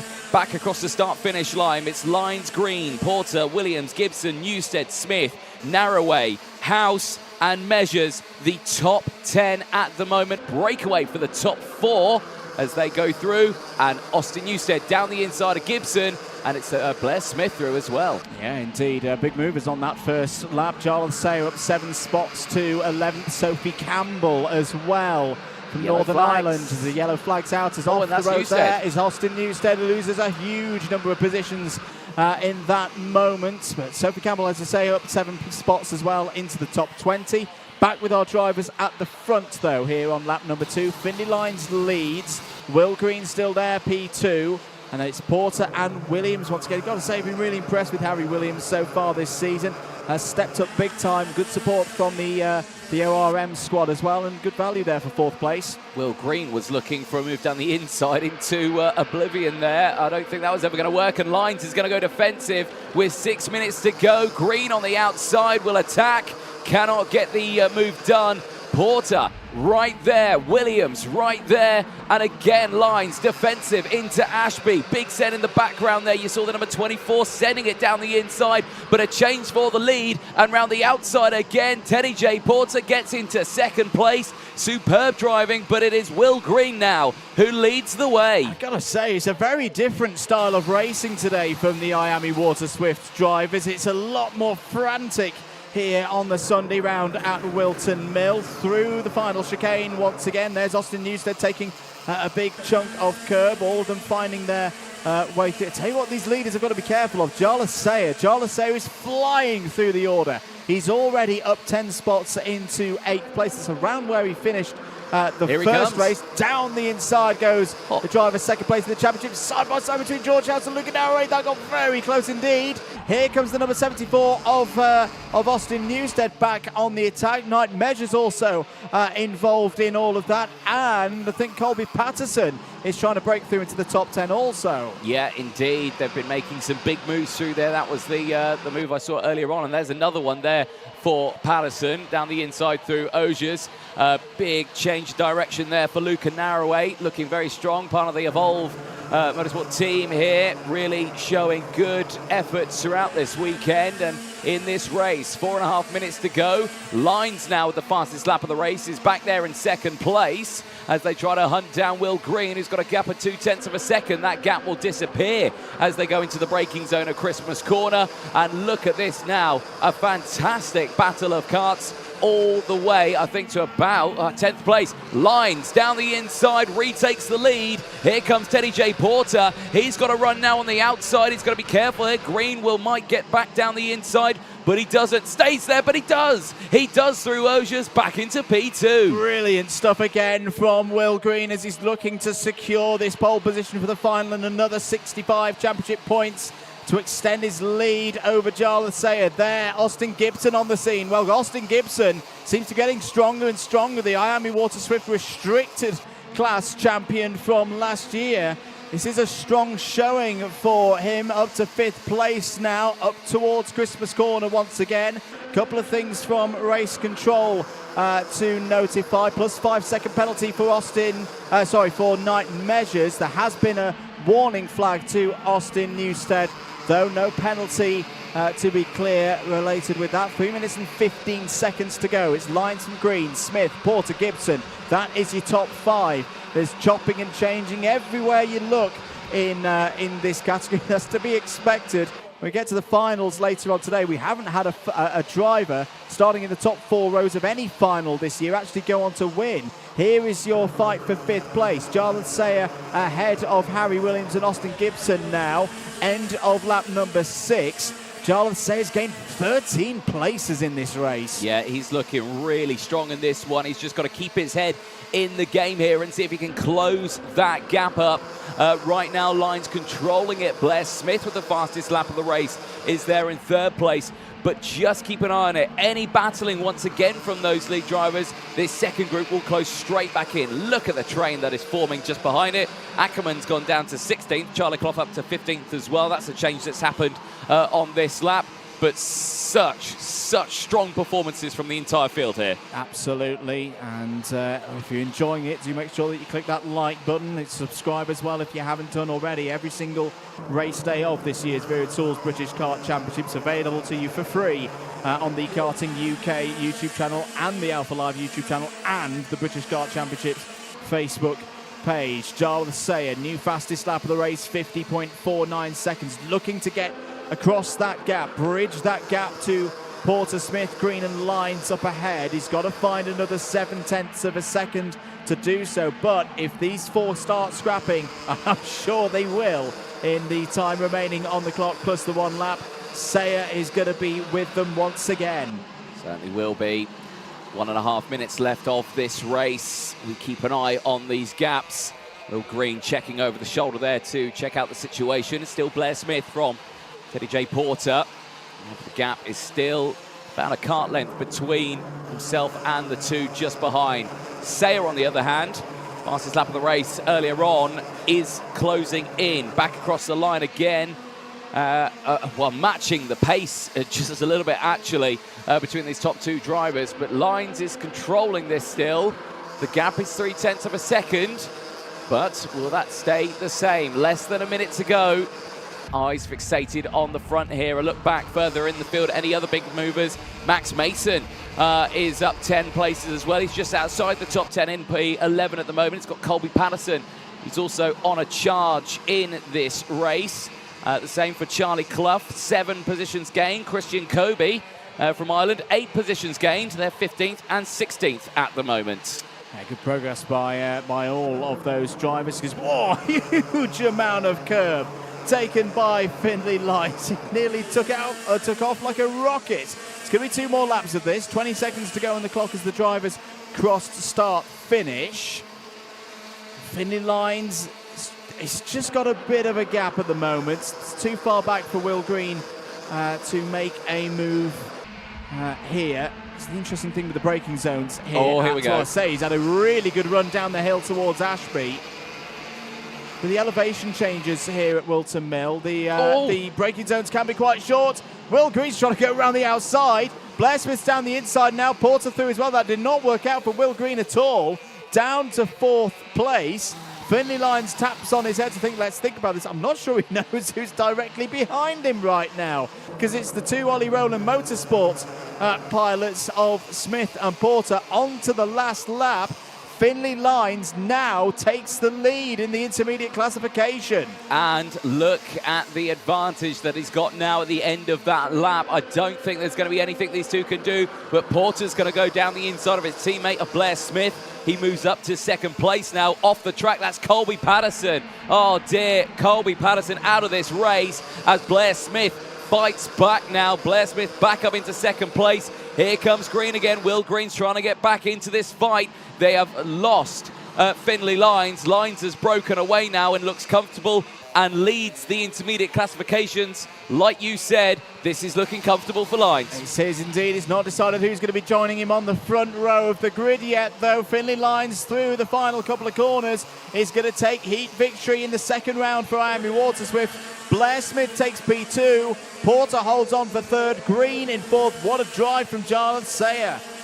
Takes him up to 5th place in this one. In terms of the IC lines from Green, Porter, Smith, Williams and Sayer.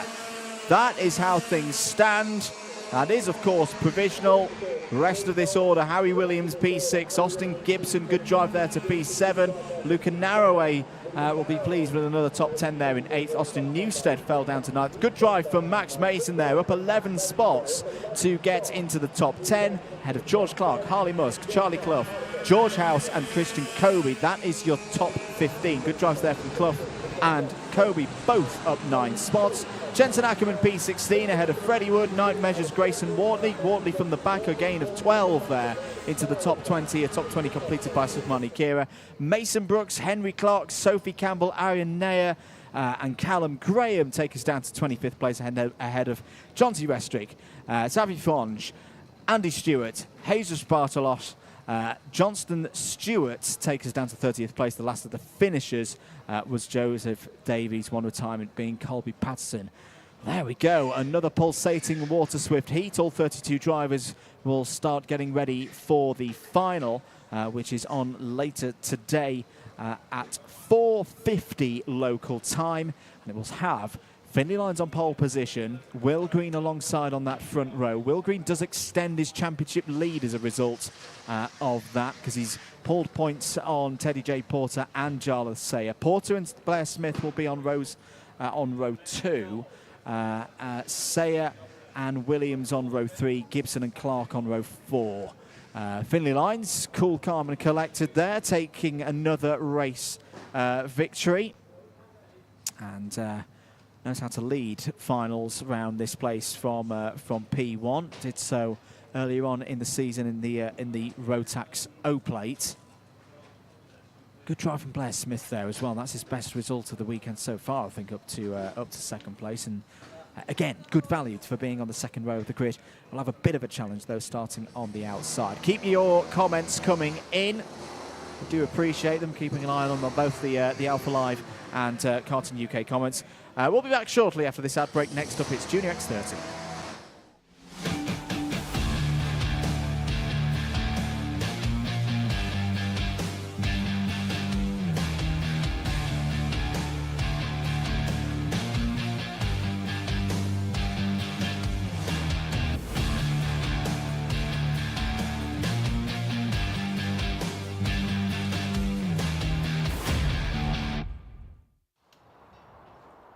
Well, welcome back, ladies and gentlemen. Finals coming up very, very soon. But before that, more racing from the junior categories. Junior X30 is lined up, ready to go. There you can see them getting sorted out, ready.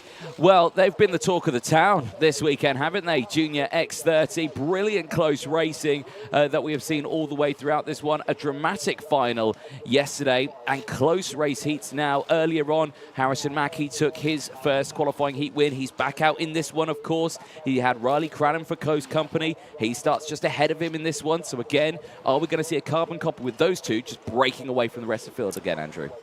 Possibly, but I think they're going to have things a little bit tougher in this race. You know, you've got the likes of Thomas Min-Spearing in this one and Taylor Orridge. It's all still to come, of course. Next up, it is Junior X30.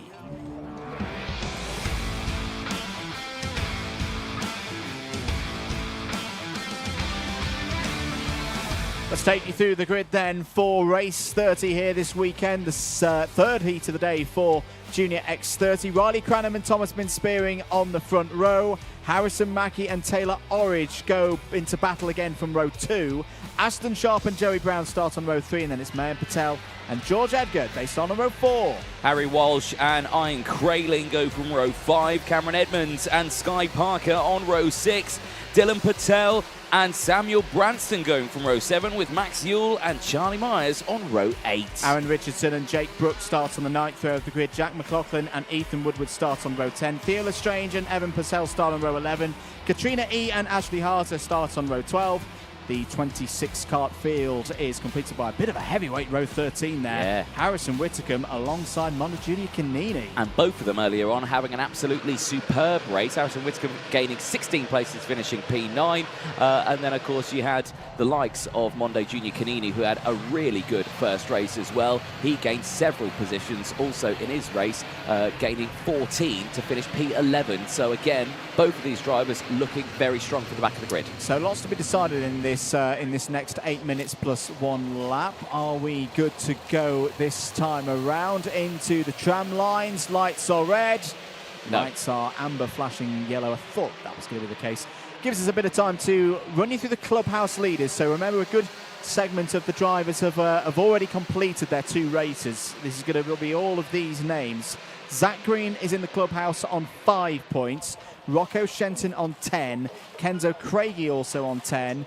Moore on 15. Owen 26. Forrest 28. Dodds 30. And Brathwaite 32. So that's your top 8 at the moment, but got to remember that that doesn't include any of the drivers who've only done 1 race so far and are in this one. So that is going to change across the course. Well, not even the next 8 minutes. It'll change once the data's coming in after lap number 1. Hello to Nanny June. Nanny cheering on June is Harrison watching. Mackie. Good stuff. Good to see you, Nanny June. It's been a while since we've said hello. I'm sure she's got the gin there. Hello to Gillian Bennett as well, cheering on Aaron Richardson, who will be looking to fight through from the 9th row of the grid. Are we good for a start here in the juniors? We are racing. 8 minutes plus 1 lap. Big sweep across from Riley Cranham to start this one, and Harrison Mackie again has taken advantage from that inside row, immediately up to P2. Once again, it's the Fusions breaking away from the rest of them, running through Christmas Corner, all looking clean there as Harrison Whitcomb again on the move, has already gained 3 or 4 places in this one. Orridge down the inside of Sharp there, taking 3rd place once again. Taylor Orridge is not afraid of putting a move in this weekend. That's off the road. Joey Brown's involved. I think Mayan Patel's there as well, and one of the Mick Barrett racing machines. Is it George Edgar? I think so. As well, that's a straight. All my years of commentating here at Whilton Mill, Anthony, I don't think I've ever seen 3 karts on that piece of grass before. No, and there's more off there going into the boots. It's all trying to sort itself out now, so let's go through the order. Confirmation it was Joey Brown, Mayan Patel, and the likes of George Edgar, who had gone off the track. Back here at the front, though, change for the lead. Mackie now leading the way. Cranham back to 2nd place. The rest of the field do not want to see this, because this is exactly what they saw earlier on. Taylor Orridge right there in 3rd place is in that spot. This is that battle again further back. This is the likes of Thomas Min-Spearing, Cameron Edmonds and Harry Walsh. Remember Walsh earlier on having a disaster after he was having a really good race. Right now again he's looking much stronger. Is indeed. So that change between Mackie and Cranham will also change things in the intermediate classification. It elevates Harrison Mackie onto pole position for the final at this stage as Harrison Whitcomb's on the charge through the field. He's up 7 spots now. How's Mona Junior Canini getting on in a similar fashion? 5 spots. Whitcomb has just had a warning flag, though. We need to keep an eye on that. Through goes the number 58 of Samuel Branston. for Croc Promotion this weekend. Gets past Harry Walsh. I think Max Ewell might have also gained in that exchange. So right now, if the race was to finish like this, Mackie on pole, Orridge on the outside of row 1, Cranham on the inside of row 2, and Zach Green would also be on that second row of the grid. Yes, indeed. 5.5 minutes to go. And, well, we're keeping an eye on this one. Taylor Orridge, I think he is closing in here. Remember, now he wasn't racing with these two earlier on, was he? So we didn't see that fight. Now we're going to see it. And, yes, he is closing in. He's bringing Sharp. He's bringing Spearin. Spearin's going fastest as well at the moment. So we could have a 5-kart battle for the race lead here. And with 5 minutes left to go, plenty of time for that to happen. Ian Kraling is there in 7th place. Ian Kraling really impressing me this weekend. A driver who has not raced here before. This is a brand new circuit for him. This is a brand new class for him as well. He raced Junior X30, of course, at PFI. It was one of the rounds, obviously testing for the FIA World Karting Championships that are heading to PFI, of course, in other category of karting, though. But he did so well at PF. It was just like, you know what, I'm going to stick with it. I'm going to go to Whilton Mill, because I went up to him and be like, oh, you don't race in this category. You've never been here before. Why are you here? I'd be like, oh, I just didn't really enjoy it, and I want to come and do some more. And I was like, fair play, welcome, enjoy the racing. And enjoying it, he's doing so. P7 at the moment. And I'm sure that is the primary reason why he's here. But again, for those World Championships later in the year, British weather, maybe gaining advantage of getting some loading. There may be a little bit of rain coming on later on this afternoon. That's still to be decided, of course, by what the weather gods present us with this afternoon. Meanwhile, we've got a proper race on here in this heat for Junior X30, because Taylor Orridge has closed in to the back of Riley Cranham. Thomas Min-Spearing, who was top of the intermediate classification for yesterday's round, so we know he likes this format. We know he's got some pace as well, and he's just set the fastest lap of this heat so far, breaking the 47-second barrier in race trim. That is some really good going from Thomas Min-Spearing, but at the moment it's all about these top three. Mackie, Cranham, Orridge, sharing the top 3 spots in the intermediate classification right now. This is going to have a big effect on the outcome of where they're going to start the final and where these next Hall of Championship points are going to go. Well, watching from home in comfort, I'm sure you all are. No, during confirmation, just coffee, lovely. Save me a brew, I'll be over soon.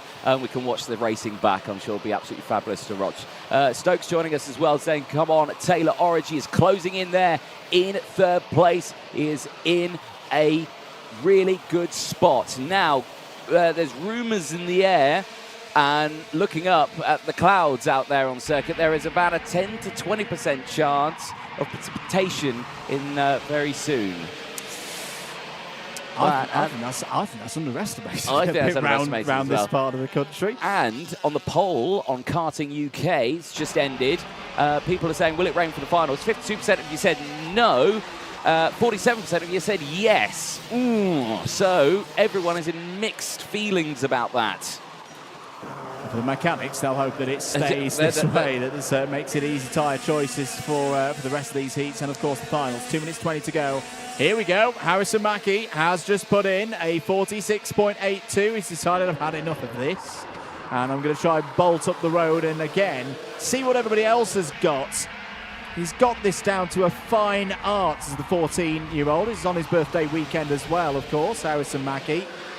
So a lot of hard work with his brother Lewis, who's his mechanic. They've had a number of great results across the course of the last couple of months. Are they on their way to another one here into the boot once again? Look at Cranham on the brakes, fiercely into the corner there, but Orridge is matching him, and we're getting into that part of the circuit.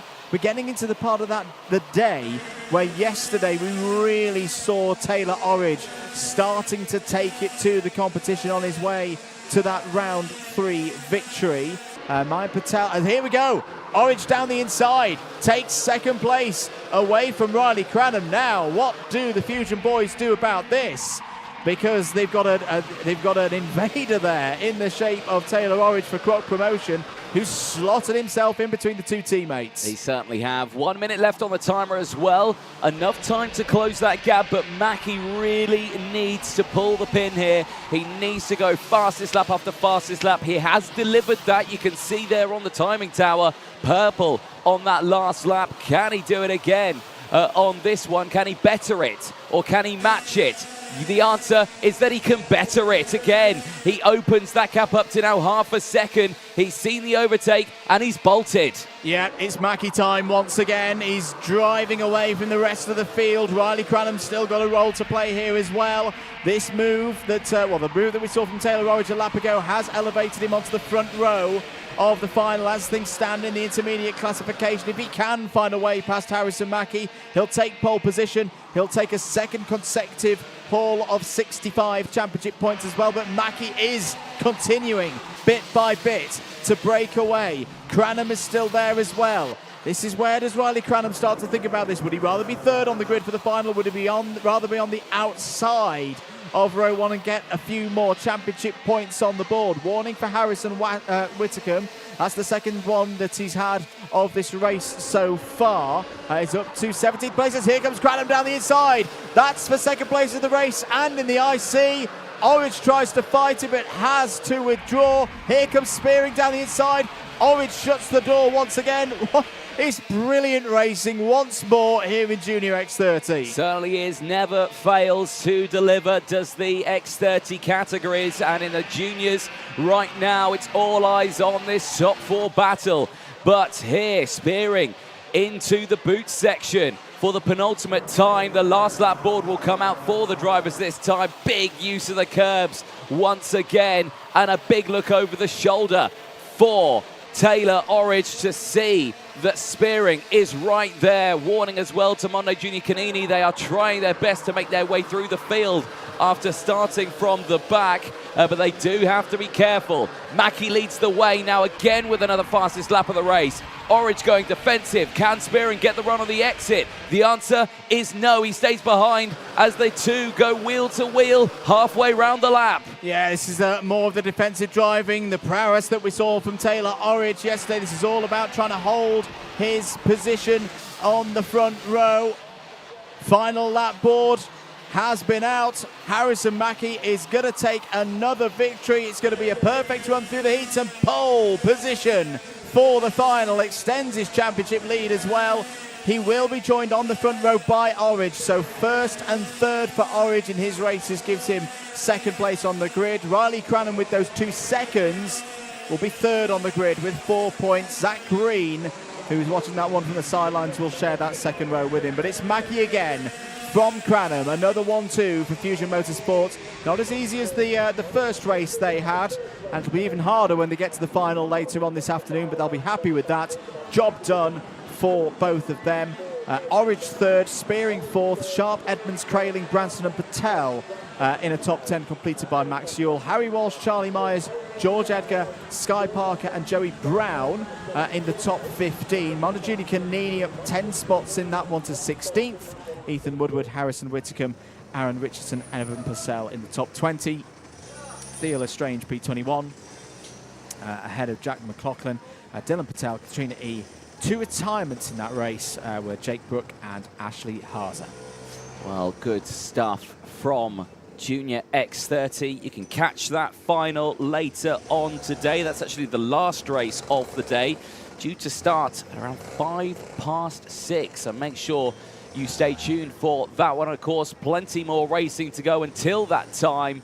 But good stuff from the entirety of Junior X30. Senior X30 coming up next, but like I say, the juniors have been absolutely on it today. You've got some rain radar action on your laptop there. There is a big band of rain coming over. It's light rain.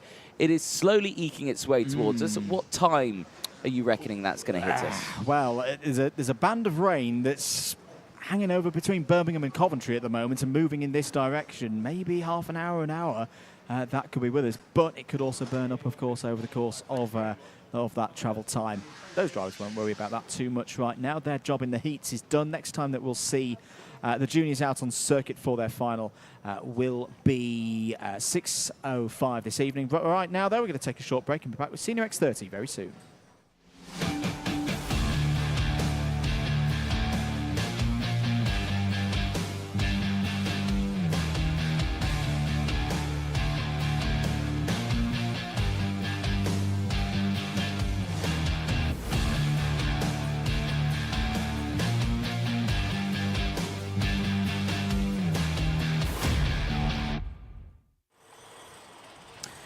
All set for the next race out on circuit. It's the second heat of the day for Senior X30 race number 31, heading out for 8 minutes plus 1 lap. That's up next.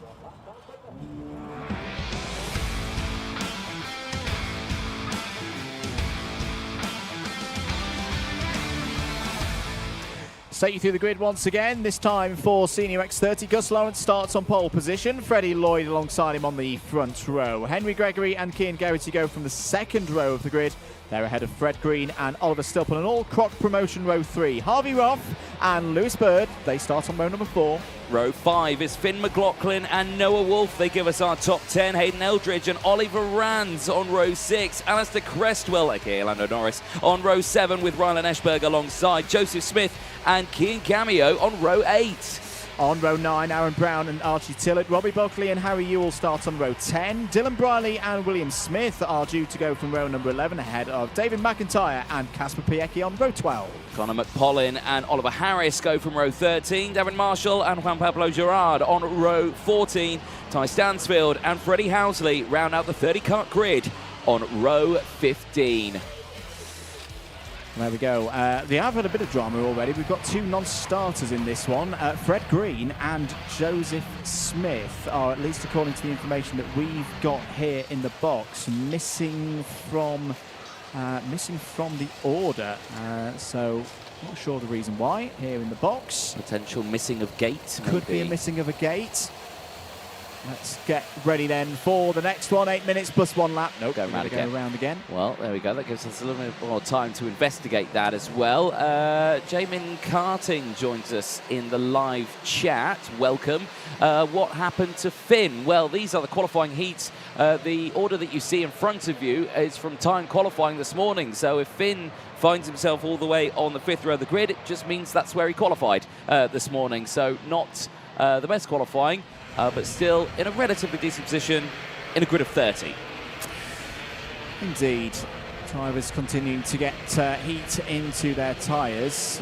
Okay, I think we've got a explanation for Fred Green. We just had a transponder not functioning sign come up on our notifications. That's good news in a way, because it means Fred Green is out there in the number 51. There he is in the green and black helmet. So thank you very much to camera operatives picking that one up.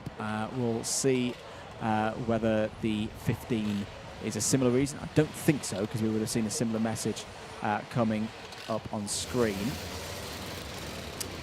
Indeed. Well, more drivers withdrawing from the event, which is a big shame. So that is a big disappointment for some of the drivers, but nevertheless the racing continues out of the final corner and into the tram lines. Here we go then, 8 minutes plus 1 lap. Who's going to take the next victory in the seniors? We're racing. Good start for Gus Lawrence, very close for second place. Gregory fighting in there for holding on to that spot from that good run on the inside into Christmas Corner for the first time. Oh, bit of a squirrely moment there. I think that was Harvey Roth right in the middle of it all in the number 36 TWM, but no problems at the moment for Gus Lawrence. It's Fred Green has come through. Oops, there's off to drivers left. It's the number 23. Is that one of the Optimas that's gone off there? No, it's a PSR. It's the PSR of Juan Pablo Girard, who has exited the scene.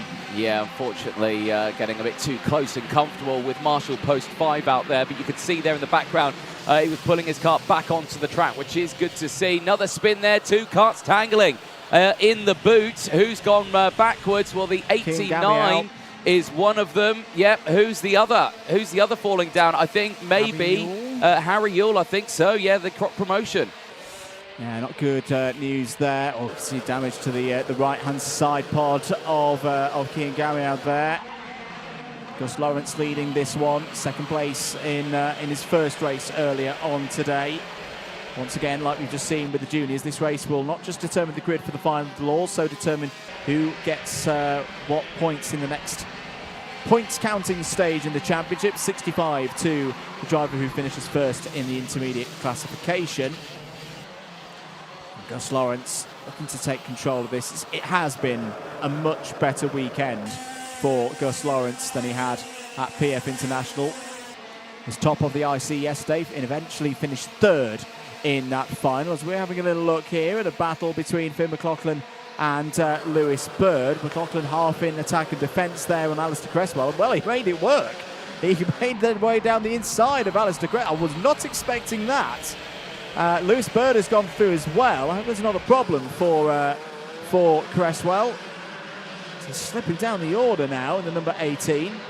As in comes Harvey Roth as well to maybe give a bit of a rear gunner defence, as back comes Oliver Stilp down the inside. Good move there from Ollie Stilp. Certainly was. Really having a good showing here this weekend. Same as the rest of the field there again. You can just see the battle in the background there. No Wolf in that one. Fred Green is going up and down our order here. Again, that transponder issue playing havoc there, but he is still in second place just for confirmation. Everyone there. Geraghty down the inside of Henry Gregory and moves up into P3 now. Freddie Lloyd right there. Rebecca Lloyd watching, saying good luck to Fred as he sends it down the inside of Ashby on Henry Gregory. We saw from Freddie Lloyd before, he had a bit of a slow start and then built into it and eventually came back to finish as your race winner. Are we going to see a similar performance with 5 minutes remaining in this one? Through into the new chicane once again, over the curb. Henry Gregory's had a great weekend so far. +5, oh no, not +5 second penalty, it's a technical flag for the number 63, that's Oliver Harris. That's not good news for Oliver Harris, because if my memory serves me correctly, I think Oliver had problems in his first race. That spells repechage, because that technical flag will end the race, of course, for the privateer. They certainly do. Well, eyes on this one. Gus Lawrence doing what he needs to do here. Looking strong at the front, just 2 points to his name. He would start on pole, just keeping it there, keeping it consistent. He wants to keep a nice gap between himself and Lloyd, who's currently in fourth place. He does not want a repeat of what happened earlier on, where he got overtaken around the outside through Wilkins during the heat. God, look at them. They're nearly going all four over those curbs there and getting air. Yeah, no, I think Noah Wolf was a little bit close to the... was a very close to the... flip-flop there. Apologies, yeah, I got ahead of myself. We had a repechage last time at PF International, but we don't have one today. So at least for those who are having problems in this race, they won't have a repechage, but they will start from the back of the field. Yes, yeah, just the juniors. Just the juniors with the repechage with that one there. Lewis Bird now with the fastest lap of the race. He's there in P6. He's well in the background of this battle just here. Eyes further back. King Gamio's received a 5 second time penalty, so he's deemed at fault. He's already out of the race though in P28, so that's just insult to injury there. 3 minutes to go on the race. It is still Lawrence from Green, Geraghty from Lloyd, Gregory from McLaughlin, and it's Bird from Cresswell. Stilp, Wolf, Rands, then Harvey Roth in 12th place. Archie Tillett up 5 ahead of Aaron Brown, Robbie Buckley, and Ty Stansfield up 13 places into the pit lane. A retirement there for Oliver Harris, the privateer, unfortunately, out of this race. And the first time we've seen Ty Stansfield come flying through the order in this season. And the performance from him at PF International, where he did come through the repechage that we had on that weekend, and continue that drive through once he got into the final. Over the curb once again, just closing up at the front here. Gus Lawrence is going to have some pressure once more from Fred Green, Cian Geraghty and Freddie Lloyd. A second covers the top 4 right now. And still the best part of 2.5 minutes to play. Move further back. McLaughlin down the inside of Gregory. Classic Finn McLaughlin stuff. He loves a good old overtake on the brakes, as that is another one on the brakes. Geraghty past Green for P2. Yeah, indeed. This is really shaking things up now. Lloyd trying to get involved. Lloyd immediately on the attack here as well. Gets past and they both go off the track. Now, that's an interesting one here. Race control will have to look at that and see who should give that one up because, well, both of them leaving the circuit. I think Zach Green would have something to, or Fred Green, sorry, should have something to say about that. Warning for Robbie Buckley in the number 13. They see the live view inside the CCTV area. David Manchester looking over the cameras. Alfie Briggs in there as well as the driver representative assisting the officiating here this weekend at Whilton Mill. More changes. McLaughlin down the inside, but now being attacked, counter-attacked there by Green. Lewis Bird also in the mix. Back counter attack from Finn McLaughlin, who retakes 4th place. And with that, well, it's a very tight pack in the intermediate classification around Green, McLaughlin, Gregory. So that's all going to change there. That could be the difference between starting on the 4th or the 3rd row, maybe even the 2nd row. Less than a minute on the clock. Lawrence looking a bit more comfortable now in this one. Anthony's got a half-second lead. Yeah, exactly. He's chilling. He's calm at the front there. He may have to start thinking about Cian Geraghty in a few moments' time. That gap has come down actually quite quickly. It's down to half a second. Cian Geraghty setting that fastest lap of the race. And looking at the sector times on this one, yes, actually quite a bit quicker through Sector 1. Identical Sector 2.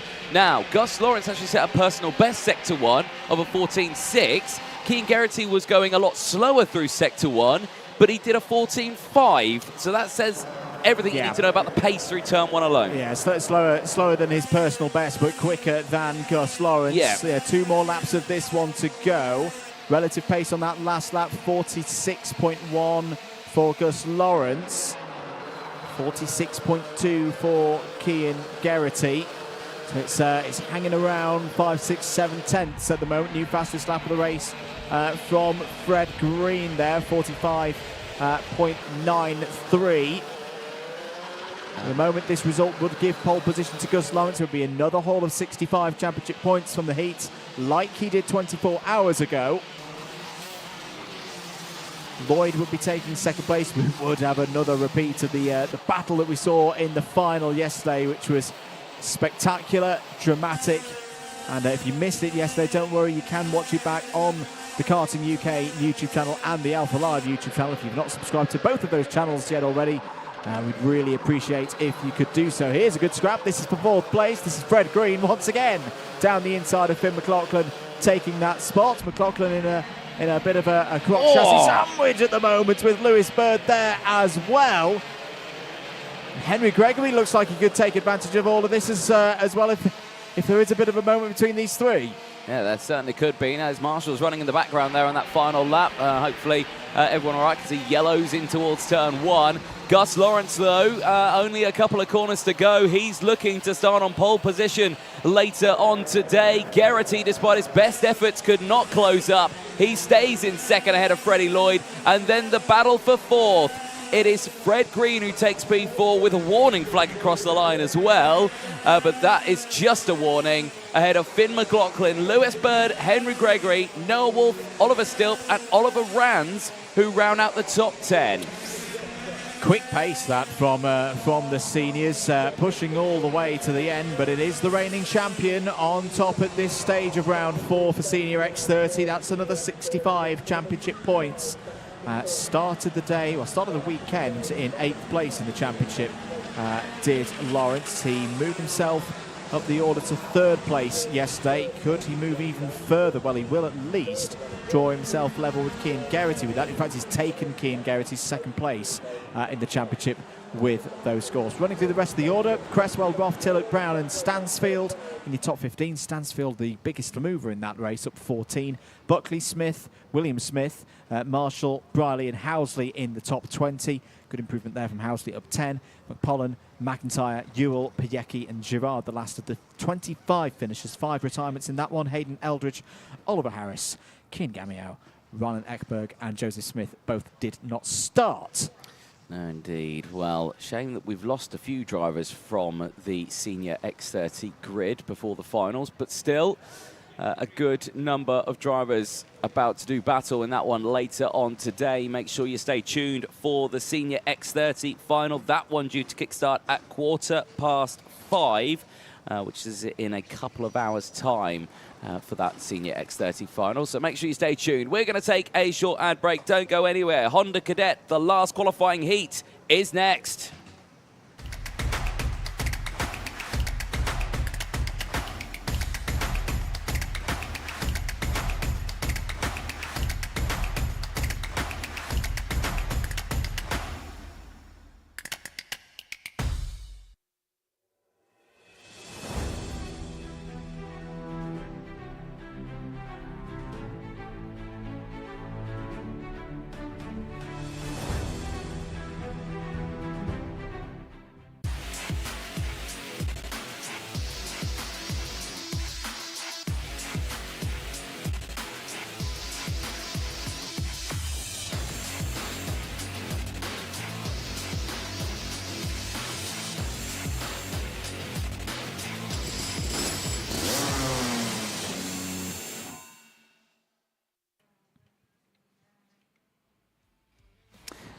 Back once again here at Whilton Mill for Event 4, the Wera Tools British Kart Championships for 2024. Getting ready for the next one out on the circuit. The last time we'll say 8 minutes plus 1 lap in a heat capacity here this weekend. Here is your grid for Honda Cadet GX200. Ralphie Branscombe and Ed Spain on the front row. Ryan White and Archie Cannon on row number 2. Margaret Skavekis and Alfie Mayer will start on row number 3. And then on row 4 is Archie Loveridge and Elliot Bourke. Luca Batavu and MZ Rosie on row 5 ahead of Riley Blakemore and Harry Grant, Shea Hilton and Jan Prakesh, and then it's Ricky McIntosh who rounds out the field. When you introed it there with these class, I thought you were breaking into song there. You went, really? Yeah. You said back once again, and then I went with the Renegade Master. Down with the back. See, it wouldn't be a British Kart Championship if with about a little bit of additions to the Spotify playlist. There we go. Exactly. Indeed.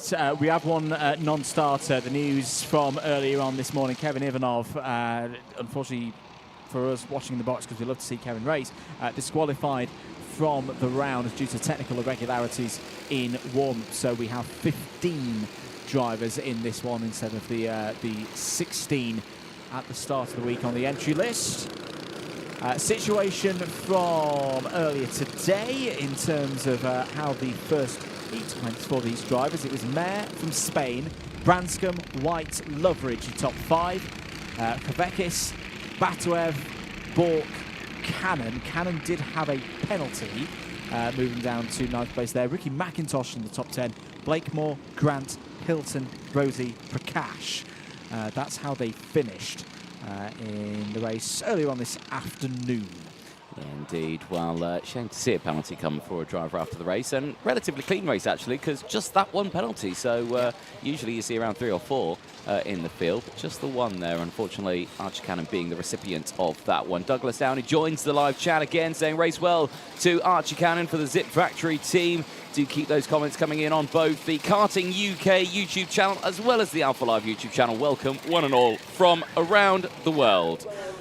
So it'll be a standing start, of course, for Honda Cadet GX200. Dan Ashton there in the centre of the grid, just examining that everybody is getting themselves in the right position for this one. And, of course, it will be 8 minutes plus 1 lap. Oh, bit of a problem there, I think, for Jan Prakash in the 44. And, I think that looks like James might be out of this race. We'll be in the final. All of these drivers will make it to the final. But a problem there for the number 44 means we're down to 14. That's one kart that is a did not start. Oh, indeed. Well, looks like we're all good at the front. Looking at the lights then for Honda Cadet for their last qualifying heat of the weekend. Lights go green. Here we go. We are away and racing, and it is a good start from that inside row. This time around, it is Ed Spain who leads the way. Ralphie Branscombe did not get the run off the line like he wanted. He stays there in second place, but immediately goes on the attack. Not close enough. Not close enough, but it was a good go there. It looks like Ryan White's had a good start, as well as a bit of a quiet season so far as Ryan White. This is not a quiet start at all down the inside for P2. Did White make that work? Yes, he did. Through, past Ralphie Branscombe, past the championship leader. This is more like it. This is what we've been missing so far this year from the reigning champion in Honda Cadet GX200. And yeah, it's good to see. Certainly is, through the boot section for the first time on this opening lap here. Zip Factory team going wheel to wheel here. All three of them going wheel to wheel there. Unfortunately, the Scotsman of Archie Cannon losing out the most there. Alfie Mayer, Archie Loveridge going through. The two Archies going wheel to wheel out there as well. As we go up to Christmas Corner for the second time. More drama for P4. Mayer looking to the inside, and Mayer's gone round. Alfie Mayer, after contact with Archie Loveridge, goes round, and Cannon goes through, and Mayer tumbles down the order. Just shows how quickly things can change in this category. Alfie Mayer on that great run, won the final yesterday, took the first heat earlier on today, is now looking at 14th place in this one. There still could be opportunities to race back through, but that is not the way Alfie Mayer would have wanted his second heat to go at all. Here is your battle for 5th place. Cannon at the front of it. Luca Batarev once again in his first weekend in the Wera Tools British Kart Championships, doing fantastically. This big step up to this level is there in 6th place. 6 minutes of this one to go. It's the top 4 that have broken away. Spain, White, Branscombe and Kavekis. And Marcus Kavekis as well. You know, he keeps finding his way into these front breakaway groups. He's really growing as a strong racer. He certainly is. Looking down the inside there, just in the background. Luca Batavu in the number 22, trying to find a way through, but at the moment staying there. Elliot Bork still racing. He's got Ricky McIntosh for company. That's 7th and 8th place. Finally, Blakemore still in P9. Harry Grant rounding out the top 10. No change for the rest of those. In fact, I say that down the inside there. Archie Loveridge, who's on his fight back, is under investigation at the moment. After that moment at turn number, at Christmas Corner, I should say. But the rest of the field still having a good run. No change still with the top 2, but Ryan White has closed right in on Ed Spain, but still no change. So at the moment, in terms of the intermediate classification, Ed Spain would be starting on pole position for the final. I'm not sure he would want that, because all of his starts from P2 on the grid so far this weekend have been absolutely fantastic. But, well, he would get the extra championship points. That would be to put a smile on his face. 65 of them, following up, of course, when he won the final, the single final at Lark Hall when we were up in that amazingly sunny weekend in Scotland. Yes, that was a thing. If you don't believe me, go back and watch the broadcast from event number 3 on the Karting UK channel. You know, I've been to Lark Hall twice now in Scotland. Yeah. Every time I said, I'm going to Scotland, they say, well, make sure you take your brolly, everything like that. Both times I've been to Lark Hall, it's been plus 30 degrees, I've been sunburned, and I've needed sunglasses. It's a myth that it ever rains in Scotland, I think. We'll leave that one to chat as to whether that is entirely correct. But no, I agree with you. It was a great weekend at Lark Hall if you missed it for round 2 of the Honda Cadet, and of course we had the Rotax package there as well. Here this weekend though, with the IAME package, Honda Cadet putting on another entertaining show. And we've gone into that classic mid-phase now, where these 4 just taking the time down, not doing anything too dramatic. Not wanting to let any of the other drivers in. There's been a change for 5th place. Batarev, according to the information that we've received there, is ahead of Archie Cannon now. Elliot Bork running nicely also in 7th place. New fastest lap of the race from your race leader, 54.12. As a reference in terms of pace, it's about 7/10 off what we saw in terms of the top pace in heat number 1. It certainly is. Keeping an eye on this second group. This is 5th place down. Archie Cannon leading that one at the moment in that number 42. Looking to the inside there was Elliot Bork. Just thinking against it, staying behind Luca Batavu. We'll keep an eye on all of these battles as they go on. 2.5 minutes left on the timer. Eyes on the front group as well. No change, but look at the gap, 0.02. They're just absolute bumper to bumper at the front of this field here, aren't they? They are indeed, with 2.5 minutes remaining on the clock. There are your leaders over the line, 0.09. Well, that's about the length of a Honda Cadet GX200 chassis. as they go up towards Christmas Corner here on lap number 7. I tell you what as well, Spain and White are starting bit by bit to break away from Branscombe and Kavekis. No reason to panic though for Branscombe and Kavekis, because they're still in that, well within that range of if and when, and it's more when, Spain and White start to battle over this lead, they will bring themselves back into the mix, properly into the mix. Yeah, properly back into the mix. Well, good stuff from the drivers. Well, I say Ryan White's dropped off the back a little bit there. A little mistake maybe on that last lap. Just through one of the midfield sectors. He's closed it back up again now, but that's brought Branscombe back in. Kavekis also back into play now. It's still one group. Frankie with 2 eyes has joined us on the live chat saying, come on, Ralphie. He's doing a good job now. Fastest lap of the race on that last lap for Branscombe. Back up towards Christmas Corner, 90 seconds left on the board. This is usually about the time we start to see those defensive lines come in, but at the moment, nothing yet. Yeah, Ed Spain driving a really good race here, keeping calm at the front of the order. So I think that win at Lark Hall really has changed him for the better as a driver. So much more confidence now. He's got some great backing from Ambition Motorsport, who are arguably one of the most experienced, if not the most experienced team at this level with these GX200 engines and this formula. Always a strong team in the preceding formula as well, particularly around this circuit. And they're showing their expertise once again, helping their driver to stay at the front. But it's one thing to have the package underneath you, it's another thing to pedal it. Ed Spain completes another lap, 8 of them down, still leads this race. Yep, indeed. Well, 30 seconds on that board now. It's really just a matter of not where, but when is this battle going to start raging on? Are we going to see the defensive line in towards Ashby? No, but we are going to see attack in towards Ashby Hairpin, and it's going to come in the form of Ryan White, the champion in this category last year, going wheel to wheel with Spain. Now Branscombe on the inside has felt the need for speed, and he dives down the inside through Osiers, and he gets up into second place. White now having to defend for third place as Kavekis trying to get involved but stays there in P4. Spain still leads the way, and they've not even seen the last lap board yet. Really good stuff from Ed Spain. Very brave, had to hold it in there hard to make sure that Ryan White wasn't able to get back across. Branscombe read it brilliantly as well, as we saw yesterday in the final, of course, where he raced through to get third. A bit of an unexpected result given how many troubles he'd had earlier on in the day. No troubles today, though, for Branscombe, who's now looking to the outside. This is going to get very close. Branscombe onto the grass. Oh, no! Big incident for Ryan White there, who rolls over through Boxing Day corner. That is not nice to see at all. And, well, Ed Spain continues in a red flag. That's to be expected. A red flag.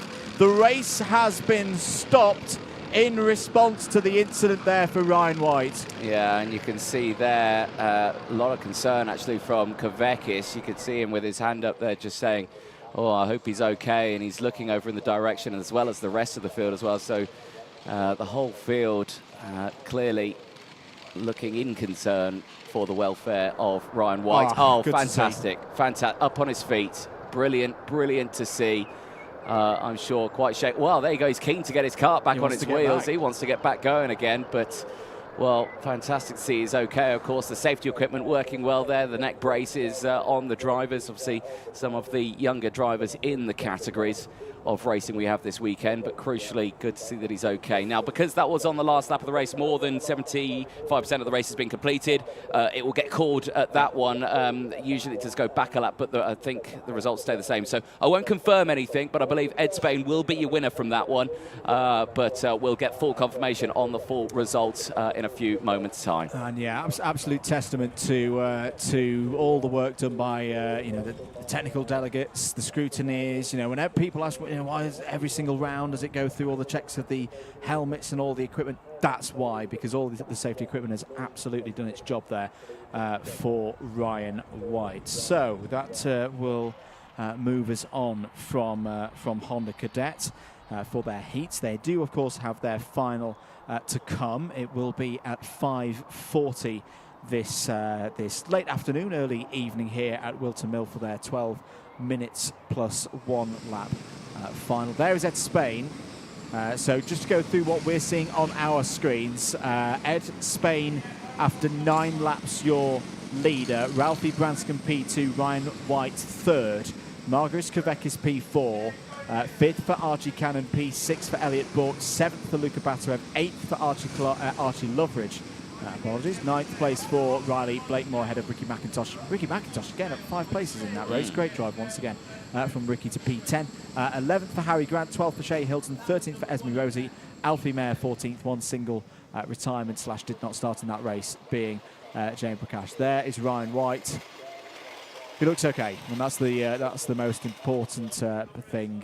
Obviously, a little bit frustrated with how that race finished. In terms of intermediate classification, Ed Spain P1 on 2 points, Ralphie Branscombe on 5, Ryan White on 7. We'll take a short break here on the commentary and be back for more action here at Whilton Mill for Event 4, the Wera Tools British Kart Championships.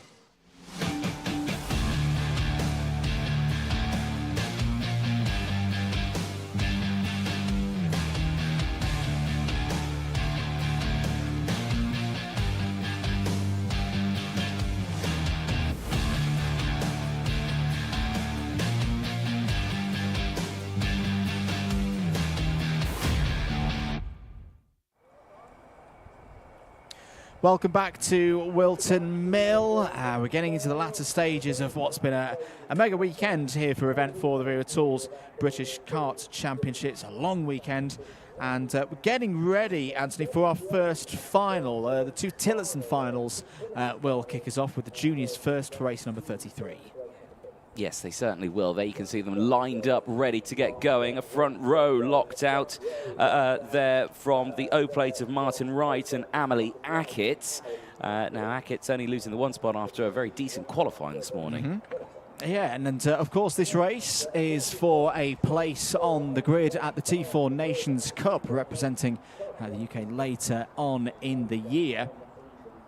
And I think with the grid they'll all be gearing up for this one. For the first time today, let's head down to Nicole Sutherland, who's on the grid. Thanks, guys. So we're over on the grid. We'll just catch up with Amelie Hackett. Amelie, you qualified pole earlier on today. How's your weekend been going since then? I think it's been going all right.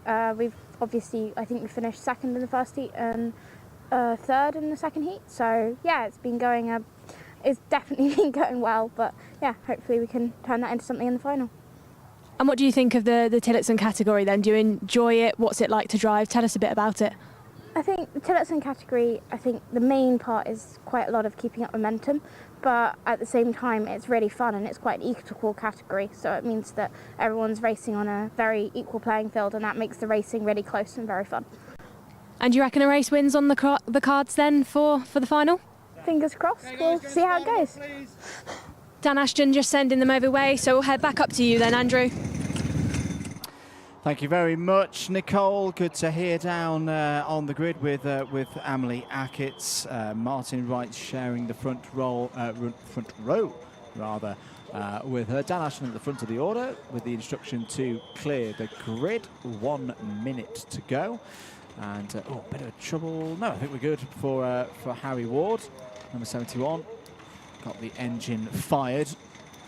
Equal machinery, of course, with specifications for all of these drivers, brought centrally from Tillotson themselves. Let's get ready then. It's the Tillotson T4 Junior Final is up next.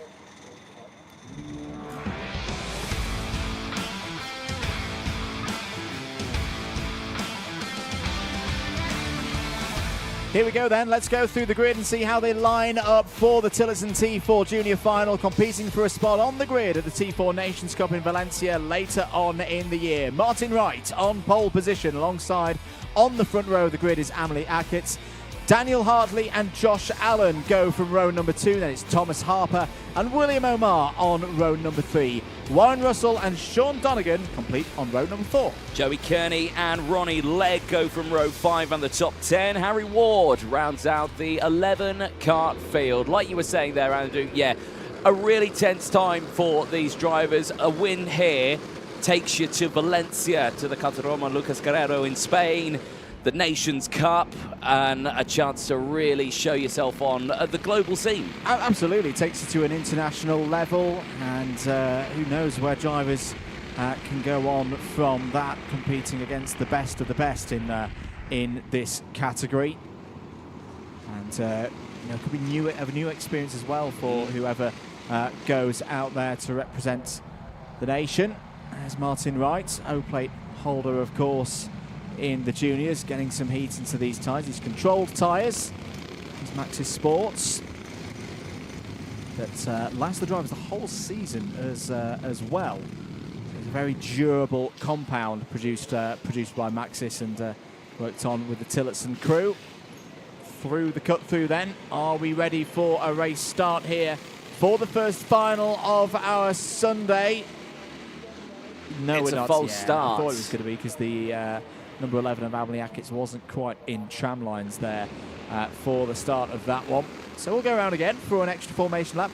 Keep your comments coming in. Hello to Jack Mackenzie Smith, who's cheering on the Irish lads. Great to have great representation from Ireland once again this weekend. 4 Irish drivers, registered drivers in this one. And keep your predictions coming in for who's going to take this one. We've got our senior race coming up as well. The Tillotson T4 senior final will follow for their second qualifier for the T4 Nations Cup. I think all in all, a very successful couple of runs for Tillotson T4, joining the Wera Tools British Kart Championships paddock for this event here at Whilton Mill and event 2 at PF International. And plenty of details over on the Tillotson website about how to get involved. It's a great way to step into owner racing for the first time if you haven't done it before, particularly from other stages of the karting pathway. Through the cut through again, 12 minutes plus 1 lap, the order of things in this final. First time we've said that for Tillotson T4 this weekend. Into the tram lines. Are we good for a race start? Yes, we are. Lights out, green and racing. Good start for Martin Wright. Daniel Hartley there immediately up to P2. Hartley, who has taken both checkered flags in the heat so far this weekend, but is now down the inside for the lead of the race. Is there going to be an opportunity as well for the number 15 of Thomas Harper, who's had a good start? Oh, Emily Ackett is on the grass. That's not good news at all. The number 11 gets back on circuit, but poor Emily Ackett goes from P2, front row of the grid, and is now 11th. Yeah, that is a big, big shame, but there's a 12-minute long race. There is plenty of time to try and close that one back up. Especially with how consistent these karts are. Back at the front here now, and it's Daniel Hartley who leads the way, followed closely by Martin Wright, who is still there in second place as they make their way through the kink for the first time. There in tow, you can see it's Thomas Harper, who's had an absolutely superb start to his race and is up into third place. Yeah, brilliant use of the inside line there from Thomas Harper. Here we go once again with the top 2 drivers on race pace so far. Off the my track. Goodness, that's a bit of a wide moment for Warren Russell, I think, in the number 78. I think he gets back on circuit. Well, I've been out there, young man. That's not a nice piece of grass to drive along. There's all sorts of monsters and ghoulies in that part of Northamptonshire. Yeah, certainly not a way you want to go up the run towards Christmas Corner, and that brings, of course, Emily Ackett into play again, now back up into P10. Just shows never give up in these early stages of a race. Check over the shoulder there for Martin Wright just to assess the situation. Confirmation that you've got a bit of a gap there, Martin, to break away with Daniel. Let's see what you can do, though. Of course, it's only the winner who gets to go to Valencia. So again, all of these drivers will have to really think about where they position their karts. William Amar now with the fastest lap of the race. He's in P5. He's part of the group, trying to close up to these 2.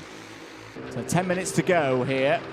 As down the inside, there's Josh Allen making the move on Thomas Harper for third place. William Amar not too far behind as well there in the 41. Oh, I thought Harper had definitely had a thought of going back down the inside into Ashby. Thought better of it. Slotted back into 4th place. Because, of course, as you say, Anthony, only 1 ticket to Spain. And whilst a fight at this stage of the race for 3rd, 4th, 5th is good fun, it is diminishing your chance of getting into first position as the race goes on. Daniel Hartley, though, continuing to show what we've seen through the heats. Remember, in Heat 1, he did take the checkered flag first, but had a 5-second penalty. So that moved him down the classification a little bit. Is why he started this race on the 2nd row of the grid. But right now, 53.99, new fastest lap of the race until Emily Ackett's just did that 53.78. It's not all over yet for Ackett's. Could she make her way back through? Here's a change for third. Yep, certainly so. Down the inside, William Omar now up into P3. So again, now is leading this group here. The way I think these guys have got to treat this, these drivers have got to treat this, is, you know, it's a repechage, and the bubble is first place only. Yeah, I like that. And so you need to not fight, you need to not scrap, you need to get into a position, you need to trust the person who's leading that group. And I think right now with William Omar in front of that one, I think they've got a good driver at the front of this group now to bring you along to the drivers ahead. If you start going for these little moves here and there and going side by side, trust me, you just lose time. You need to focus. So, and that's what we're seeing right now. But Omar, I think, is actually dropping the drivers behind, and he's going for the charge all by himself. Yeah, this is going to be tough for William Omar, but not impossible if he can keep himself within that range, because Martin Wright's not going to settle for second place today. Why would he? It's a one-off qualifier to get to an international finals. There's only one opportunity this year to do so with the Wera Tools British Kart Championships. He's going to push all the way. Second is not enough on a day like this. There's the number 76 of Josh Allen in the in the orange and black suit.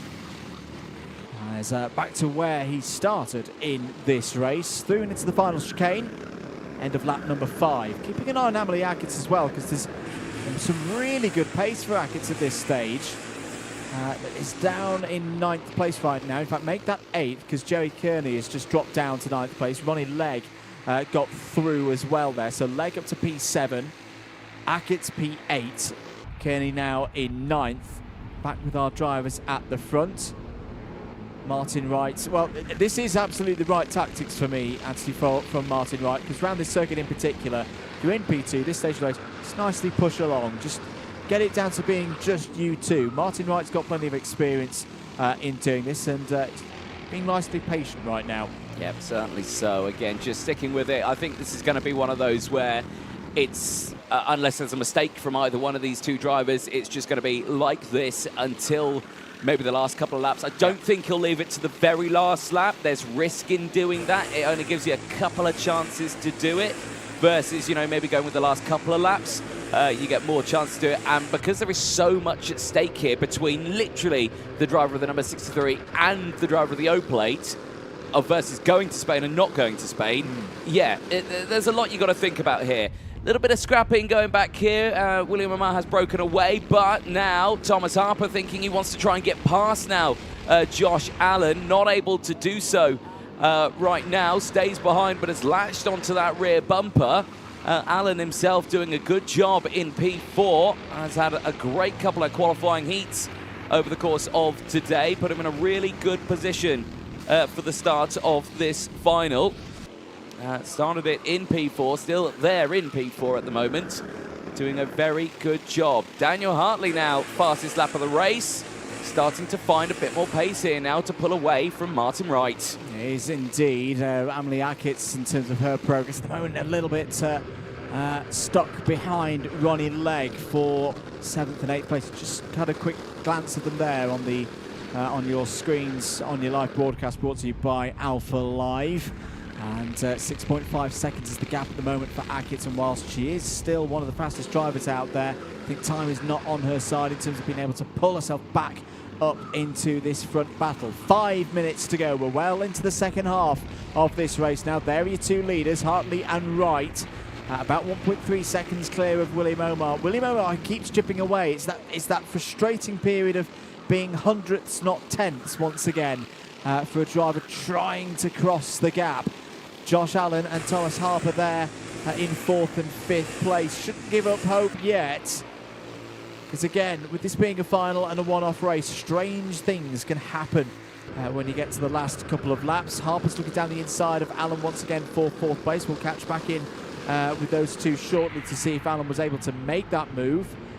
No, wasn't able to, so Harper holds there in 5th. Certainly does. Well, at this midway point of the race, as again another look down the inside. I think this time it is done down the inside, but can Allen hold it round the outside? He's certainly going to give it a good go, wheel to wheel, and just squeezes through Thomas Harper, I'll take your hat off to you for trying your level best on that one. Really stuck with it. But, well, Josh Allen is showing why he qualified fourth for this final and just holding it there around the outside through Osiers. Now you're seeing just behind the lights of Sean Donegan closing in. Sean Donegan just saying there with the hand gestures, keep going, don't scrap or anything, because I'm going to close in on you now. And now we're going to lose time to the drivers up ahead. I think no matter what you do here, I think they're gone with the amount of scrapping that's going on here. Nice switch back and a dive down the inside for Thomas Harper in towards Ashby Hairpin. And that sign sealed and done it. Josh Allen down to fifth now under pressure from Donegan just behind. Oh, yeah, good stuff there from Thomas Harper. Would have been very easy to get a bit too frustrated and make a mistake and go for a bit of a desperate move. That was well positioned, timed nicely on the brakes, and good for fourth place. 3 minutes to go then. End of lap number 10. No change at the front. Hartley's just put in the fastest lap of the race of 52.94. Is Hartley now starting to turn the pace up a little bit to try and edge away from Martin Wright, to try and dampen the spirits of Martin Wright at this stage? They're now pulling away from William Omar again as well. The two leaders have got 2 to 3 tenths a lap in hand over William Omar now, so Omar's chances of going to Valencia are beginning to fade. But, you know, it's still worthwhile trying to get on the podium here, being on the podium for an event of the Wera Tools British Kart Championships. 2 minutes and 20 seconds remaining in this one. Wright starting to come back now. This has been a good response from the O-plate holder. Certainly is. He's right on that rear bumper once again. 2 minutes left on the timer as they make their way across the start-finish line. No changes as of yet between the top two. While we wait for a potential move from Martin Wright here, still no luck in towards Christmas corner. We'll turn our attention back to the Wera Tools British Kart Championships Instagram page. More questions are asked, the commentators' questions. One from the real AJ_F1 saying, "What's your most iconic phrase?" Honestly, mine is probably Suboptimal as well. is a hearing in the I don't know.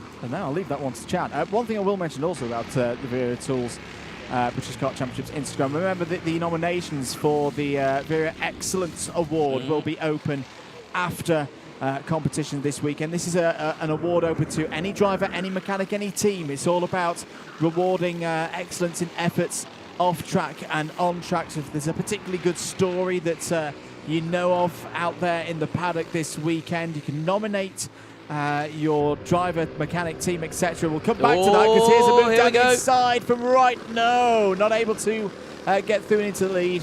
But no, get your Instagram stories nominations in on the @British Kart Championships Instagram. That'll be out later this week.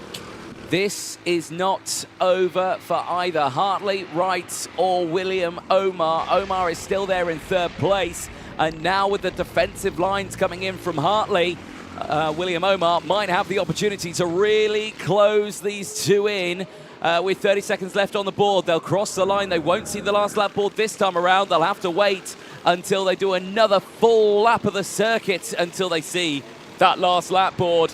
But still, right now, it's Hartley from Wright, but Wright is putting on that pressure up towards Christmas corner. Hartley's going to hold that inside line up the hill, then sweeps back to the outside to take the optimal line. Just trying to break that toe up the hill. It's not worked out. And still no lunge to the inside, no defensive line there from Hartley as the timer strikes 0. And this is what William Omar's hoping for, that could bring him back into play in the latter stages of this race. Into Osiers for the penultimate time. Daniel Hartley keeping calm at the wheel of that number 63. Down the back straight into the boot for this 14th lap of the race. Martin Wright is there, right there. Is this going to be an opportunity up into Christmas corner? He needs a good bit of drive off of pit bend. There is the last lap board. We still don't know who's going to Valencia in Tillotson T4 Junior. Good drive from Martin Wright. This is going to be his opportunity. Hartley's surely going to have to go defensive to the inside. There's a lane down the inside though for Wright. Oh, there's very close there between Hartley and Wright, but here comes Omar. Omar closing in all the time. Hartley still has the lead. Next opportunity, down into Ashby. Is there going to be a switchback on for Martin Wright? No, Hartley's dealt with that really well. Omar still continuing to close in. Ozies is going to be the next opportunity. Hartley defends well once again. Onto the back straight now. Still not decided who's taking that ticket to the T4 Nations Cup. Oh, Omar's on the scene for second place. That's good news though for Daniel Hartley, because he's not under attack now through the final couple of corners. Daniel Hartley takes the final and goes to Spain in Tillotson T4 Junior. William Omar in second place. Martin Wright completes the podium in third. Superb stuff for Tillotson T4 Junior. And put it this way, 0.2 of a second separated Hartley and Omar. The difference that would cost a trip to Valencia to the Nations Cup later on in the year. Daniel Hartley, after a penalty earlier on, redemption for him, takes the win in the final ahead of William Omar, Martin Wright, Thomas Harper, Josh Allen, Sean Donegan ahead of Emily Ackett. Amazing recovery back to 7th place for Emily Ackett after that earlier excursion off the circuit. Ronnie Legg finishing in 8th place ahead of Joey Kearney. Warren Russell ahead of Harry Ward in 11th place at the end of that one. Superb drive from the top drivers and the end to the first final of the weekend on Sunday as drivers make their way back to Parc Fermé. Nothing is signed, sealed and done until we get that confirmation. That is true. You never know for William Omar. He's pushing in there. You know, if there was a problem, we hope, of course, not for Daniel Hartley. Then William Omar is there in second place and still gets a spot on the podium as well. And that moment to enjoy. But it is Daniel Hartley's day, and it's a well-deserved victory, if you ask me, Anthony, because in terms of that race pace, he has been the driver to beat throughout the whole day. He certainly has. Yeah, really on form, on pace. Now he's mastered the Whilton Mill circuit. He'll now have to study up and master the Autodromo Internacional Lucas Guerrero in Spain, because that's where he'll be heading in a few months' time, and you can see what it means to him there. A tough weekend for Daniel Hartley, but I think well deserved. And yeah, especially, you know, he didn't have the best of timed qualifying. He had work to do. He definitely showed that pace through the first heat, but again had that penalty, which was another little setback. But he's kept pushing on throughout the course of today. And, well, let's head down to Nicole Sutherland, who I believe is in Parc Fermé, and hopefully we'll be able to get thoughts with our winner. Such a close race there from our Tillotson junior drivers. We'll catch up with race winner Daniel Hartley. Daniel, you'll be joining Philip Rawson at the Tillotson Nations Cup. How are you feeling? Really good, actually. I didn't know that I was going to win. I just wanted to push forward with Martin, but last lap I knew I had to defend. And going into the Nations Cup, you know, what are your thoughts? Are you excited? Are you confident? Tell us about it. I've already been there twice, so I might win it. And is your mechanic your dad? No, he isn't. No? Can we get a quick word with the mechanic? How are you feeling? You know, what an achievement. You'll be joining Philip Rawson, who won the seniors back at PFI. What are your thoughts? Yeah, no, absolutely. We've actually done the Nations Cup the last 2 years. And going back there for a third year, so it's always a great event out in Spain in September. Daniel's had a good day today, won on track all 3 times. We had a penalty earlier on, but he's drove really well, and actually his last lap defending them was really, really good. So really pleased with him, really happy, and yeah, look forward to Spain in September. Congratulations to you both then. We'll see some more action from our Tillotsons. Andrew, we'll head up to you quickly, and then I'll meet you guys on the grid. Indeed, let's have a look at some of the highlights from that final in Tillotson T4 Junior. Away from the start, good start for Wright from pole position. Hartley following through there into P2. Unfortunately for Amelie Ackett, starting on the front row of the grid, a bit of a dramatic first lap. She'd have problems coming through and out of Christmas, would fall down to 11th place. It was all about these top 2, though. There was a big moment as well for Warren Russell. in the number 78, who went for a bit of grass tracking on the exit of the Crook corner and through Fine Lady. But early stages, we've seen Hartley and Wright both break away, entertaining scrap as well between Thomas Harper and Josh Allen. In the end, it will be Harper taking the advantage. Harper would finish the race in 4th place. There's about a 1.5 to 2 second gap for Hartley and Omar going into the last couple of laps, but you always knew with what was at stake, that one ticket to the T4 Nations Cup, that Hartley and Wright would start to fight, and that is what gave William Omar the opportunity to sweep down the inside and take 2nd place late on with a great move, a classic move on the toe of the boot. But it's Daniel Hartley who will be going to the T4 Nations Cup later on in the autumn with that well-deserved victory for his time there. Took the checkered flag every single time today. Didn't get both wins in the heats because of one of those penalties, but it doesn't matter now. He's got the win in the final and he's on his way to Spain. Let's head down to the grid then, because our next race is ready for Nicole Sutherland. Thanks, Andrew. We're joining Mike Coppin here as he heads out for the final.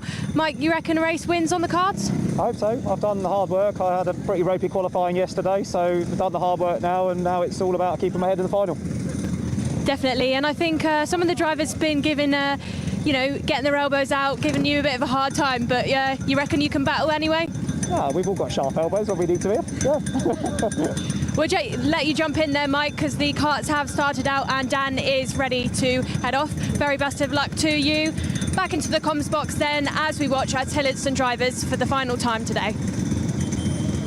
Thank you very much, Nicole. Absolutely correct. Tillotson T4 senior final next. Once again, 12 minutes plus 1 lap. And again, a place on the plane to Spain on offer here for our drivers to represent the United Kingdom at the T4 Nations Cup later in the autumn. Anthony Jordan, yes. What are you expecting?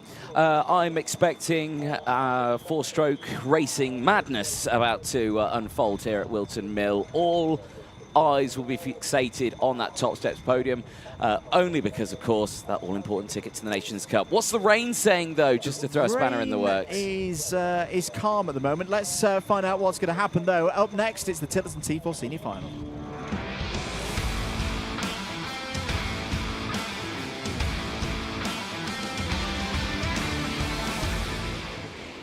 Let's take you through the grid then for the final. Race number 34 of our weekend here at Whilton Mill. On pole position for the T4 Nations Cup qualifier final, it's Mike Coppin. Alongside him on the front row is the O-plate holder Owen Roberts. Row 2, George Townsend, second in the final at PF. He's joined on that second row of the grid by John Nuttall. Row 3, Anwar Barrell-Smith and Calvin Pratt. Row 4, Chris Alcock and Jason Bradbury. Row 5 sees Ben Higginbotham. Those penalties really playing into effect here, starting 9th on the grid. He's got Oliver Greening alongside and Edward Nuttall rounding out the field of 11 karts. 10th time for, I think, Mike Coppin on this one. This time he starts at the front. He didn't have the qualifying, like he was just saying there, that he did at the end of yesterday. And this time he's got the likes of George Townsend he's had to battle with. Remember, Georgetown won earlier on. He put it on pole in qualifying. He's, I think, the quicker of the two drivers here, and he starts directly behind him. And can take solace from the fact that he was second in the qualifier at PF International, and our winner of that qualifier is, of course, not here. Here we go then, 12 minutes plus 1 lap underway. Good start for Mike Coppin. Townsend trying to fight through to second and takes second place in the early stages. Chris Alcock's a little bit wide there, trying to get back onto the circuit. Oh, bit of a moment for Higginbotham in the middle of it all. Down the inside goes Owen Roberts. Owen Roberts has retaken second place away from George Townsend as they head down to Ashby for the first time. Good start as well for Anwar Barrell-Smith. Anwar Barrell-Smith in number 2 kart there. He's up to 4th place. Yep, Higginbotham going down the inside there at Ashby. I can imagine frustration is kicking in after being a driver right at the sharp end all the way throughout this. To be starting near the back for this final, he will not be a happy bunny as he tries to go through. Action at the front here, still Coppin leading the way. And, like we were saying, we've not seen the likes of Coppin battling with Townsend, but this time around, Coppin's got that clean air in front now. He can just try and break away. The fact that Townsend sits between himself and, Roberts is there as well. It's a tough time to think who's got the outright pace here. And again, you're seeing there the kart from from Mike Coppin. His driving style is very unique there in towards Christmas Corner, really shaky under braking. Yeah, he likes to attack. He's kind of trying to get as much tyre temperature. It's quite a hard compound, this Maxxis Sport compound, but it's what Mike's used to. He's aware. He's quite happy to have the kart moving around underneath him. This final's already going better than the one that he had at PF International. By this stage at PFI, he was out of the race, a race that was won by Philip Rawson on that day. Rawson's already booked his spot on the team for the T4 Nations Cup later on in the year, but who is going to join him here in the seniors? Tell you what though, Robertson Townsend closing in on Coppin right now. 10 minutes of this one to go. This is where the pressure's going to be on now for Mike Coppin. Roberts electing not to make the move yet. I just wonder if that is in an attempt to try and drop George Townsend out of this battle. Yeah, maybe so. That is, well, that will not be what George Townsend wants at all. He wants to stay with this one, and he is doing so. He is right there. Again, we could see a carbon copy of what we saw earlier on in the juniors here. We could see two drivers breaking away here, a third driver who's struggling to keep up with it, and then a last lap moment here, but I think a mistake there for Owen Roberts out of Osiers. He's lost so much time to Mike Coppin there, and Townsend is right on that rear bumper in a blink of an eye. Yeah, and it'll be interesting to see what Townsend does at this point over this next lap. Does he elect to stay behind the O-plate, or does he go for a move? Because that's a new fastest lap of the race as well. From your race leader, Mike Coppin, 52.84 seconds. Change for 8th place. Ben Higginbotham has got past Chris Alcock for that spot. There's Jason Bradbury having a look down the inside as well of the number 19 of Calvin Pratt. Pratt out on the grass. That's going to bring a lot of detritus onto the circuit. Through goes Chris Alcock as well. And, well, that's good to see that Calvin Pratt was able to get back on circuit with no further incident. I don't think that's going to bring a city from America onto the circuit. Detritus. Detritus.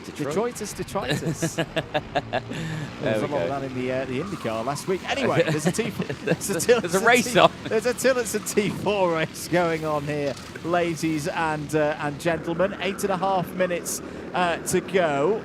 Coppin still leads from Roberts, but Roberts and Townsend have both responded on that last lap. New fastest lap of the race from George Townsend, a 52.62. So all of that hard work that Coppin did to get that gap, it's got to be done again if he's going to be comfortable across the course of the next 8 minutes. That's the thing with these finals. It already feels like we've had a good amount of racing. We've now got the full length of one of the qualifying heats to go. Changes confirmed. Bradbury, Higginbotham and Alcock all past Calvin Pratt. So Calvin Pratt, the single runner representing the Republic of Ireland in this race, is now in 9th place. Good scrap going on for 10th place as well. Edward Nuttall has got ahead of Oliver Greening so far in this race. Yes, indeed. Well, Coppin looking, well, I want to say looking controlled, but his style doesn't show me that. It looks so aggressive when he goes through, but like you were saying, he's trying to get temperature into those tyres, but now look at him here. I think he struggled out of that final chicane, and he's checked over the shot. Well, he's given thumbs up. He said, all right, yeah, it's you there. Right, okay, yeah, you're there as well. Okay, all good, it's fine. But clearly showing that the pace is just identical between these top three drivers. Yes, indeed. I think they're also conscious of the threat of Anwar Barul-Smith there in 4th place, who's only 2 seconds behind, and all of his guile, all of his experience over the years in these short formats and longer formats of races as well. Anwar Barul-Smith cannot be counted out at this stage. He's on his own, though. That's not good news for Anwar Barul-Smith. It's going to be a difficult run for him now. That was a nice move. That was for 6th place. Higginbotham down the inside of Bradbury for that spot. John Nuttall can also not be there's counted out pulling yet, off. as who is out of the race. Well, it's none of our top three. I think it's Calvin Pratt. Calvin Pratt has fallen down to 11th, so sadly Calvin Pratt out of this race on lap 6. Yeah, that's not nice to see. Of course, mechanical failures in a final never go down well for a driver, and unfortunately in this one he'll have to wait another chance to get that ticket to Valencia. 6 minutes left of this race. Top three, no change. Will Smith still there ahead of John Nuttall. Ben Higginbotham, who's up into 6th place now, has Jason Bradbury for company. Chris Alcock ahead of Edward Nuttall. Oliver Greening now in the 10 runners left remaining in this race. George Townsend, now fastest lap of the race, is maintaining that pace. There you saw the battle of Edward Nuttall and Oliver Greening, and it's all getting a bit interesting here now with 5 minutes to go. Yeah, there's just been a couple of positions from Mike Copp in the last few corners where you can feel he's just starting to get more defensive, but it's a long way to defend out from. 5.5 minutes. This is the nature of these tyres as well, and these karts, that they get quicker and quicker and quicker as the race goes on. The margin of error narrows as we get towards the checkered flag. Through Osiers once again. Mike Coppin's very good in sector number 2, which is a good sign for him. He doesn't need to defend as they go through the boot now and through sector number 3, but it's that run up towards Christmas Corner that I think he's most aware of in terms of what is Roberts doing, what is Townsend doing with 5 minutes to play. Yep, exactly. Well, keep those comments coming in. Let us know who you think is going to win this one. It is a close fight between all of them. Motorsport Magpie coming in, just watching this. I feel Townsend will win it. And he knows Mike, and he knows he won't give up. So Coppin is a determined and competitive driver. Roberts is quick and a winner of one-off races. That O-plate says it all. And Townsend, second at PFI, just missed out on the ticket the first time around, is looking for redemption this time around. So all 3 of these drivers are, well, I just don't know. Don't know at all. That's a good first sector from Owen Roberts. Purple through that one. Another lap ticks on by. You just see there, Mike Copp is just holding to driver's left for a little bit longer, making sure that there's no move down the inside into oblivion. He's got a bit of a gap this time as they head up to Christmas Corner yet again. Doesn't need to defend. New fastest lap of the race from Ben Higginbotham, showing that the conditions are improving out there. 52.17. Higginbotham trying to close in now and is closing in on John Nuttall for 5th place. Anwar Barul-Smith still out there lapping in the mid-52s right now. This is all because you've got 3 together. They're all slightly bump drafting each other on those longer straights. They're down in the 52 threes and the 52 twos right now, and continuing to solidify their positions, at least in the top 3 and on the podium. The question still remains, though, which of them is going to take that one-off spot? I really like that comparison you made earlier, Anthony, about this being a repechage, in effect, for the Nations Cup of a cut-off of the top 1.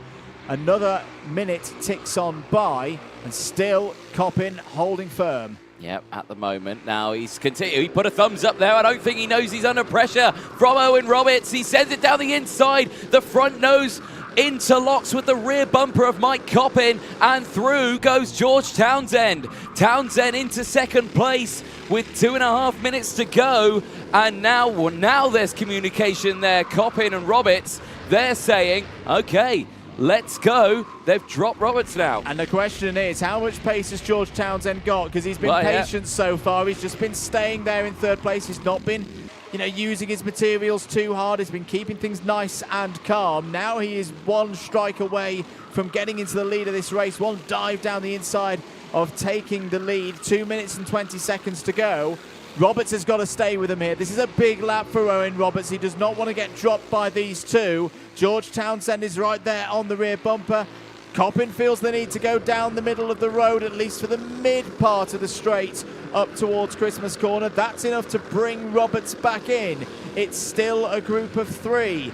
Anwar Barul-Smith will be hoping as out is Chris Alcock. That's a real shame. That's the end of the weekend for Chris Alcock. He'll be classified in 10th. Meanwhile, his good friend Mike Coppin leads this race onto the back straight. Slightly defensive once again. There's the let's go point from Mike Coppin to say, let's keep this going. I don't think he's going to listen. Townsend goes for the lead. Coppin, can he keep his nose in? No, he can't. Change of lead. 90 seconds to go, and it's George Townsend who hits the front. This is what Townsend wants. Second place at PFI was no bueno. This time around at Whilton Mill, he says yes, please, to a win and a trip to Valencia in towards Christmas Corner. No change, but a defensive line for Townsend. He looks after it. Coppin's going to fight back instantly, though. The gap was left open, but did he go too deep? The answer is yes. By 50%, they spin. It's half spin and through. Owen Roberts leads the way now. How on earth are all three of these drivers still competing in this race? We've still got a couple of laps of this to go. This could also be the opportunity for Anwar Barrell-Smith, because there he is in the number 2 car, and for Ben Higginbotham. They're wrestling their way through the chicane. Roberts has the lead. 30 seconds are going to be on the clock as they cross the line, so it will be 2 more laps. Coppin and Townsend trying to get themselves organised again, because Roberts is breaking away. Yeah, exactly that. They know that's experience they're showing between Coppin and Townsend. They said, yeah, okay, let's close in. Now Coppin has immediately, because Roberts went defensive where he didn't need to. He had the gap. He could have stayed on the normal racing line there. So he's gone defensive despite the fact he didn't need to. And now it's all 1, 2, 3 again. Back. Smith, Higginbotham, Nuttall, Bradbury, they're all closing in as well in the background. The timer struck 0. Last lap board will be out this time around. And now Coppin is going to go to the outside into the boot. Keep an eye on Townsend. He looks for it, but he's not quite alongside. Coppin is, though. He goes through. What happened there with Owen Roberts? He ran very wide, and Mike Coppin will not have an easier overtake this weekend, and it could be the key one that gives him the ticket to Valencia. One more run up the hill to Christmas Corner. Coppin's going to be hard on the inside. He doesn't need to defend too hard. He's got enough of a gap over Roberts. Roberts and Townsend are starting to trip over one another and give a gap to Coppin. Here comes Anwar Barrell-Smith as well. Down the inside goes Townsend for second place. This is more good news. If you're Mike Coppin, there's a gap now. It's growing. It's 5, 6, 7, 8 kart lengths. It seems they're resigned to fighting for second place now. Anwar Barrell-Smith continues to close in as well. Mike Coppin is on his way. Side by side between Roberts and Townsend for second place. Higginbotham's getting involved as well. But across the line, what a final it has been in Tillotson T4 Senior. And Mike Coppin books his place in the T4 Nations Cup in T4 Senior to represent the United Kingdom with a brilliant, brilliant victory. He was a retirement at PF International. He is a winner at Whilton Mill. Superb for Mike Coppin. After a disastrous qualifying, came through the field there, and that is exactly what he needed. Mike Coppin taking the win, but just to prove the fact that we had no idea who was going to win that. Coppin led at some points, George Townsend led at some points, Owen Roberts led at some points in that race. We just didn't have any idea, but that race is not over yet. The race is not over at all, because we've just seen on our screens plus 5 second penalty for kart number 37.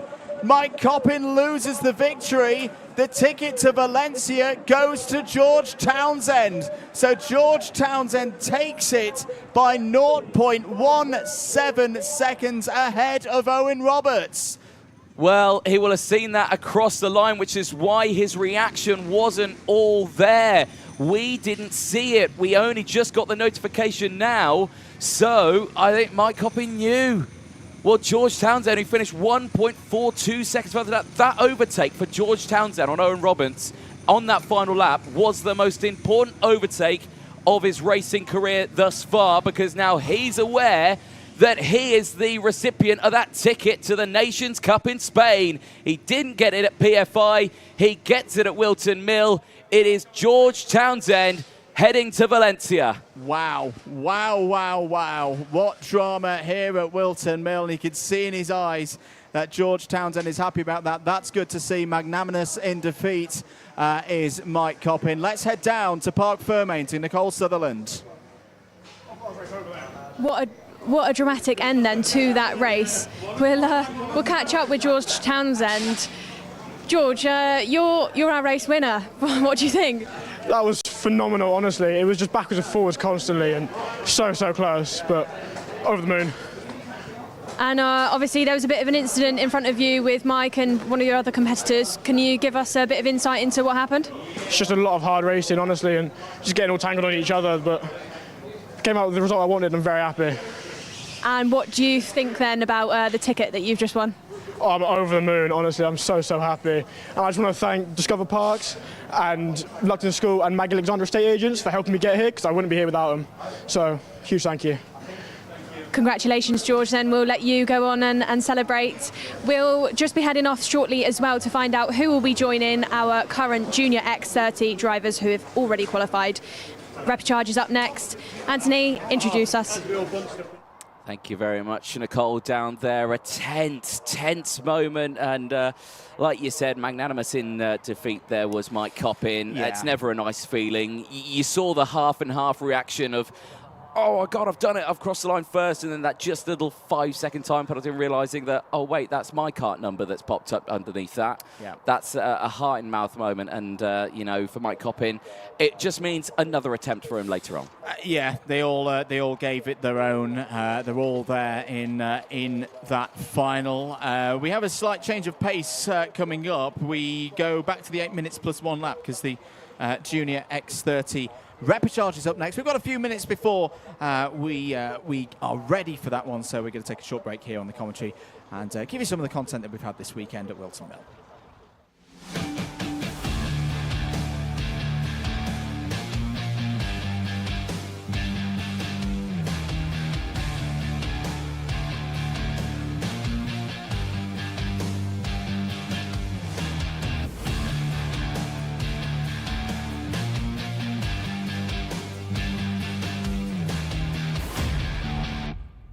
Here with Ralphie Branscombe in Honda Cadet. Ralphie, great to see you again back here in the sun at Whilton Mill. Halfway stage of the season. How's the year been going so far for you? Well, it's been pretty good. I'm in the lead of the British, so that's good.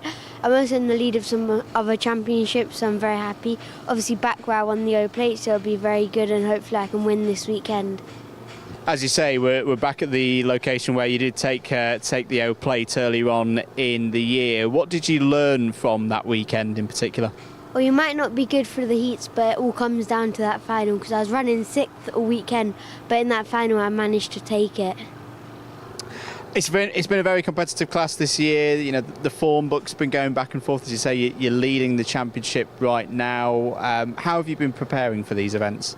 Well, just been practicing on kart sim and been doing quite well on there. Got a few quick laps in, so now I just have to do that out on track. Running as a privateer, of course, with your mum and dad, down on the spanners. How do you find that? Well, we find it quite difficult, because obviously we can't test 5 things at once, where other teams like Zip can do 10 things at once, and then they'll know it from session 1. Absolutely. Back to this weekend. What are the hopes? Is it a case of going out for the victory, kind of treating it like you did with O plate, or is it more, you know, you'll take the points this weekend and a bit less risk? Going out for the win.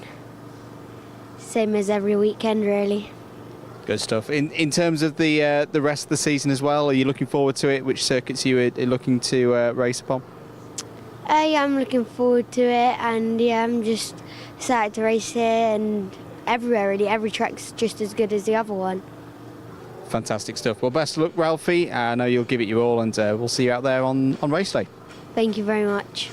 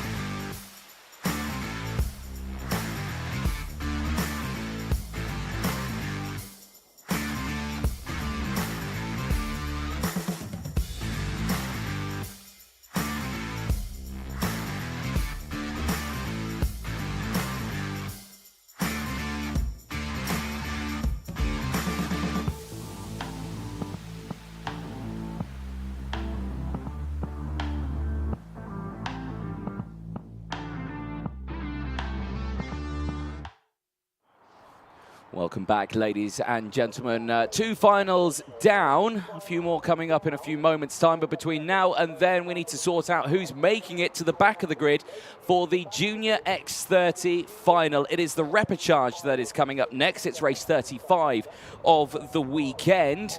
And, well, in Junior X30, it's been probably the most exciting racing that we've seen, Andrew, over the course of this weekend.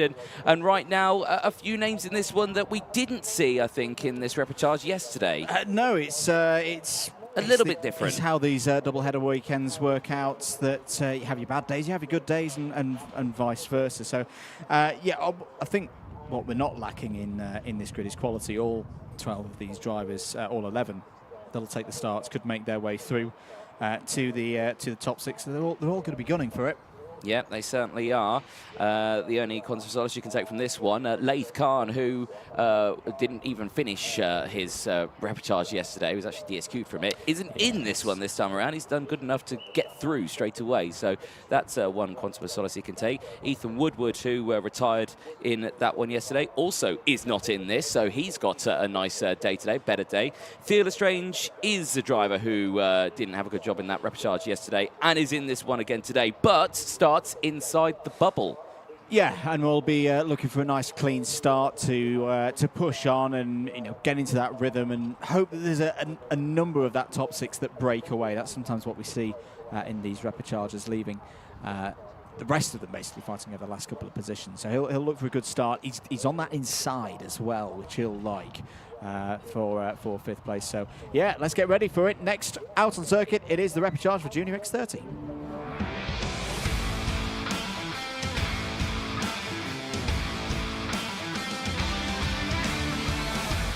Let's take you through the grid then. 11 runners in this one. 6 spots on the grid for the final in X30 Junior up for grabs. Harry Walsh and Alexander De Benedictis on row 1. Jacob Backler and Dylan Patel on row 2. Theo Lestrange and Evan Purcell go from row number 3. Those on the outside looking in at the moment, Katrina E and Zef Nurnberger are on row number 4. Row 5, Josh Parker and Jake Brook, with Ashley Haase rounding out the field. The privateer and the Mad Croc chassis starting at the back. Comments coming in. Sash Walshy joins us on the live stream chat saying, keep your cool, son, stay focused. Walshy, so that I'm guessing it's the Harry Walsh who starts this one on pole position. Well, Chas, he's got the best starting spot at the moment. Let's see if he can keep it there. Keep comments coming in all the way throughout, either on the Karting UK channel or on Alpha Live as well. If you haven't subscribed, hit that sub button as well. Completely free of charge, of course. And I'm sure the Jade Racing team will have had a chat with Harry about the start of this race. What Jade don't want is another unscheduled meeting like they had between the two of their drivers on that one yesterday in this repechage. So yeah, keep it calm, I think, is the message. As we say, for Harry Walsh and all of the drivers in those first 3 rows in particular.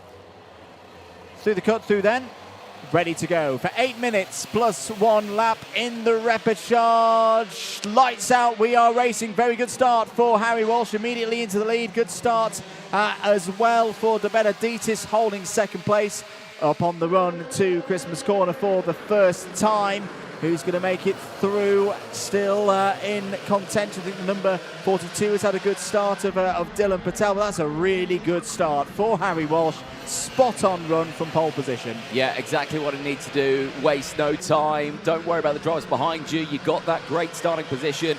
Just push himself along. That is what you need. Alex Nocom joins us on the live chat as well. Go Katrina E. With the DRM just keeping it in control in this one. Trinity is in a good spot here, outside the top 6, but gaining those positions. Missed out on the final yesterday. Actually got through into the final, but dropped down a few positions. I think didn't finish the final yesterday. I think that's what I'm meaning to say.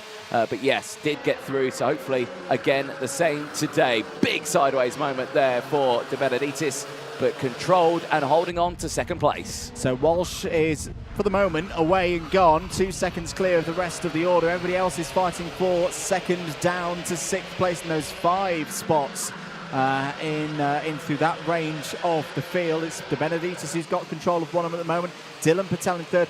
a breakaway. Right, so if you're De Benedictis and Patel, it's work together time, it's frenemies time to leave the rest behind. Have a relatively easy run through the remaining time, 6.5 minutes on the clock. There is Zef Nurenberger in the purple and white number 76, trying to race through. This is going better than it was yesterday for Zef Nurenberger in the repechage. There's still work to do there. 8th place at the moment for Zef. So you're looking here at the 2nd and 3rd place battle. Remember, the bubble is the top 6 that go through. There, you've got the groups behind as well, all closing in. And at the moment, it's Evan Purcell who rounds out the top 6. Katrina E still there in 7th place. Just sits outside that bubble, but is in close competition with the drivers behind. So the race not over just yet. And Evan Purcell is in the danger zone right now. We've got to remember as well that Evan Purcell had a problem down at the final corner. So I think in terms of true pace, Evan Purcell should be able to make it through here into this top 6. He's a bit out of position.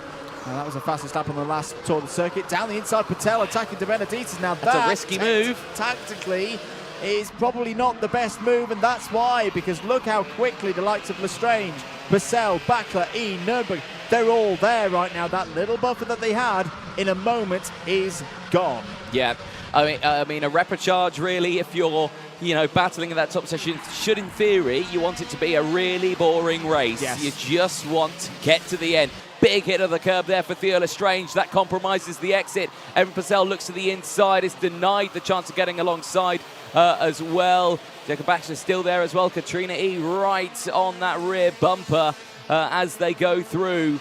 But all of them just trying to hold on to position here now. The two Fusions going wheel to wheel. Purcell down the inside.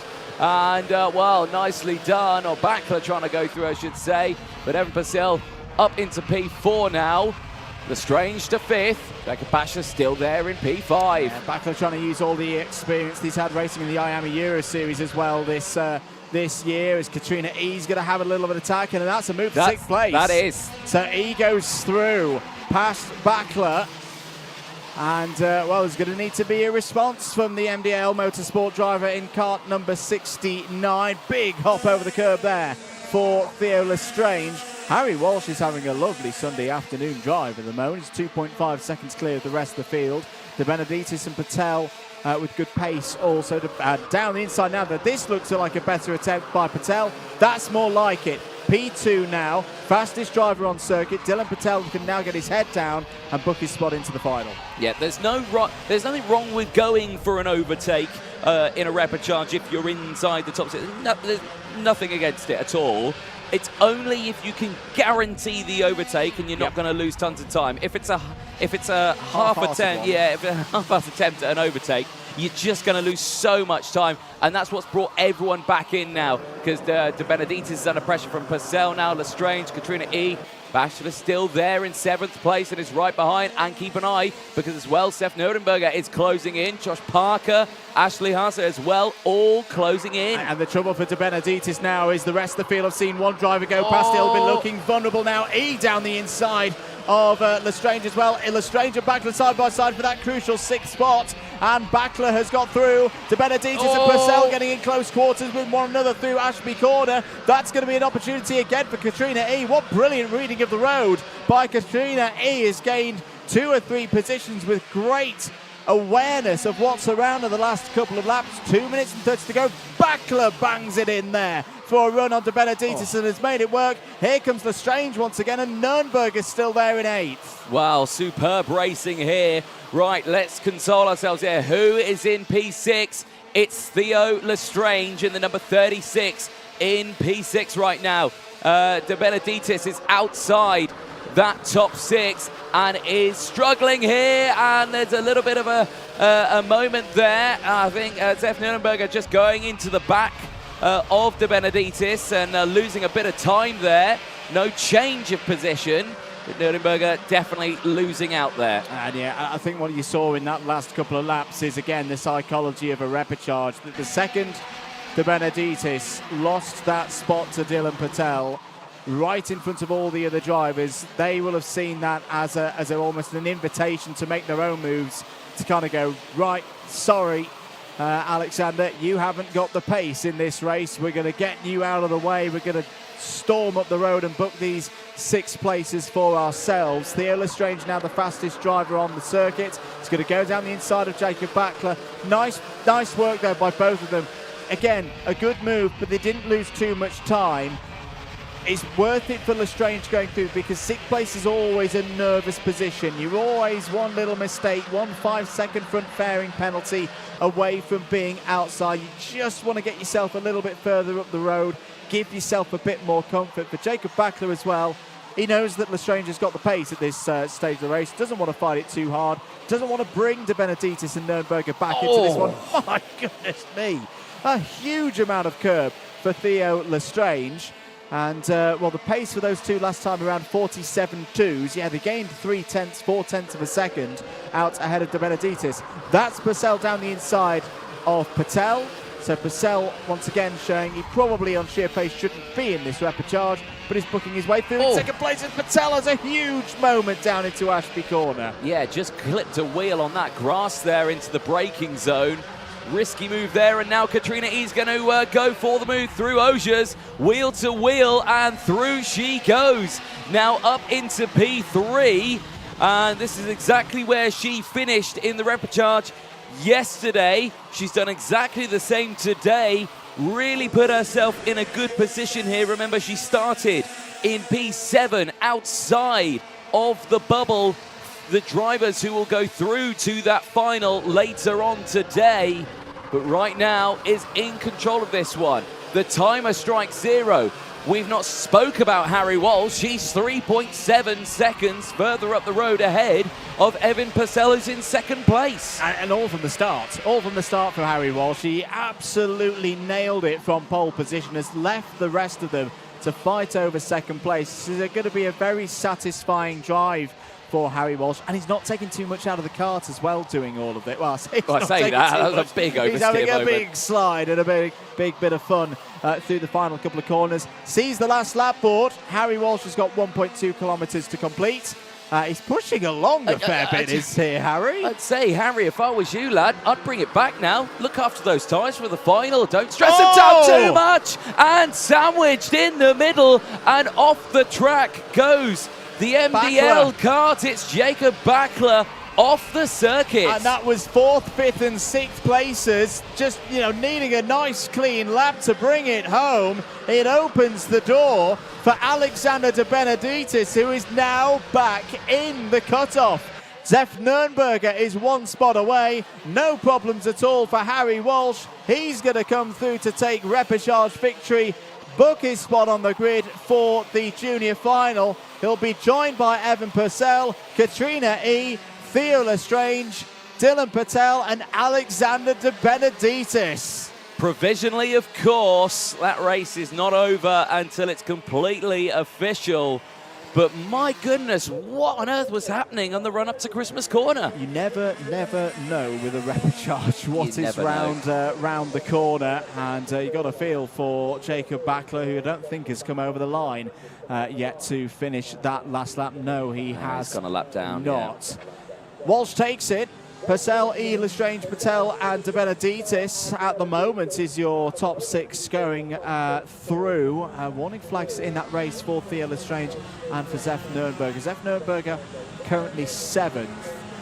Josh Parker 8th, Ashley Haas 9th. Got to give credit to Ashley Haas. A really tough weekend for Ashley after a bit of a big bump on Friday. He's been a real fighter this weekend and can be proud of his efforts. 2 retirements from that race, Jacob Backler and Jake Brook.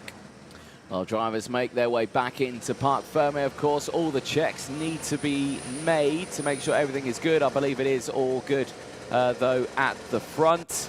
But a great run there for Harry Walsh, Evan Purcell, Katrina E, Theo Lestrange, Dylan Patel, Alexander De Benedictis. Confirmation in a few moments' time that they will be going through. Now, are they checking the scales there? There's a cheeky smile there on Harry Walsh's face, or Walshy as he's called, but I think a good run for him. I think he can be happy with that one, and as you can see already, the next race is getting itself lined up. It is indeed. We'll be back into finals mode coming up next. We'll start with the IAME Water Swift restricted final. Race number 36 of 40 here this weekend for your Event 4 double header at Whilton Mill for the Wera Tools British Kart Championships. This is also the round 4 final for Water Swift restricted. We'll be back shortly after this quick ad break.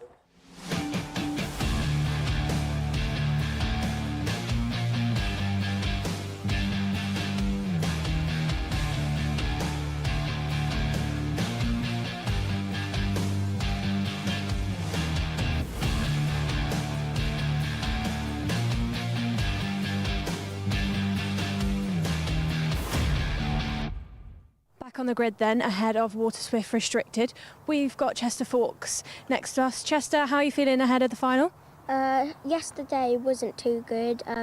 We got P3 in the end, which is good, championship points, but hopefully we can come out on top today. I'm feeling confident. And you're starting behind Alfie Davidson, who obviously championship leader, and he's been really strong so far. But do you still think, you know, you can give a good go at the championship and give Alfie a run for his money?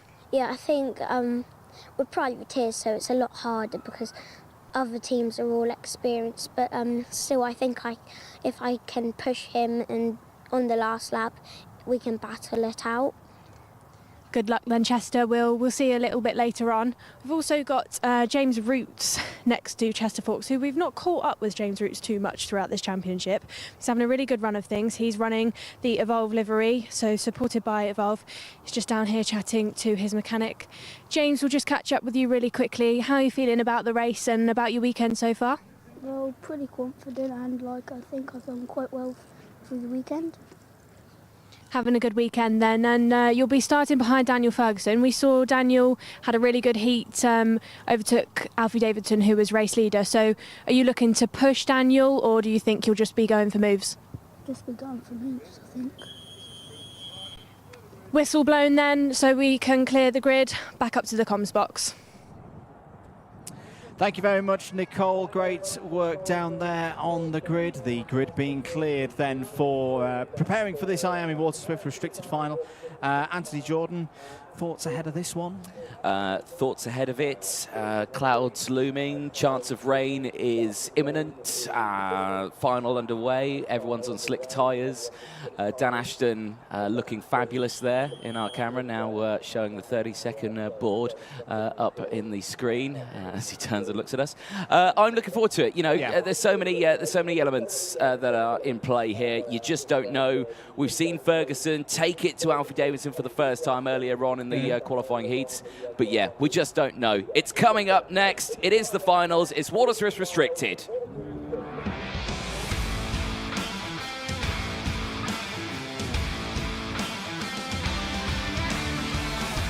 Here we go then for the round 4 final for this year's IAME Water Swift Restricted Wera Tools British Kart Championship. On pole position, it's Daniel Ferguson alongside on the front row championship leader Alfie Davidson. James Roots, second yesterday, is on the second row for this one and joined by Chester Fawkes. Alessandro Salas and Henry Algar, they go from row number 3. On row 4, it's Mason Hibbert and Oscar Kenny. Harry Chapman and Ethan Robinson go from row 5.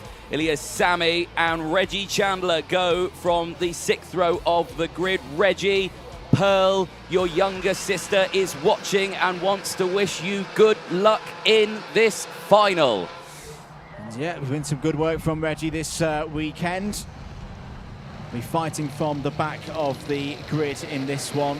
Well, I'm expecting this to be another very close race. All 3 finals so far this year have been taken by Alfie Davidson, but we did see in the intermediate classification through the heats earlier on today that Davidson is beatable. For the first time this year, Daniel Ferguson took a full haul of points through that stage in the championship. What is going to happen over the next 12 minutes plus 1 lap?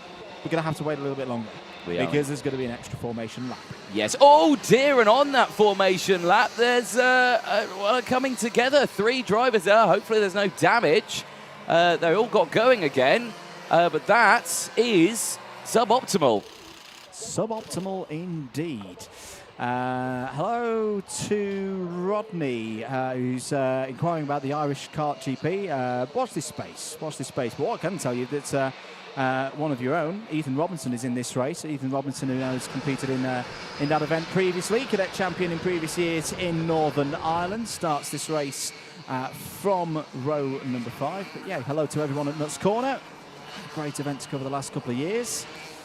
And 12 minutes plus 1 lap for these drivers. Again, it's been great having a strong number of the Irish contingents here this weekend across the variety of classes.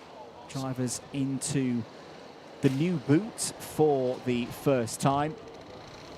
Now, what I'm hoping, Anthony, is that there aren't any drop front bumpers and fairings from whatever happened there at turn number 1. That's for later, though. Eyes on those lights. They're out. We're racing in the final for Water Swift Restricted. 12 minutes plus 1 lap are underway. Great start for Ferguson. Great start for Alessandro Salas as well, who's immediately up to 2nd place. Mason Hibbert up to 3rd. Well, that has really jumbled up the pack in the early stages. Davidson down to 4th place, rolling down the hill. James Roots is still there. I was wondering, where has James Roots gone? He's in 5th place as they stream towards Wilkins Corner and then to Osiers. It's a good start for Daniel Ferguson. It certainly is. They're looking really controlled at the front of that pack. You have got a 4-car breakaway at the moment, like you were saying there. Salas up into 2nd place. Davidson there in 3rd place. Really trying to hold on to these top runners here as everyone makes their way through that final chicane for the first time.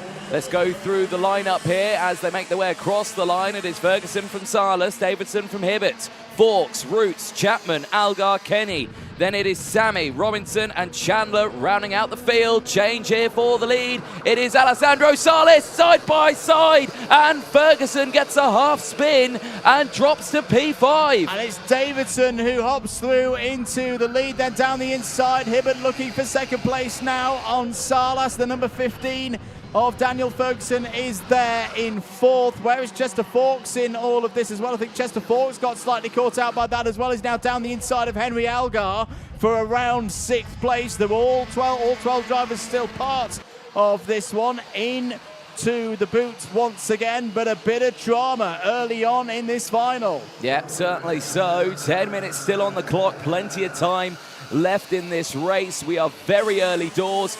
Warning flags are coming out, and that warning flag there going, I think did that say 15 on it? It was. Yep. Daniel Ferguson seeing that warning flag. So a half spin there, deeming at fault. Big change down the inside. Mason Hibbert going through on Alessandro Salas. He's down to 3rd place now, and all the meanwhile, well, it's a return of Alfie Davidson in these finals, breaking away and being in the right place at the right time. Could this be a 4th? Oh, big slide for Mason Hibbert. Saves that one. Gives an opportunity for Ferguson to get down the inside of Salas. There was nowhere Salas could go in that scenario. Here comes Roots. Here comes Fawkes as well. They sweep past the number 28. So Salas down to P6. Henry Algar still there as well. The 2nd of the Evolved Motorsport drivers in this race on the road in 7th. New fastest lap of the race. Alfie Davidson, 53.65 seconds is the pace for the race leader, and he's nearly 2 seconds clear now as down the inside. Roots having a look for 3rd place on Ferguson. Well, drama in these opening stages. I mean, we see the battles here. The question is now, can this group behind work together and close in on the drivers in front? Mason Hibbert, who leads that train now, is 1.5 seconds off the back of Alfie Davidson, but Davidson is going purple in Sector 2 now, and despite the fact that he's all on his own, is continuing to break away here. His outright pace is superb, and the gap goes from 1.5 to 1.7 seconds, though. Yeah. But Chester Fawkes is getting faster here. It is. It's looking ominous at the moment for the rest of the field. But here comes Ferguson down the inside of Hibbert. That's going to be 2nd place. Whoa, very close there with James Roots on the exit of Christmas, but I agree. I think it's Chester Forks that we need to keep an eye on here. That second phase of the race, where typically Chester Forks has been very strong so far this season, is coming up to that point now. He's there in 5th place, the 4th kart back in this train, and Hibbert seems to be struggling a little bit off of Osiers. Here comes Roots with an assist from Forks as well. Forks is going to be side by side on the outside now. Good recovery from Mason Hibbert. Forks slips down the inside, 3 wide. Surely this isn't going to work.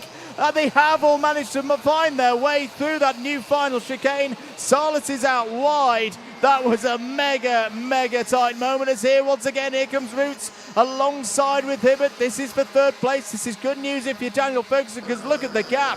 Ferguson has gone clear up the road. Round the outside goes Hibbert. Hibbert nearly off the road, completely on and through Boxing Day, down towards Ashby Corner once again, and everybody's getting involved. Algar, Kenny, Chapman, Sammy. It's about an 8-kart scrap for the last spot on the podium. Oh, Andrew, I can see your hairline receding every corner we go through here in this race. Absolutely nail-biting stuff, and it's not even for the race lead. Ferguson is starting to break away. He's 2 seconds off of James Roots in 3rd place. This is that battle. So it's all down to Ferguson here to see if he can close up. And you know what? I think he can. No, I think he can. He took 2/10 of a second out of Davidson's lead. There they are, well up ahead. This is 3rd place, backwards, back down the inside. Alessandro Salas moves back past Mason Hibbert. Hibbert down now into P6. But James Roots is looking for a podium here again. He is indeed. The bad news for Ferguson is that Davidson's responded in the last couple of sectors. Davidson just put the fastest lap of the racing, so he's pushed his lead back up to 1.96 seconds. He's just taken he's added another 10th of a second to that lead in the first sector, another 10th through the second sector, into the second half on time, through the first 6 minutes. This titanic duel for 3rd place is raging on. There's the number 23 of Ethan Robinson from Northern Ireland, side by side with Harry Chapman there. Another new fastest lap of the race for Chester Forks. I still think in terms of clean air, the number 38 is the fastest kart out there on circuit, but it's getting that clean air that's the trouble. That was Salas down the inside of Hibbert for 5th place. 5 1/4 minutes to go. Salas defensive into Ashby Corner. Henry Algar still there as well. P7. Henry Algar having a little look for the 6th place of Mason Hibbert. This is a fascinating battle in the midfield. It really is here. Chester Forks again. Fastest lap of the race is closed in on Roots. Big send down the inside for Mason Hibbert and moves up into P5. Salas down to P6 now. Algar still there. Kenny still there. Sammy, Chapman, Robinson, and I believe probably the happiest and most cheerful driver on the grid of Reggie Chandler is at the back of this grid, and he's watching it all unfold, and I think he's probably loving the view he's getting of it. Salas down the inside of Hibbert again. Hibbert goes around the outside, holds 5th place. That could give an opportunity to Henry Algar to make a move for 6th. Oscar Kenny being patient there as well, with Ilyas Sami for a bit of support. Harry Chapman's got past Ethan Robinson for 10th place on that last tour of the circuit. As I say, 12 drivers covered by 8 seconds at the moment from front to back. Once again, very competitive racing in IAME Water Swift Restricted, but it's the story yet again that at the moment nobody can get on top of the form of Alfie Davidson. As things stand, his championship tally would go to 517 from a possible 520. Ferguson would be his nearest challenger on 489, and Forks would leave Whilton Mill 3rd in the championship. There is Daniel Ferguson. The gap is steady again. It's around 2 seconds. Whenever Davidson needs to push a little bit, he's doing so. It's a really strong mental performance as well from Alfie Davidson to keep his concentration high through these finals. It's again looking difficult to see how Ferguson, Roots and Forks are going to be able to pull him back. Yeah, exactly that. I mean, the only thing that they've got going for them right now is that 8 wheels usually works better than 4 on its own. The toe, the slipstream, there's a Dan Ashton going through. You know, that's the only thing they've got going for them right now, is that they do have that benefit. Back here, though, I'm not good at maths. I'm not even going to attempt how many wheels there are in this section. I'm sure you can tell me. A lot, yeah. I think that's a good way of putting it.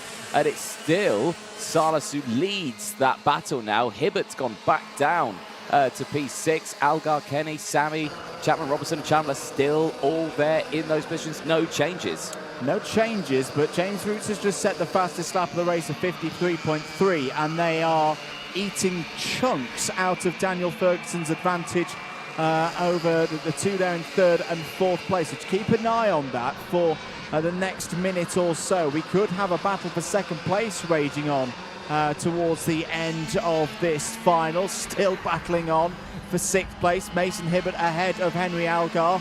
Oscar Kenny defending 8th place as well. Looks like the number 32 of Harry Chapman is still fighting with Ethan Robinson over 10th place. 2 minutes to go. Another new fastest lap of the race from James Roots. Took half a second out of Daniel Ferguson last time around. We've got our first notification from race control. The number 32, that's Harry Chapman, has got a +5 second penalty. The number 33 is under investigation. That's Mason Hibbert. Also, I thought I saw the number 28 on the DigiFlag Live for the drivers. Confirmed now through towards in the box. Alessandro Salas in the number 28 also has a 5 second penalty.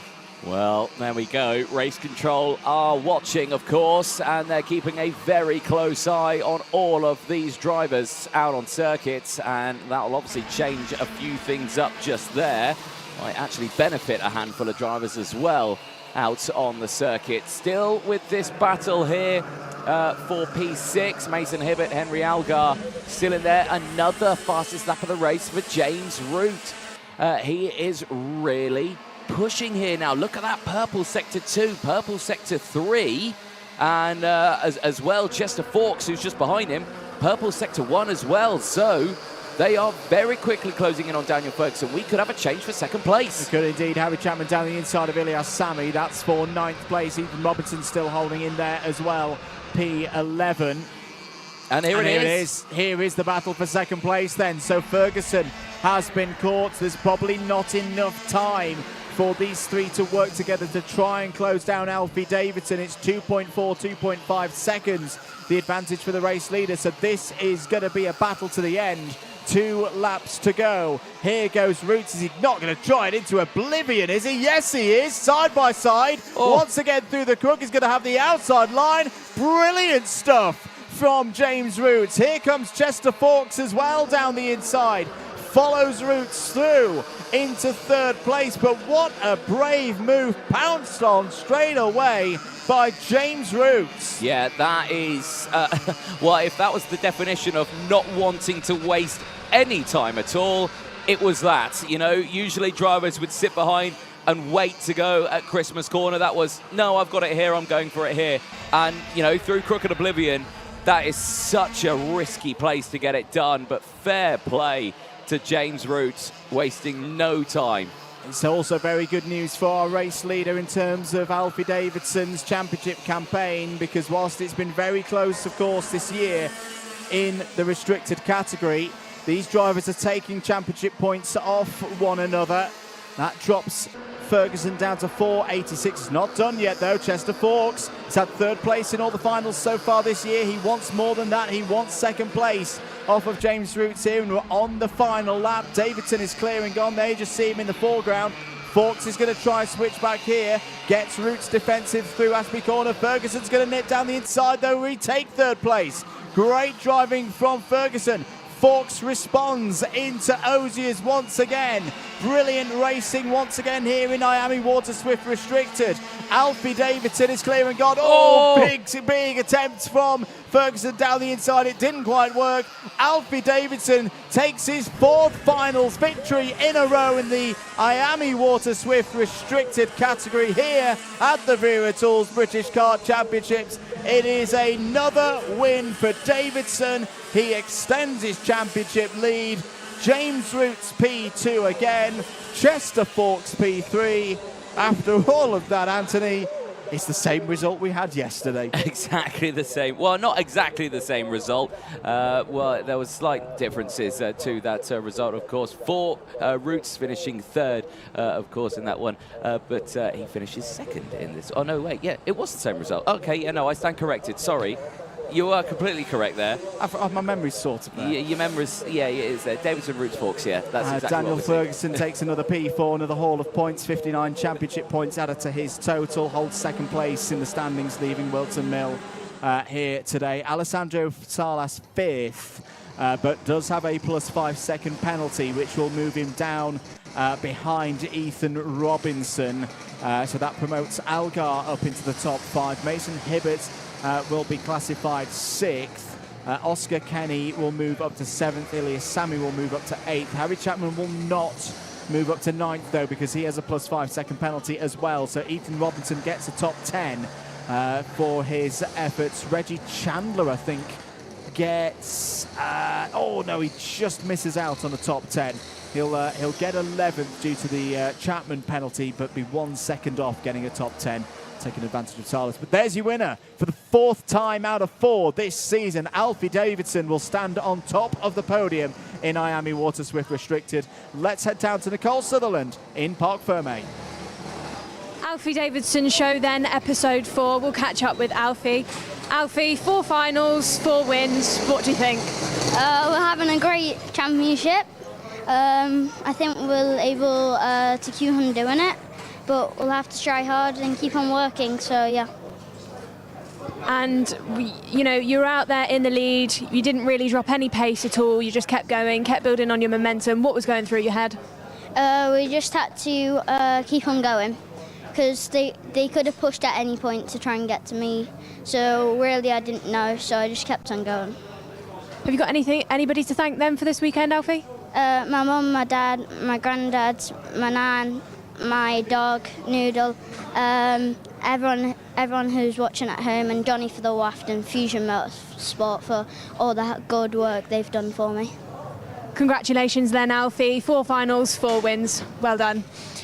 I'll join you shortly then on the grid for the next race of the day, but quickly we'll just hear some words from our championship partners. Let's take a look at some of the highlights first from that Water Swift Restricted final. Advantage Daniel Ferguson in the early stages. Alessandro Salas also had a really good start, was up to 2nd place. And through the first couple of laps, Mason Hibbert looking to strike back after a difficult day yesterday. Big slide through and out of Wilkins Corner would open the door for others to attack. Chester Fawkes was looking quick as well. Good scrap here with James Roots, nipping through past Mason Hibbert as well, almost nipping through all of the drivers in that little meeting, doing fantastically to make sure that they were all keeping it running out of the new chicane. But it would be advantage Alfie Davidson. He would get to the front and again disappear off the front of the order. It would be everybody else fighting for 2nd place. The number 23 of Ethan Robinson having a good fight with Harry Chapman for a spot in the top 10. Brilliant move here, Anthony, from James Roots. Really brave, taking 2nd place. Very impressive stuff there. Yeah, very committed overtake there through Crook and Oblivion. It's a risky thing to do, but yeah, well determined and I think well executed. There you can see 4 out of 4 and taking it with grace. I tell you what, if he keeps at the rate he's going, he's not going to be able to make that sign to the camera anymore. He's going to run out of digits on his hand. Well, we'll see IAME Water Swift Restricted at the next double header. Rounds 5 and 6 will be later in the summer when we go to Sheddington. We're going to take a short break here. Next up out on circuit, it will be Water Swift.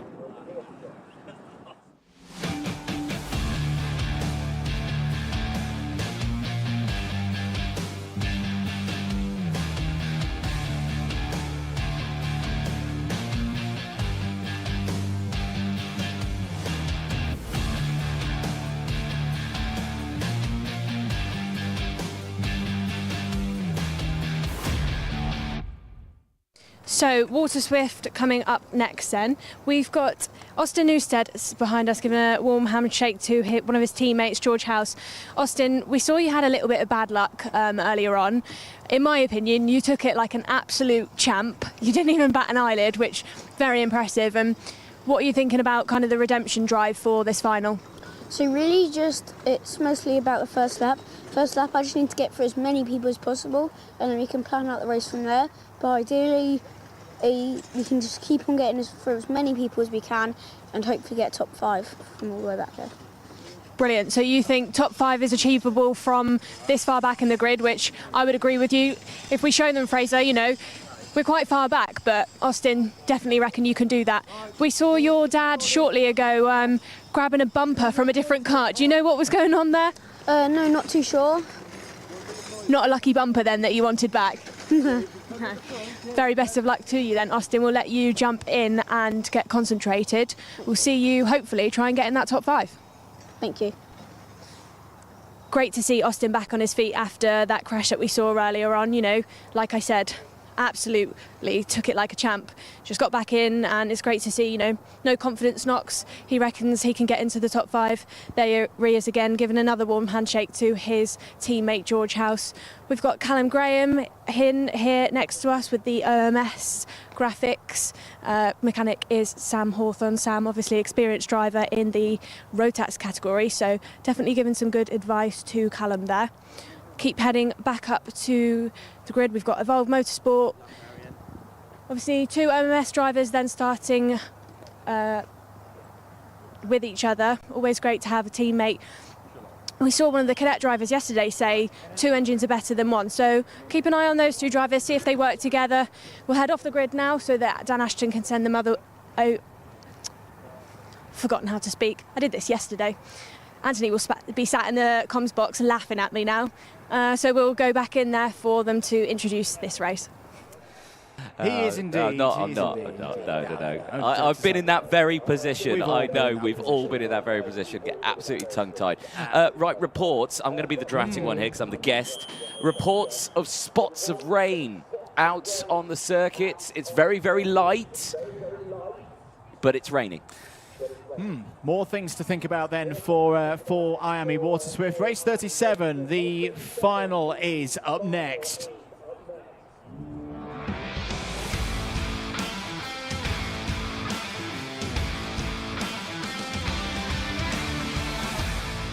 Big grid, let's take you through it for the round 4 final for this year's Wera Tools British Kart Championships in IAME Water Swift. Finley Lyons, winner yesterday, starts on pole position. He's alongside the round 2 winner, Will Green on the front row, Teddy J. Porter and Blair Smith on row 2, Harry Williams and Jarlath Sayer on row 3, Austin Gibson and George Clark start on row number 4.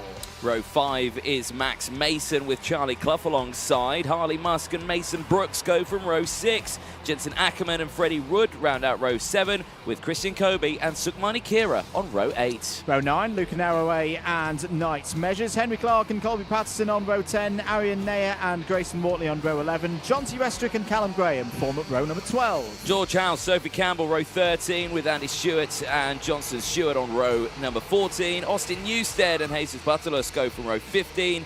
Javier Fonge and Joseph Davis go from the final row of the grid. Biggest shot from that one, I think, Austin Newstead. Yeah, it's had a tough day so far, but if there's one thing we've learned from Water Swift so far this year, in finals in particular, expect the unexpected. No driver from the first 4 rows of a grid has gone on to win a final so far this season. What are we going to see in this one? Lights are out, we're away and racing for 12 minutes plus 1 lap. It's a great start for Finley Lyons, and there's already a little bit of drama at the front of the field. One of the ORMs was pitched up in the air a little bit there. They're all still running, they're all still on their way and through Christmas Corner, but it's tense times once again here at the start in Water Swift. Certainly is, but a good start nonetheless for the rest of the field, all breaking away well down in towards Ashby Hairpin, the pinch point of the circuit, and again all through. Now there was one kart going very slowly there off the track.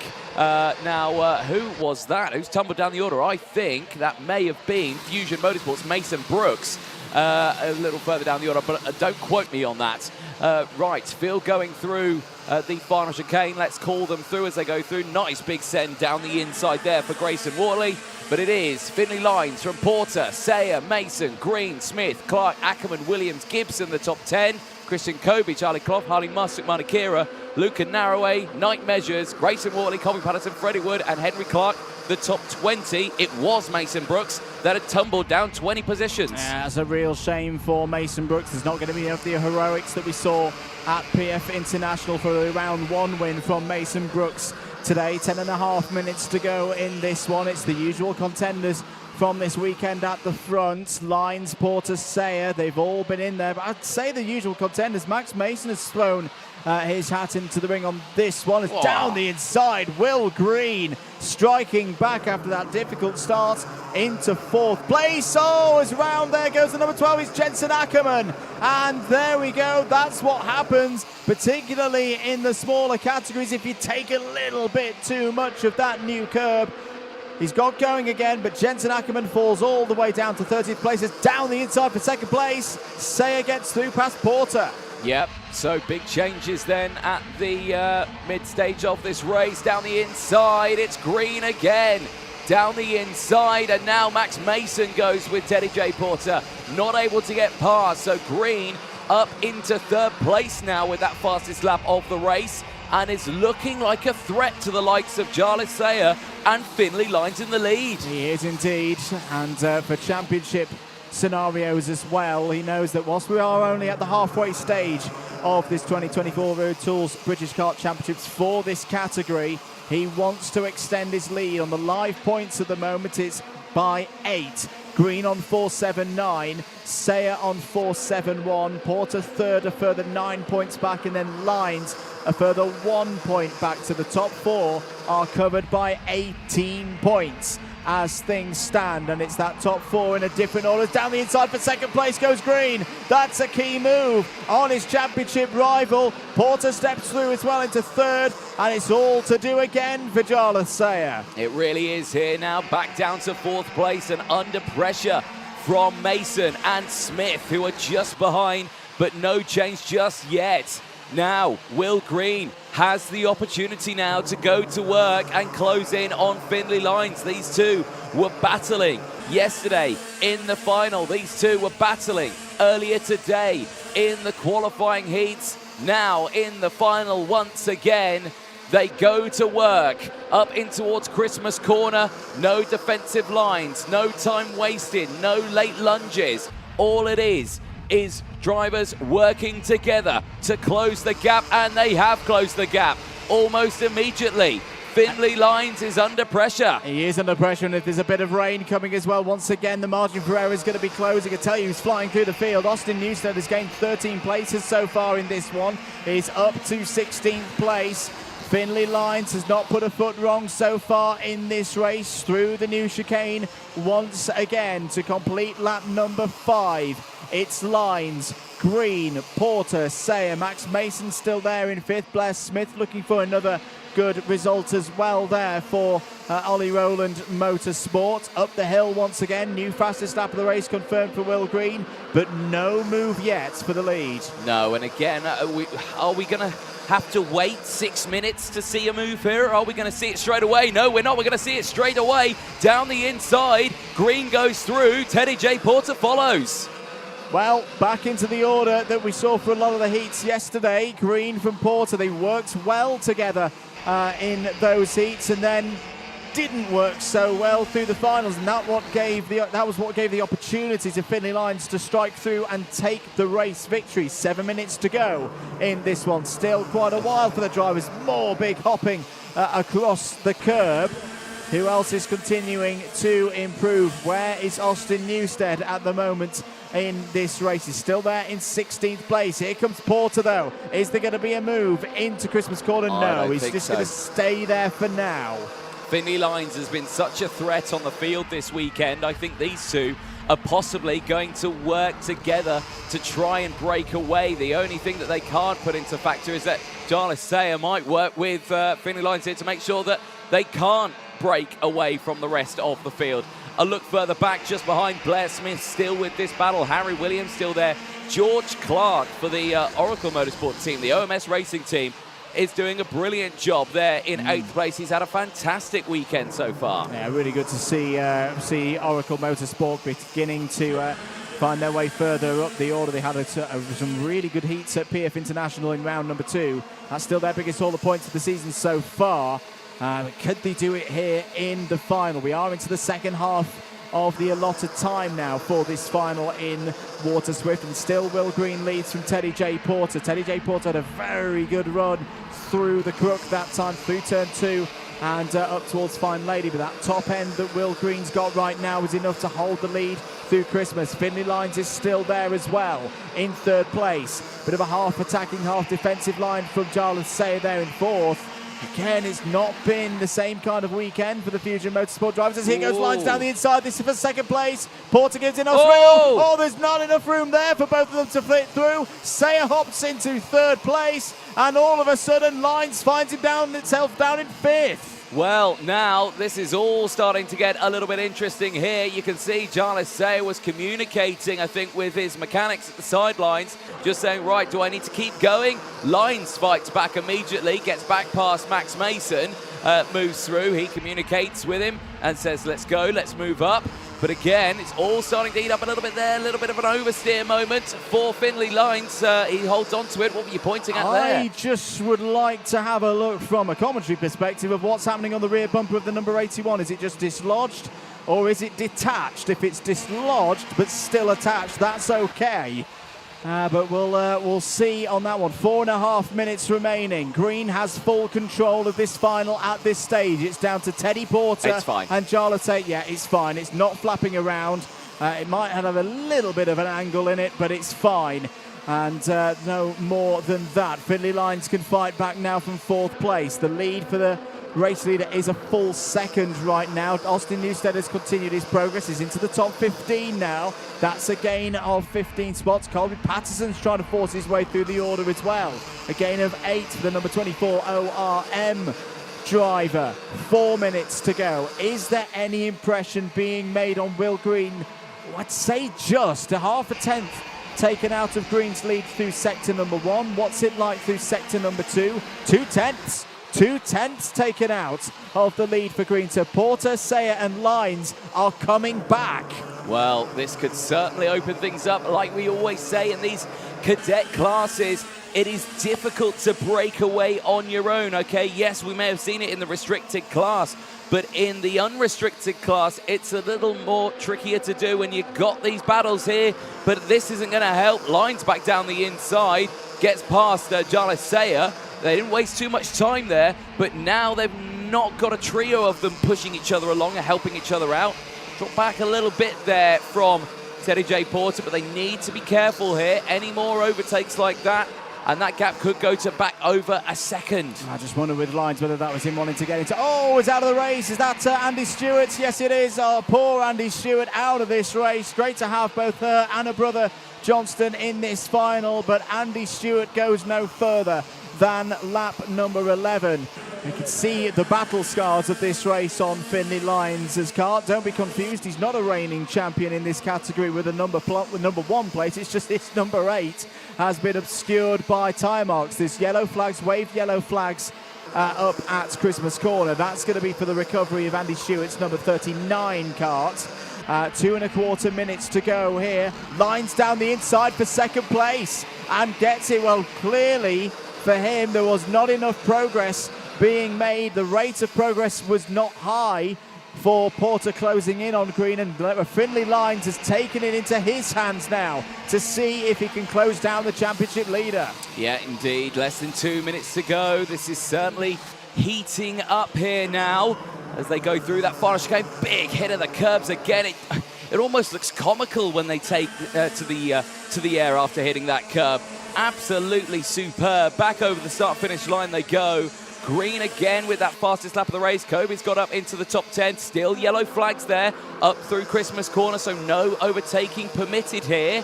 But everything at the moment is calm. Despite making overtakes, that was Finley Lines' personal best so far in this race. That indicates to me, Anthony, that there's a bit more pace in that Synergy Factory number 81 at this stage. Sophie Campbell has had a 5-second penalty, so the number 19 Fusion Motorsport driver will lose positions as, or most likely lose positions as a result of that. Campbell currently 28th on the road.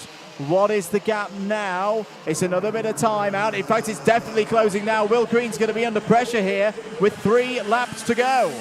Well, tension starting to build here. Green is leading, heart rate rising, and a check over the shoulder. Fine through here, still yellow flags through Christmas Corner. No overtaking permitted. They go back to green flag racing. Overtaking now allowed, and Lines has closed back in here. Green needs to be careful. He cannot let the opportunity arise here, and he goes defensive. He goes defensive through Osiers. He comes out there. He's got limited speed, and now Lines will attack into the boot section, but cannot get alongside just yet. 2 laps to go. Oh, a bit of a slide there for Will Green through the final chicane, but he's caught it up. But he's now got the full attentions of Finley Lines, Teddy Porter, Jarlath Sayer, Max Mason and Blair Smith. They're all a part of this battle for the win and for the podium places. Green goes defensive into Christmas Corner. Nothing Lines can do on that occasion. Porter still being patient there in 3rd. Sayer wanting to get another Fusion Motorsport podium. Sayer down the inside for 3rd place on Porter. That's going to be close. No. Porter's out on the grass. He's going to lose out there. Drops down to 6th place. Go Mason and Smith. Well, now with the timer on 0, the last lap board will be out now. It's Green still from Lines. It is no longer Porter there. He's out of this race. It is Sayer who's there in 3rd place. Max Mason is there in P4. Blair Smith. Porter, now like you said, is in P6. Last lap board comes out now. It's Green and Lines to the end. The run up the hill is going to be absolutely critical here for both Will Green and Finley Lines. Will Green's going to white line it all the way. He's going to force Finley Lines the long way round. Is there a switch back there? Is there an overlap? No. That's the first big defensive move that Will Green's needed. Down into Ashby once again. There's a great battle going on for 3rd place. Jarlath Sayers holding on to it for now. Lines is trying to go left, right, over the top perhaps of Will Green if he could, but Will Green still got the lead. Can he add round 4 to round 2 in his tally of wins in IAME Water Swift for this year's Wera Tools British Kart Championships? Into the final couple of corners. Is Will Green going to hold on through the penultimate corner, through Pit Bend, to the line? It's going to be close on the line. It is Green by 700ths of a second from Finley Lines. Sayer completes the podium. Blair Smith and Max Mason in the top 5. I thought Will Green had cost himself the win there, Anthony. He took the longer diagonal line to the finish, but just holds on for his 2nd win of the year. Sometimes, just sometimes, Andrew, it's not worth going for that pose for the camera over the finish line. But how close could you be? Will Green, though, he takes it. He holds on to it, like you say, 0.07 seconds across the line ahead of Finley Lines. Jarlath Sayer rounds out the podium ahead of Blair Smith, Max Mason, Teddy J. Porter. Clark finishing in 7th ahead of Harry Williams. Austin Gibson from Harley Mustard top 10. But again, the race isn't over yet, Andrew. The race isn't over, of course. The drivers will head into Parc Fermé. They've got to go through all of the technical checks with the scrutineers. There is Finley Lines, who elevates himself to 4th place in the championship. I tell you what as well for Will Green, well, he entered the weekend 5 points behind Jarlath Sayer in the championship. He leaves Whilton Mill with a 15-point lead. Yes, he didn't take the win yesterday. I think if you look at the weekend as a whole, that is a mega weekend for Will Green.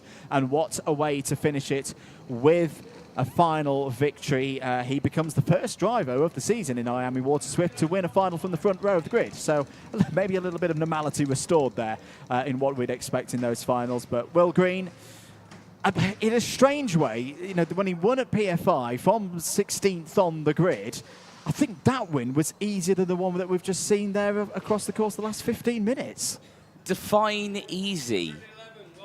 Well, there's nothing easy. What was easy about that? There was nothing easy about that. I say, that one I think was harder for him than the one he had at PF. But there we go. Yeah. Will Green just going to position the kart into P1. Oh, he just hit his nose cone there on the rear back. There you go, nose cone. There you go. No, the jacket is after the race. Okay. It's after the race. Well, for Will Green, that is another victory to add to the illustrious list of victories that Will Green has had in this formula, whether it be in the UK or in Europe. Let's head down to hear his thoughts with Nicole Sutherland. Will Green there is your round 4 Water Swift winner. We'll catch up with Will as he stands in front of the #1 board. Will, fantastic race there for you. What do you think?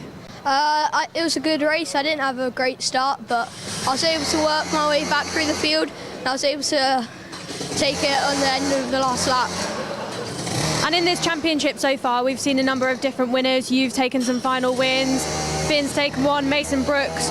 What are you thinking for the rest of the championship? Do you reckon it's going to be the same story? Yeah, I think it's going to be a tight championship, but hopefully I can just keep doing some consistent results and keep winning some races. Have you got anybody to thank then for this weekend? I'd like to thank Aventus, Power, Kart Republic and my mechanic James and my family and just Jamie Green Racing in general for everything they've done for me. Congratulations then, Will. What a fantastic race by our Water Swift drivers. I think we should see some highlights of that one. Absolutely, and there were many of them across the course of 12 minutes plus 1 lap. Taking it back to the start, it was a good one for Finley Lyons. This was a near moment for Will Green. There, you see that little close moment with, I think it was Harry Williams in the number 44. But they all got through the first couple of laps. Will Green would start the fight back, first of all past his teammate Max Mason. That would be for 4th place. There is how he would lose Jensen Ackerman, unfortunately, from the race. Ackerman would recover to 27th position. Down towards Ashby, always a lot of overtakes in this part of the circuit. Green went on the attack, getting by his championship rival, Jarlath Sayer there. That was for 2nd place. Teddy Porter would follow through into 3rd, and then Green would set about Finley Lyons, the number 81, leading through the first half of the race. And again, Ashby corner, Will Green confident on the brakes, confident on the front end as well, but when you go for that inside line, a little bit less grip, and he had enough of that grip to turn into the corner. Lyons had a little bit of trouble. You can see the effects on the side of the car there. The number 8 of his 81 obstructed after a moment later on in the race, but he would fight back through to take P2. Jarlath Sayer would complete the podium. And another great race there, Anthony, from IAME Water Swift. Absolutely superb. You can't take anything away from those drivers in that one. Always an exciting race.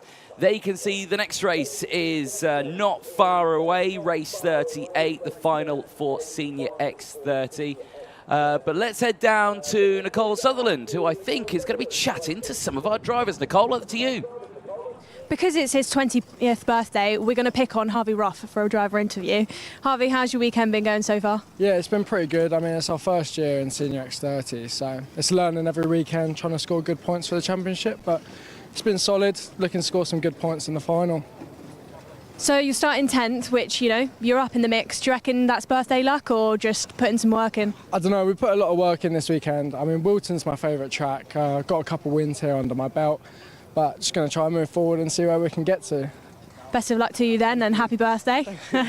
We'll catch up with Lewis Bird. Also, Lewis yesterday, he wasn't that happy with kart setup. He was saying he was having problems with the front end. It was too pointy, just kind of not good enough mechanically. Lewis, we said yesterday, you know, you weren't happy with the kart. Have you managed to fix those issues for today? Well, I don't really think we've fixed the issues, but we've improved from yesterday, so it's always better to get an improvement. You know, and you're up there in the mix. Would you rather be starting a little bit further up, or do you think it's achievable to get in the top 3 from where you're starting? Always this is an advantage to be higher up on the grid because it's a lot easier, but I mean, just see what we can do from here. Thanks, Lewis. We'll see you a little bit later on. Henry Gregory over there talking with Mechanic as well. He's with the Vismo team, who are new to the British Kart Championships this year. Henry, we saw he had a camera on yesterday, put some laps in for us, which were live. Henry, how's things been going? It's been quite average, really. We had a difficult last 2 heats. Quali was quite strong. We had a consistent results yesterday in the top 5. Now starting P6 for a final, but hopefully we can move forward from here. I always kind of like to ask drivers this question as well, because I think every driver has a different definition of average. What's yours? My definition of average, I'd say 5th and below is an average, and if you're out of a pace by 2/10, then I'd say that's average, really. That's my personal perspective on it. I don't know about anyone else. What do you reckon is achievable for you then in this race? Do you reckon a race winner or top 3? I believe if it's quite close, which I reckon it will be, between all us 7 of us, I reckon the top 3 will be on the board. Definitely the last couple of laps where it'll be quite scrappy. It'll bring us all together. Yeah, well, we'll look forward to seeing the scraps then, Henry. We'll let you get on. We'll also go and talk to what we've nicknamed previously King of X30 Senior, Gus Lawrence. We'll just go behind Cian Geraghty, who is sporting his own Geraghty Motorsport graphics this year. The number 1 plate then of Gus Lawrence. Catch up with Gus quickly. Gus, how's things going this weekend for you? Yeah, sensible really. We've scored good points throughout both days, so just need to have another good final and see how it goes. And I think, would I be right in saying, Paul Fletcher, is he here with you this weekend, giving you some support? He's always about every race. He's always there. And what's it like for you? He gives you a lot of support. You're on the grid, sporting his name. Does that give you a lot of confidence into each race? Oh, of course, yeah. We turn up to do the best job we can. We're like almost a privateer set up with a mechanic and obviously the team boss, Paul. So yeah, we've just got to go out there and do the best job we can, really. We'll watch you do that then, Gus. We'll see you a little bit later on. Back into the comms box then, so we see the senior X30 for the final time today.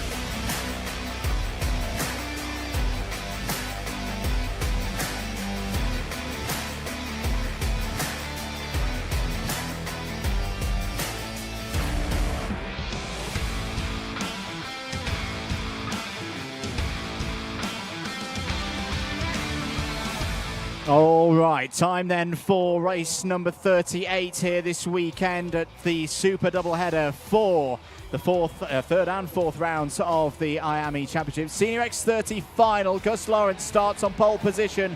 Freddie Lloyd alongside on the front row. Cian Geraghty, winner yesterday, starts alongside the runner-up from yesterday, Fred Green, on row 2. Finn McLaughlin took round 1 of the championship, starts this one on row 3 alongside Henry Gregory. Lewis Bird, third in the championship last year, starts alongside Noah Wolf on row 4. Oliver Stilp and Harvey Roth going from row 5, and they give us our top 10. Oliver Rands and Alistair Cresswell starts just behind. Can the two Tim Wilson Motorsport drivers do good here?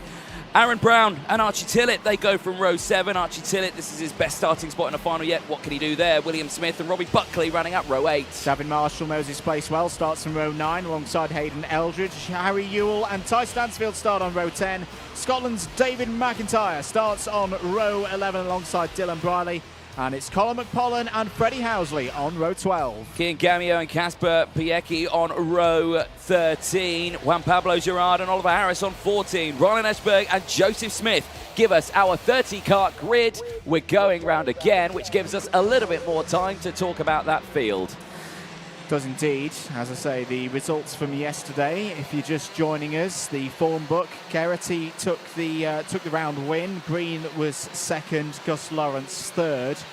I definitely don't count out Freddie Lloyd in this one. Was a big factor of the battle for the race lead in the early stages. Was our round 2 winner at PF International around a month ago.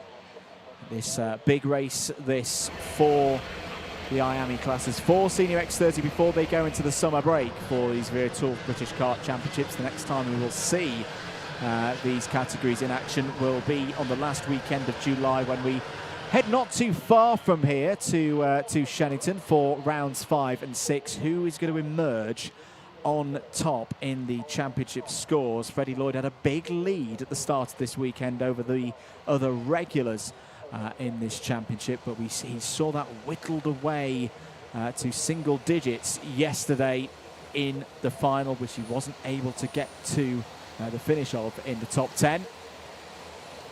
But it's Lawrence versus Lloyd, not for the first time this weekend. Geraghty and Green waiting in the wings there on row 2. Could they pounce again?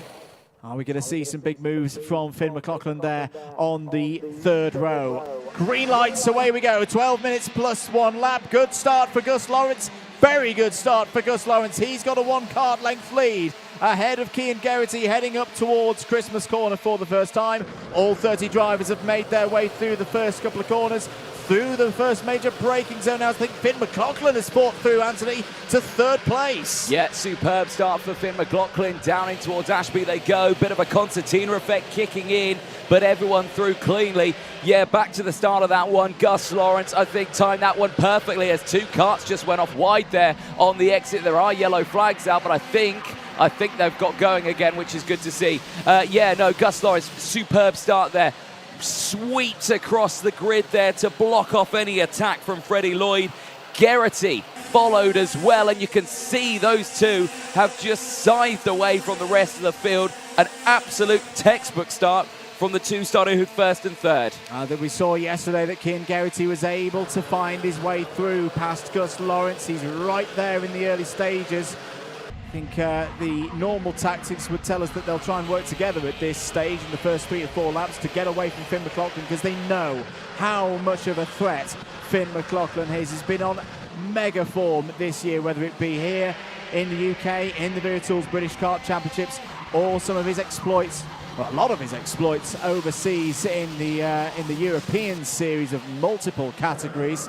You know he's going to go for a move on the brakes as well. He's ahead of his Fusion Motorsport teammate Freddie Lloyd. Freddie Lloyd, again, Anthony, not that absolutely rapid start. We've not seen it from Freddie Lloyd so far today in the heat. But I guess on the form book that we've seen so far today, that's not too much of a worry. We know that Freddie Lloyd, once you get into lap 3, lap 4, tends to start coming on song. Yeah, certainly so. We'll keep an eye on it. But let's take a look through the whole order in this one. Who is where right now? There's been some big movers in that midfield section, up 4-5 places a pop. But biggest movers, Freddie Housley's up 4 places. Juan Pablo Girard, Oliver Harris, all up 4 places in that one. Joseph Smith already out of this race. He's, I think that was out on the opening lap, which is a big shame. Freddie Lloyd, still there in P4, looking good, but Gus Lawrence set the fastest lap of the race, immediately taken away. Once again, Freddie Lloyd, fastest lap of the race. He is pushing through. Yeah, here we go. This is where his race properly starts. You saw David Marshall getting past Robbie Buckley there for 13th place on the exit with the toe of the boot. 9.25 minutes to go in this one. Oh, was that Lloyd down the inside of McLaughlin there for 3rd place? Yes, it was. And Freddie Lloyd's made it work through past Finn McLaughlin. Well, this race does count towards the FIA International Karting ranking, of course.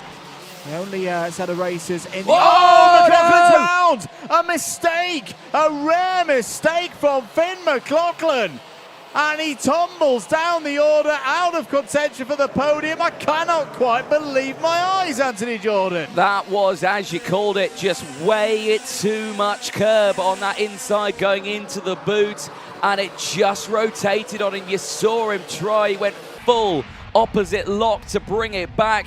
But it just wasn't enough. And for Finn McLaughlin, that's heart-wrenching. I'm in shock. I'm genuinely in shock. We have seen Finn McLaughlin in so many races this year in the karting communities. Noah Wolf's down the inside of Henry Gregory there for what should be 5th place. And in comes Oliver Rands for another big move into the boot. He likes those in the number 27 Optima Performance machine. That's him up to 6th place. But I said the form that Finn McLaughlin has been in, he doesn't make mistakes. Yes, he has bad luck every now and then, but in race trim, that is a very, very rare occurrence indeed to see that kind of mistake from McLaughlin. He's not out of this race. He can still fight back, but he's got a lot of work to do. As Henry Gregory down the inside of Oliver Rands repays the favour. Here comes Harvey Roth as well for Tim Wilson Motorsport. Rands shuts the door on the way down to Ashby Corner. Aaron Brown's going to get involved as well. Aaron Brown, who runs at the Vismo International team, also does a lot of the engine development and tuning for that team himself. Is a very, very smart young driver indeed. You can see him there pointing to the drivers ahead saying, let's keep going, let's push on, because they've got a good gap to Archie Tillett behind it. Then 10th place and takeoff there for one of the TWMs. Yep, brilliant stuff here. It was Harvey Roth going up in the air there. And a change here for the lead off camera. Cian Geraghty now leads the way. Gus Lawrence in 2nd place. And Freddie Lloyd, yes indeed, has closed in. Now these two had moments earlier on in their last heat. You saw that Lloyd went around the outside of that very corner on Gus Lawrence. Nothing this time around. They're staying in position. But my goodness, is this a trio of drivers in 1, 2, 3 right now? Do not go anywhere. Do not take your eyes off the screen, because if you were with us 24 hours ago, you know how this battle ended between Lawrence and Lloyd, and you know how Geraghty was able to step through and take the spoils of war yesterday in Senior X30, and they're about to battle again here at Whilton Mill. Lawrence has got a really good run up the hill. He's got up to the inside of Geraghty and through. Retakes the lead with 6.25 minutes to go. Finn McLaughlin must be furious with himself. He's Geraghty back down the inside of Lawrence, retakes the lead. Here side by side once again are Lawrence and Lloyd on their run towards Wilkins. They've kept it better this time. And into play, here comes Fred Green. Fred Green, who was 2nd in the final yesterday. It's the top 4 that we saw 24 hours ago, Anthony. They're at it again. They are indeed, but cast your mind back. What happened to Freddie Lloyd yesterday? He tumbled down the order after a rare mistake. So we've already seen that from One Fusion. There's yellows in Sector 1, and that's the reason why Mick Barrett Racing, David McIntyre from Scotland is out in the number 83. Back to this one though, Geraghty defensive, Lloyd to the inside, wheel to wheel with Lawrence, but Lawrence denies the opportunity to get down the inside. Noah Wolf was closed in as well. He attacks Fred Green in the background, but Green also says no. But look at this is a battle for first, and there's 10 karts in it. Lawrence to the inside through Osiers. He gets it. Here comes Lloyd. Lloyd is through too. 5 minutes to go here at Whilton Mill. Fred Green's involved. Noah Wolf's like, hello, I'm down the inside for 3rd place. Had a bit of a tough day yesterday. Hops across the curb. Who else have we got joining this? Henry Gregory's in there. Harvey Roth, Oliver Rands, Aaron Brown are all. It's a top 9 who are 2.5 seconds clear of the rest of the field. Any one of them could finish on the podium. Defensive move to the inside there by Lawrence. Goes a little bit deep through Christmas Corner, but is able to hold on to the lead. Is there going to be an opportunity for Lloyd down the hill into Ashby? Lawrence covers it off. Noah Wolf there, effectively 2nd in the championship at the start of the weekend. 2nd highest score of the regulars heading into Whilton Mill this weekend. Is showing his form yet again here. A good breakaway from Lawrence now. Has Lloyd got enough to keep Noah Wolf behind? You can see how hard they're pushing through the first part of the boot, hopping over the curb once again. Whilton Mill delivering once more with another pulsating final. This is superb racing, and well, the contrast of teams out there is fantastic even in its own right. You've got PF International Karting, you've got Fusion Motorsport, you've got Jade Racing Team, you've got Privateers, you've got Crop Promotion, you've got Vismo, you've got Tim Wilson Motorsport, you've got Optima Performance, all within the top 10,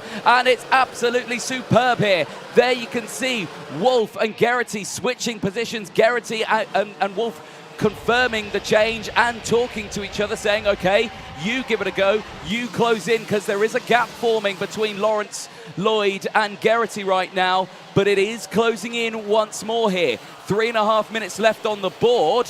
And the fastest driver on circuit is Finn McLaughlin, who's currently in 17th place, recovering back after that spin. Yeah, and absolutely furious, Finn McLaughlin, at the mistake that he made himself earlier. But I tell you what, in a race like this, you wouldn't count him out.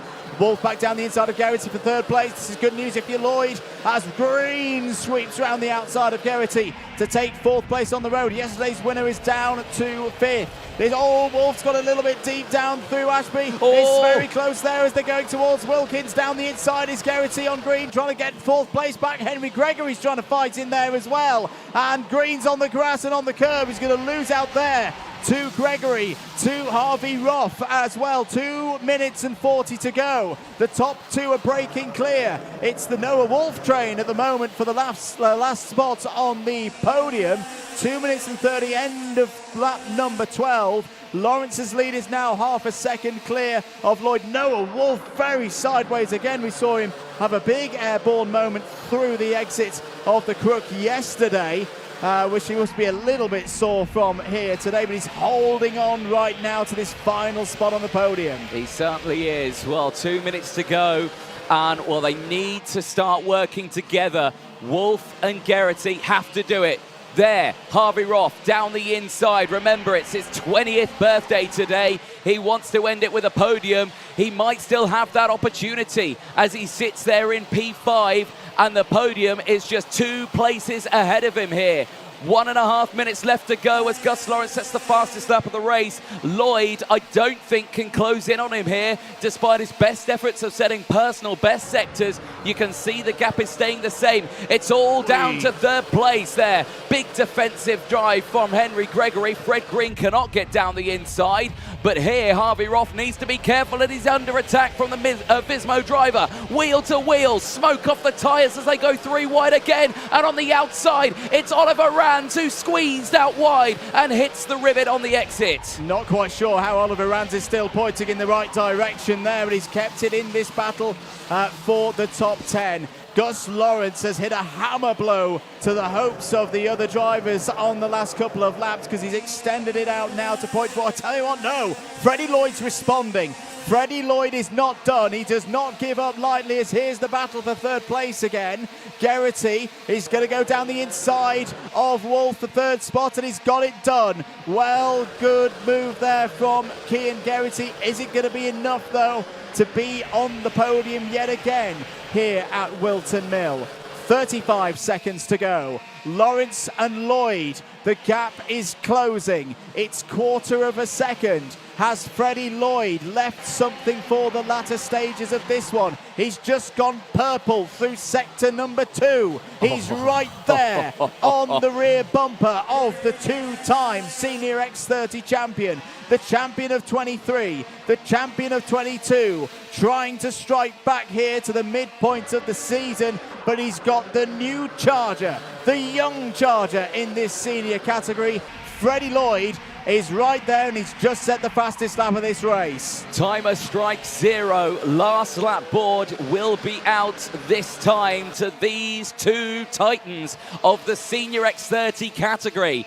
But Gus Lawrence right now seemingly seems to be in control, calm and calculated. Lots of curb there for Freddie Lloyd. He has to be careful. He doesn't want to emulate what his teammate did a few laps ago, where he spun through one of the laps. Last lap board is out. It's Lawrence, it's Lloyd, Garrity and Wolf still 3rd and 4th from Gregory and Roth. But who on earth is going to finish where in this race? The story of the senior categories across the Wera Tools British Kart Championships in 2024 so far has been the experience of the drivers of champions of years gone by against the youth, against the experience, the drivers stepping up from the junior categories. We've got another brilliant battle here. Gus Lawrence is using all of that experience to hold Freddie Lloyd off. A couple of corners to go. Lloyd's getting really close there. Lawrence has got enough, surely. He's just got to thread it through the last couple of corners. It was a mistake. It was a mistake. It's a mistake. Is Lawrence going to hold it on the line? He is. Gus Lawrence holds on for his first final victory of the season. He becomes the 4th. Look at this. Look at that across the line for the midfield. We've had 4 finals in Senior X30 so far in 2024. We've had 4 different winners, Anthony Jordan.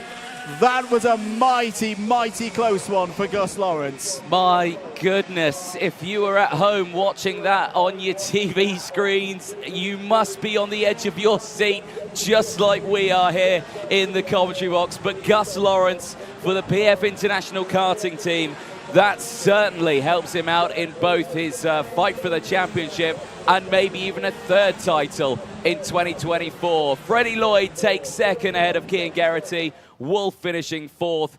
But of course, the race isn't over till we see that nose cone of all the drivers. It looked like it was good there for Freddie Lloyd. Gus Lawrence, I think he gets the thumbs up. I think he's all good. Cian Geraghty, who's just there in the background, I think it's all good as well. But my goodness, how close was that? Well, Gus Lawrence entered the 3rd round of the championship at the start of the weekend, 8th in the championship points. There were quite a few questions, even though, you know, you win 2 championships on the spot when you have a bad weekend by his lofty standards like he had at PF International. There's always going to be those questions of, can he still do it? Well, he's answered all of those questions this weekend. He is back in the championship hunt with the points that he's accumulated this weekend. Good handshake there, good sportsmanship between Gus Lawrence and Freddie Lloyd. I think Freddie Lloyd will still be in the lead of the championship. We'll try and get that confirmed as soon as possible. But Gus Lawrence, whoa, yeah, he takes a big breath there. That was an almighty effort. Let's get his thoughts with Nicole Sutherland down in Parc Ferme.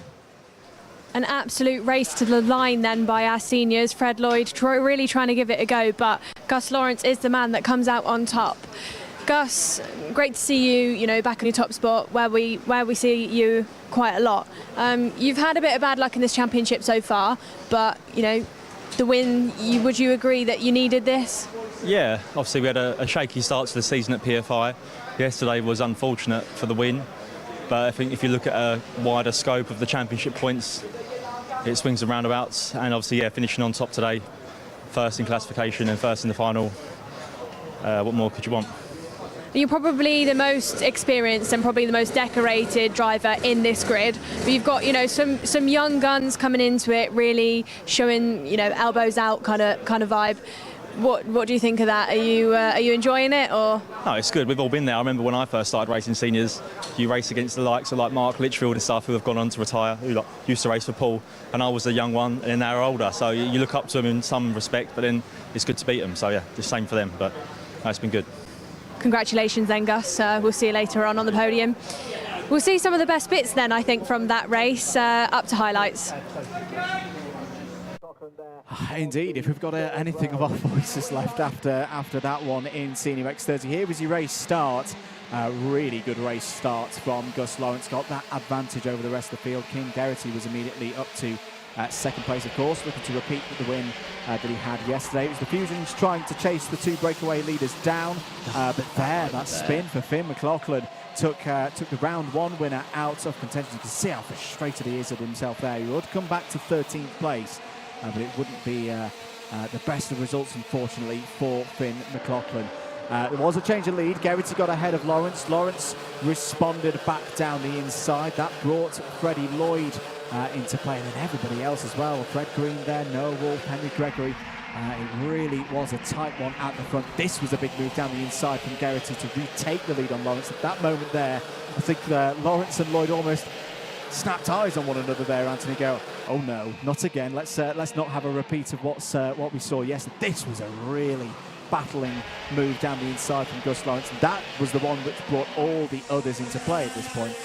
Really couldn't guess which of the 9 drivers at the front was going to take it. No, we just had no idea in that one. I mean, it started to come down a little bit later on, but there you see Wolf getting past Geraghty. That I think that battle, that was a real shapeshifter for it. But then all the way to the end, you saw this moment here, and then this mistake, the oversteer moment, and you saw Lloyd was able to get alongside. It was going to be a photo finish, but you can see there Lawrence just had the legs across the line, but that rare mistake there. That was one of those dude I almost had you moments. I think if Freddie Lloyd had one more lap, he probably would have got the move done into Christmas. But that's racing sometimes, and you can only race as long as the race is scheduled, of course.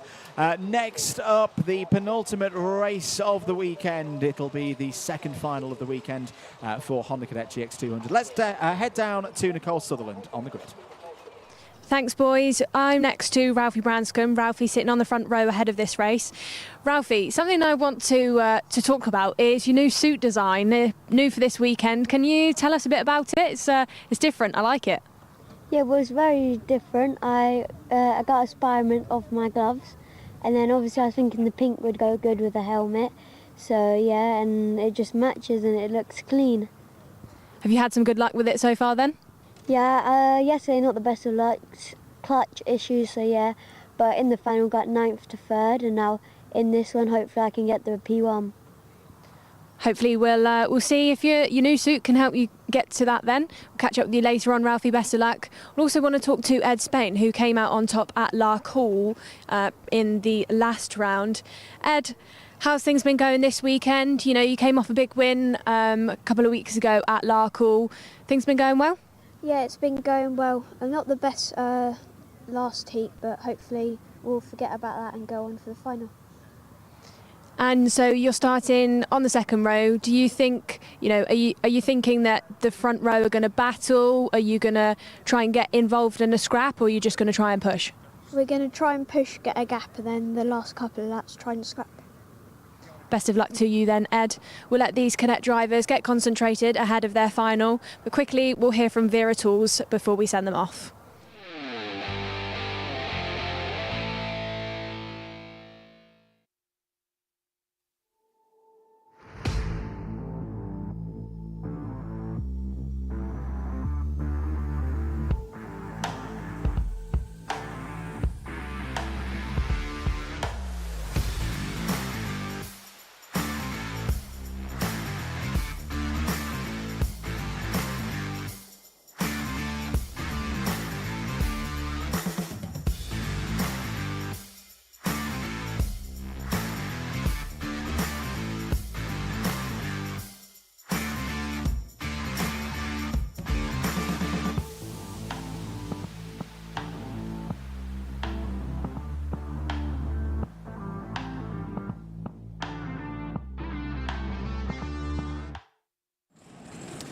Welcome back to Whilton Mill. 2 more races to go. The first of those 2 races, the Honda Cadet GX200 final. Good to see Ryan White on the grid there after his incident in the previous race for these drivers. All 15, I do believe, are on the grid.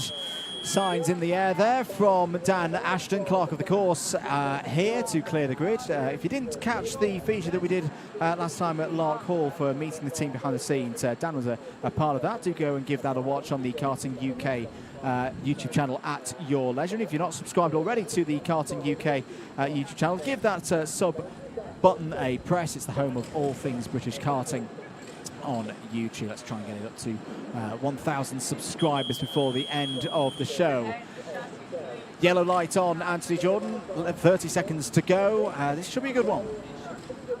It should be indeed. It's Honda Cadet GX200, it's the final. Here we go.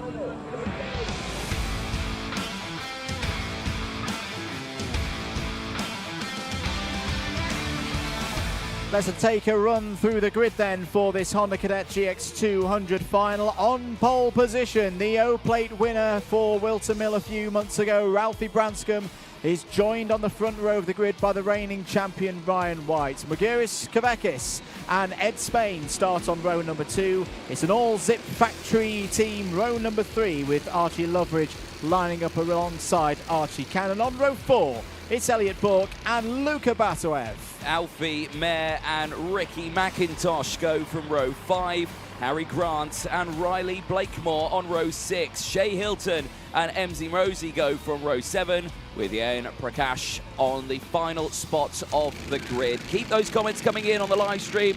Rob comes in, good luck to Shay Hilton and Archive Lovage.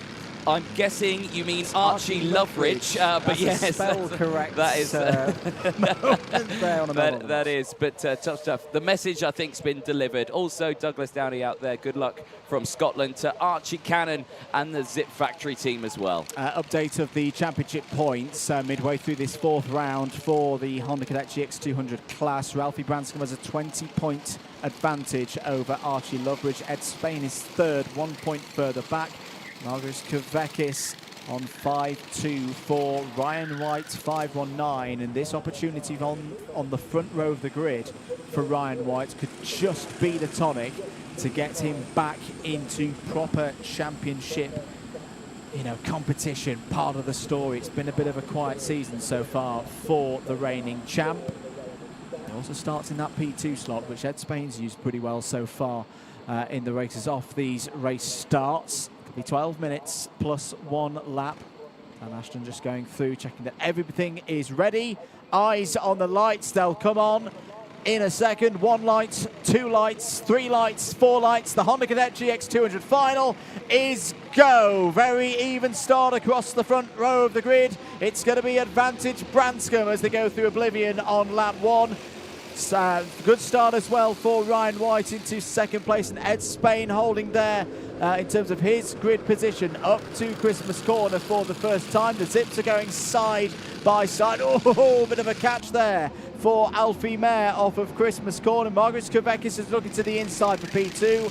Has a little close moment there with Ryan White, but a steady start for Branscombe. He leads. Great to see Ryan White back out there on the circuit after that spill earlier on in the second race. Good to see his confidence has not been diminished at all as he battles there in second place. Down the inside, Ed Spain on the charge here. Great dive down the inside. Moves up, but I think then moves down as he runs wide on the exit, holds it through the chicane, going absolutely wheel to wheel there with Archie Loveridge, or Archive Loveage, as I might call him now. Very good. So, end of lap number 1. Branscombe leads from White. Kavekis, but not for long, because here comes the Lithuanian down the inside on the 2023 champion. That's a clean move by Margaret Kavekis up into second place. Well, keep this action and keep those screens on. Eyes focused. There's overtakes coming in thick and fast there. Loveage down the inside, as well as Archie Cannon making moves as well. Archie Cannon really pushing strong here in that midfield section. Nice train. Big send for Ed Spain on Ryan White. Gets it done. And Ryan White now still wheel to wheel, but I think Spain's got it covered. He has indeed, and he holds on to third place. Branscombe still leads, but Kavekis is right there in second place. Well, it's on the Cadet GX200 category, like we've just seen with the Senior X30 category. Hasn't had a repeat winner so far in 2024. Up the inside, Kavekis looking for the lead on Ralphie Branscombe. This is a great run up the hill for Margaret Kavekis, and the privateer takes the lead. He certainly does. And again, with that, it's brought everyone back into play here. Now that gap's disappeared, Ed Spain is now part of that lead group, and he's going to immediately look for the inside line, dives down the inside of Ralphie Branscombe, and now here comes Ryan White back up into a podium spot of P3. Nicely timed, well executed, well delivered, as the rest of the train now fires their way through. The speed that they can carry into the entrance of the boot there is terrifying. I can say that's a great fight back from Ryan White after losing a couple of positions on the previous lap. You can easily see a driver lose 4, 5, 6 positions as they look a little bit vulnerable to the rest of the pack, but Ryan White has held firm there. That's going to be close with Ed Spain. White is through past Spain for second place. Margaret Kavekis is clear at the moment, but it's always the question with Honda Cadet for how much longer. Branscombe back down the inside of Ed Spain. Branscombe retakes third, and everybody else is still there as well. Archie Cannon pulls out of the train and gets down the inside of Archie Loveridge. That's for fifth place. Spain strikes back down the inside of Branscombe for third spot. This is a really, really entertaining first half of this race. It certainly is. Well, still, while they're battling here, Ed Spain, yes, he's in third place, and it looks fantastic as Archie Loveridge sends it down the inside of Branscombe. No, not Branscombe. Where's that? Is that Alfie Mayer? I think he's got past. Yes, it is. So they're still finding a way. They're allowing here Kavekis to actually break away. Kavekis is 7/10 further up the road ahead of Ryan White. White set the fastest lap of the race. He's trying his best to close in. This group behind, though, needs to be careful. They might lose touch. Yeah, they do need to be careful of that scenario. We've now got the length of a heat race remaining. We're under the 8-minute mark. There is the number 73 of Archie Loveridge holding on to that spot ahead of teammates Archie Cannon and Alfie Mayer. Alfie Mayer, who won the final 24 hours ago. Elliot Bourke having a good run in the top 10 once more, and Ricky McIntosh as well, who had a bit of a difficult time qualifying earlier on today. He's done fantastically to fight his way back into the top 10. The top 10 at the moment, that's completed by kart number 22 there, Luka Batuev. Certainly is. Yesterday's final, remember, it was Alfie Mayer who took the win after gaining 4 places. Kevin Ivanov, unfortunately, not out in this one, who finished second in the final yesterday ahead of Branscombe. Ed Spain just missed out on that podium, didn't he? So he's there in third. I reckon. Do you reckon he'll settle for third, or is he going to go for it? Sideways moment there for Alfie Mayer. That will not be well delivered. I think if you had Spain, you got that taste of winning in Scotland at round number 2 a few weeks ago up at Lark Hall. And he's going to go down the inside of Ryan White, try and take second place. Good driving there from Ryan White around the outside. This is really good to see. This is from Ryan White. The 2023 Ryan White seems to be back right now. He'd been missing in action a little bit. Oh, that was a close moment with Ed Spain. And I think drivers have taken advantage of that. Yes, they have. A number of the Zips have got through. Ralphie Branscombe is through as well. So Loveridge, I think, is up to second place. Yes, he is. And Branscombe's back onto the podium. Yep, he is indeed. This is brilliant stuff here. Branscombe, the O-Plate winner in this category, knows how to deal with finals like this, where he knows it's all about winning and nothing else. Evidence of that is with that O-Plate, but he needs to really work with White here. He needs to work with Archie Loveridge, who's now got that fastest lap of the race, who's there in second place, but the gap is fluctuating around a second now. That's a big gap. The distance between Kavekis and Loveridge, they need to close it. They need to close it, and they need to work together, ideally over the next 2 or 3 laps with no overtaking. They've got to resist that racing driver urge to go for overtakes. Obviously, if the opportunity presents, if Loveridge makes a mistake, for example, then if you're Branscombe, you've got to step through. But right now, they've got to get their extra amount of power as a pack of 3 together to close down Kavekis. They did a good job on that last lap. They took a couple of tenths out of Kavekis' lead. Kavekis flying the flag for Lithuania, running on a Lithuanian licence, based in Herefordshire, has not taken a win at this level before. What must be going through his mind at the moment? The gap is now 0.6. Mustn't panic, even if these chasers catch up to him. He's got track position right now. Certainly does. Comments coming in are in there saying, nice to see Ryan White still racing. Yes, it is indeed. Great to see him still there out on the track and fighting in that top 5 and battling away with the drivers for podium positions here. Look down in the field as well, and still big movers there, but everyone roughly in the same positions at the start. Now, there has been a board come up on our screen. Ed Spain under investigation. Now, Spain's currently in P6 at the moment behind this train. But yeah, he will not like the look of that board. I wonder is the key word there, whether that is going to be for the close moment we saw with Ryan White through the boot a few laps ago. There's a quick view on the inset camera into the CCTV room. David Manchester in the background, head of that station, ably assisted by Alfie Briggs in the foreground as the driver representative. A good chat to Alfie earlier. He'll be off to Le Mans next week, working in a mechanic's capacity on an LMP3 car. 3 minutes and 40 seconds to go. And, well, we've had a change of lead, haven't we? So Loveridge through, past Kavekis. Could be the key move in the story of this race, but 3 minutes and 30 seconds is a long, long time in Honda Cadet racing. Branscombe's down the inside of Kavekis now for second place. Ryan White's trying to get in there to get back into the podium positions. Down the hill once again, Loveridge leads this one. Ryan White now going for third place again. That's a really nice move by the reigning champ, back into the top 3. Yeah, it's good, but again, these guys are all undoing the work that they've just worked so hard to do, and that's close that gap back up to Archie Loveridge in the lead there, so they do need to be careful here. Branscom's doing what he needs to do right now. He is staying on that rear bumper, and he's doing what he needs. Big hit of the curbs again. Very sideways moment there for Archie Cannon. Yeah, gotta be careful with that curb. You can see if you... Sometimes it's better off maybe hitting it than trying to really oversteer the kart and avoiding it, because you're seeing drivers scrub so much speed, and the exit out of that final chicane is so vital because you're flat out all the way up to this corner at Christmas. Yeah, it's arguably the most important corner on this circuit. Archie Loveridge had a torrid day yesterday, was classified 16th in the final, was on the podium in the previous rounds, Lark Hall and at PF International. Can he strike back here?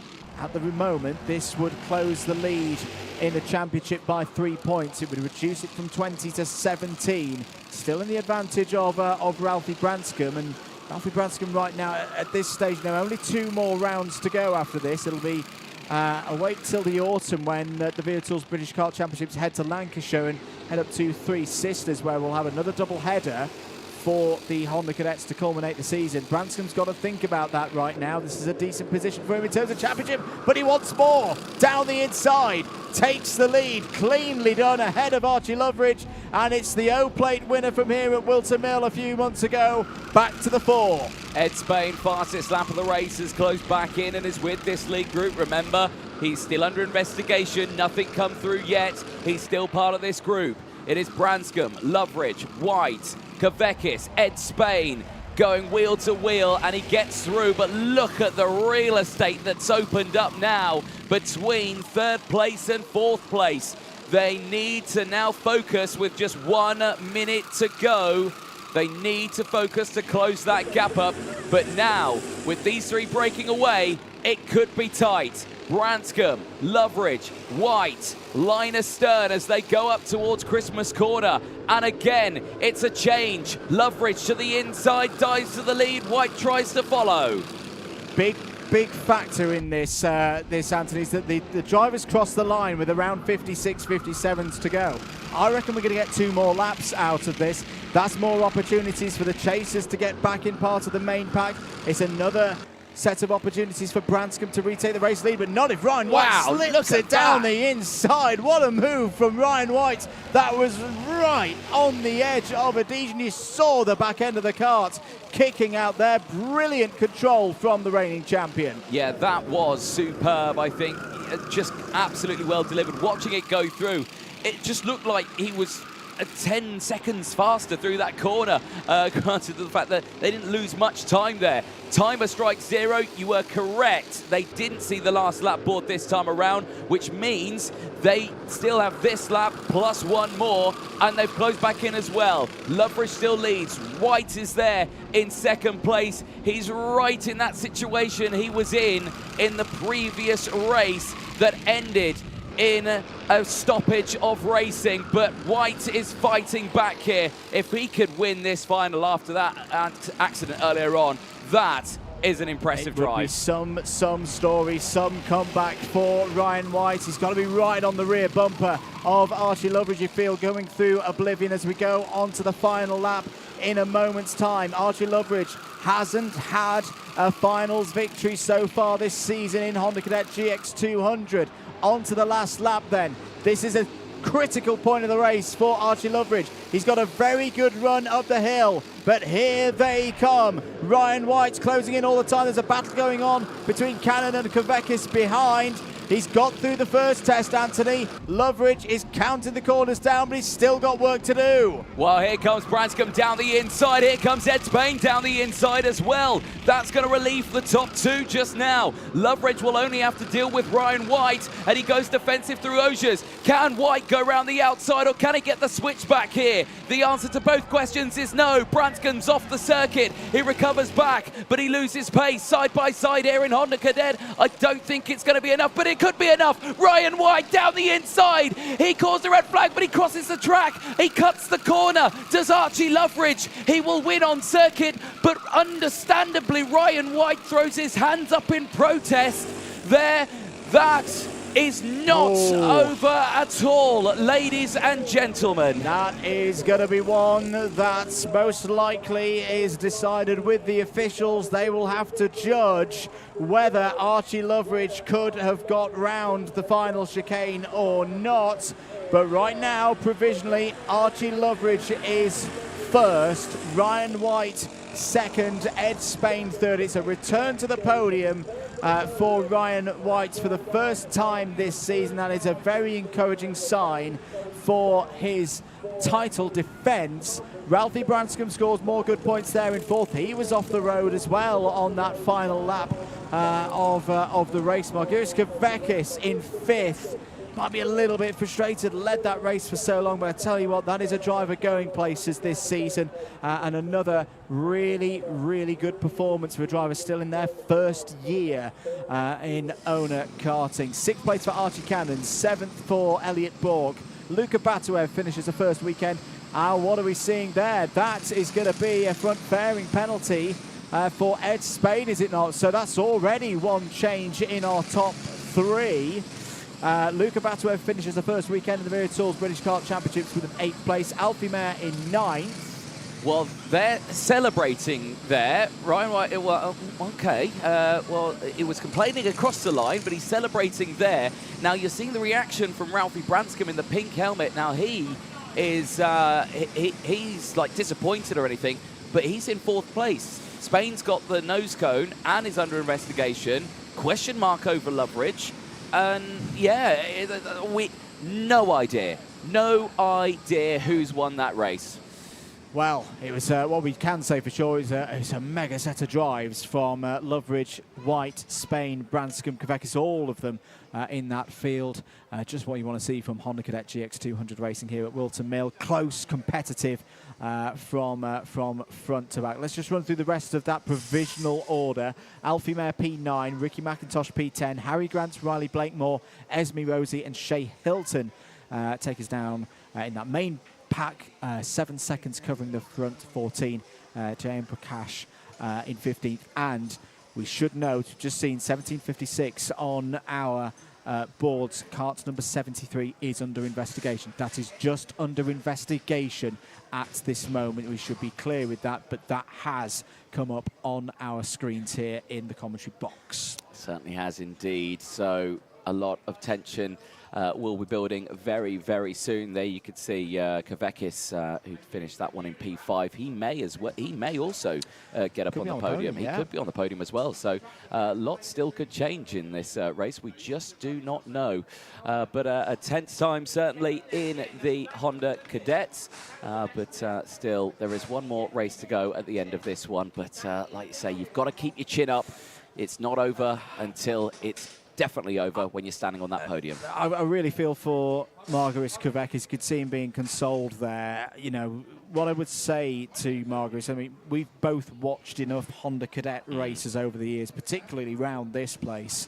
You know, it is so hard. It's arguably one of the hardest circuits in the country. When you're clear like that and you feel like, yeah, I'm 1.5 seconds clear in the lead. We've seen that come back so many times. We almost just expect it to happen. You know, he's not done anything wrong in that case, even in my book, Margaret Kavekis. And as you say, you never know, he could still be on the podium. Let's head down to Parc Fermé and Nicole Sutherland.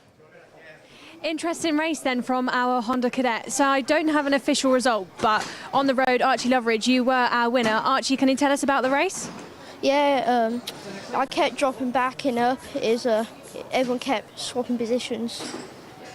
And I think we saw you get a little bit airborne on one of those laps towards the end. Can you tell us a little bit about that? Yes, I just got squeezed and I just had nowhere to go.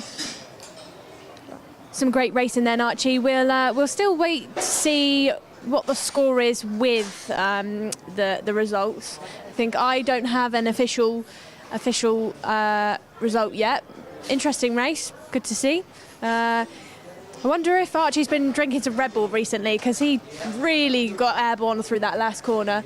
Got Ralphie Branscombe in there as well. Unfortunately, Ralphie didn't have the result that he would have liked. We'll catch up with him quickly, if that's okay. Ralphie, how are you doing after that race? I feel good. I'm pretty sure Ed got a drop down, sadly, so I think I got third. And do you think going into the next Honda race, the next round of this championship, you'll do all right? Yeah, I think I'm in the leader championship, so I reckon I can do it. Well, very well done for this weekend regardless, Ralphie. We'll see you later on. We'll throw to some highlights of that rather exciting race then before we see our last final of the day. Thank you very much, Nicole. Indeed, let's have a look at some of the highlights from that Honda Cadet GX200 final. This was your race start. Ralphie Branscombe got it absolutely spot on from pole position. And Ryan White slotting into second place there on that first run up to Christmas corner. Margaris Kavekis, though, really quick in the early stages. Picked off Ryan White for second place with a nice move up into Christmas corner, and then would set about taking the race lead away from Ralphie Branscombe one lap later and get a bit of a lead, break away from the rest of the pack. But as we often see in Honda Cadet racing, eventually the chase pack do get themselves organised, and it's so hard for a sole leader to stay away, and they started reeling the Kart of Quebec is back in there. This was Ryan White and Ed Spain fighting over second place. Branscombe still there in fourth. In this middle phase where eventually they managed to catch Kavekis, overtake Kavekis, and Ralphie Branscombe getting by past Archie Loveridge there. And at this stage, Anthony, it was anyone's game to take the victory.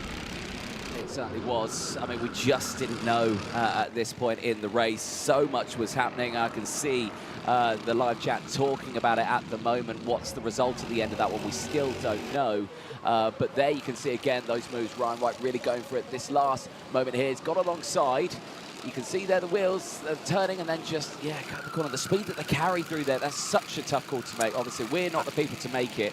But there you can see at that moment, protesting already across the line. But we just don't know. And the other thing that's important for us to remember here in the commentary box and everybody at home, we've got one angle of that. Oh, yeah. David Manchester, all the officials, the stewards will have multiple angles of that, and that's how they will make their decision. One race to go. Let's head down to the grid for the final time today, and over to Nicole Sutherland. Thanks, boys. So we are with Taylor Orridge and Harrison Mackie. We'll speak to Harrison first. He's stood over here, definitely wants to have a quick chat. Harrison, how's things been going today? It's been all right. 2 heat wins, qualified third. I don't think it's been too bad. I think your trophy cabinet is going to be expanding a bit this year. You know, you're on some really good form. Do you reckon you'll get as successful as your brother was? Do you reckon you're on level now? Yeah, definitely. I think he definitely obviously believes in me. He's took mechanics from me, doesn't he? So I think we definitely got a chance for everything that we're doing. And Fusion as well. Are they happy with your performance when you're going back in? What are they saying to you after each race, after each race win as well? Definitely a lot better than last year. Normally get told off for stuff I did, but this year it's all no telling offs anymore. No, it's all out, all nice and calm. We're all saying well done. It's a lot better than last year. Good vibes. We'll see you later on then, Harrison. Best of luck to you. We'll talk to race winner from yesterday as well, Taylor Orridge. Taylor, how was your kebab yesterday after your win? It was all right. I actually fell asleep really early. I got asleep at about 9, but I'm about to go out, so hopefully it'll be fun. Hi guys. Hi guys from Taylor Orridge then. Back to you in the comms box then for the last race of the day. Thank you very much, Nicole. Indeed, the last race of the day, last race of the weekend on this double header at Whilton Mill for event 4 of the Wera Tools British Kart Championships. If you missed any of the action across the last 2 days, do not worry. You can watch it all back for free on the Karting UK YouTube channel and the Alpha Live YouTube channel as well, and the Motorsport UK British Kart Championships Facebook page. Flashing lights there. Less than 30 seconds to go before we go for race 40, the Junior X30 final.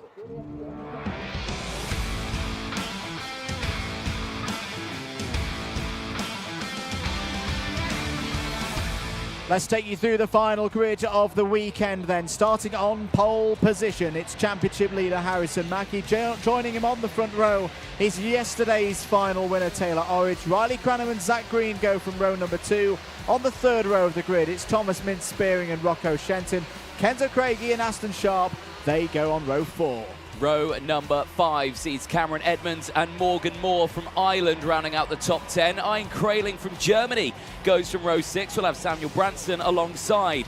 Joey Brown, the mighty mullet himself, goes from row 7 with Max Ewell alongside. George Edgar and Mayan Patel go from row 8. Archie Owen and Harrison Whitcomb form up an all-Wales row 9. Montejunia Canini and Hamish Forrest start on row 10. Alex Dodds and Aaron Richardson go from row 11. And then it's Charlie Myers and Monty Brathwaite. They go from row 12. Laith Khan and Sky Parker go from row 13. Ahead of Ethan Woodward and Jack McLaughlin. Harry Walsh from Evan Purcell. Then it's Katrina E, Dean Patel, Alexander De Benedictis and Zef Nurnberger, who all made it through from that repechage earlier on, starting this one at the back of the grid. Charlie Myers does not take the start. It's still the busiest race of the day. It's 12 minutes plus 1 lap, and it's going to have an extra formation lap.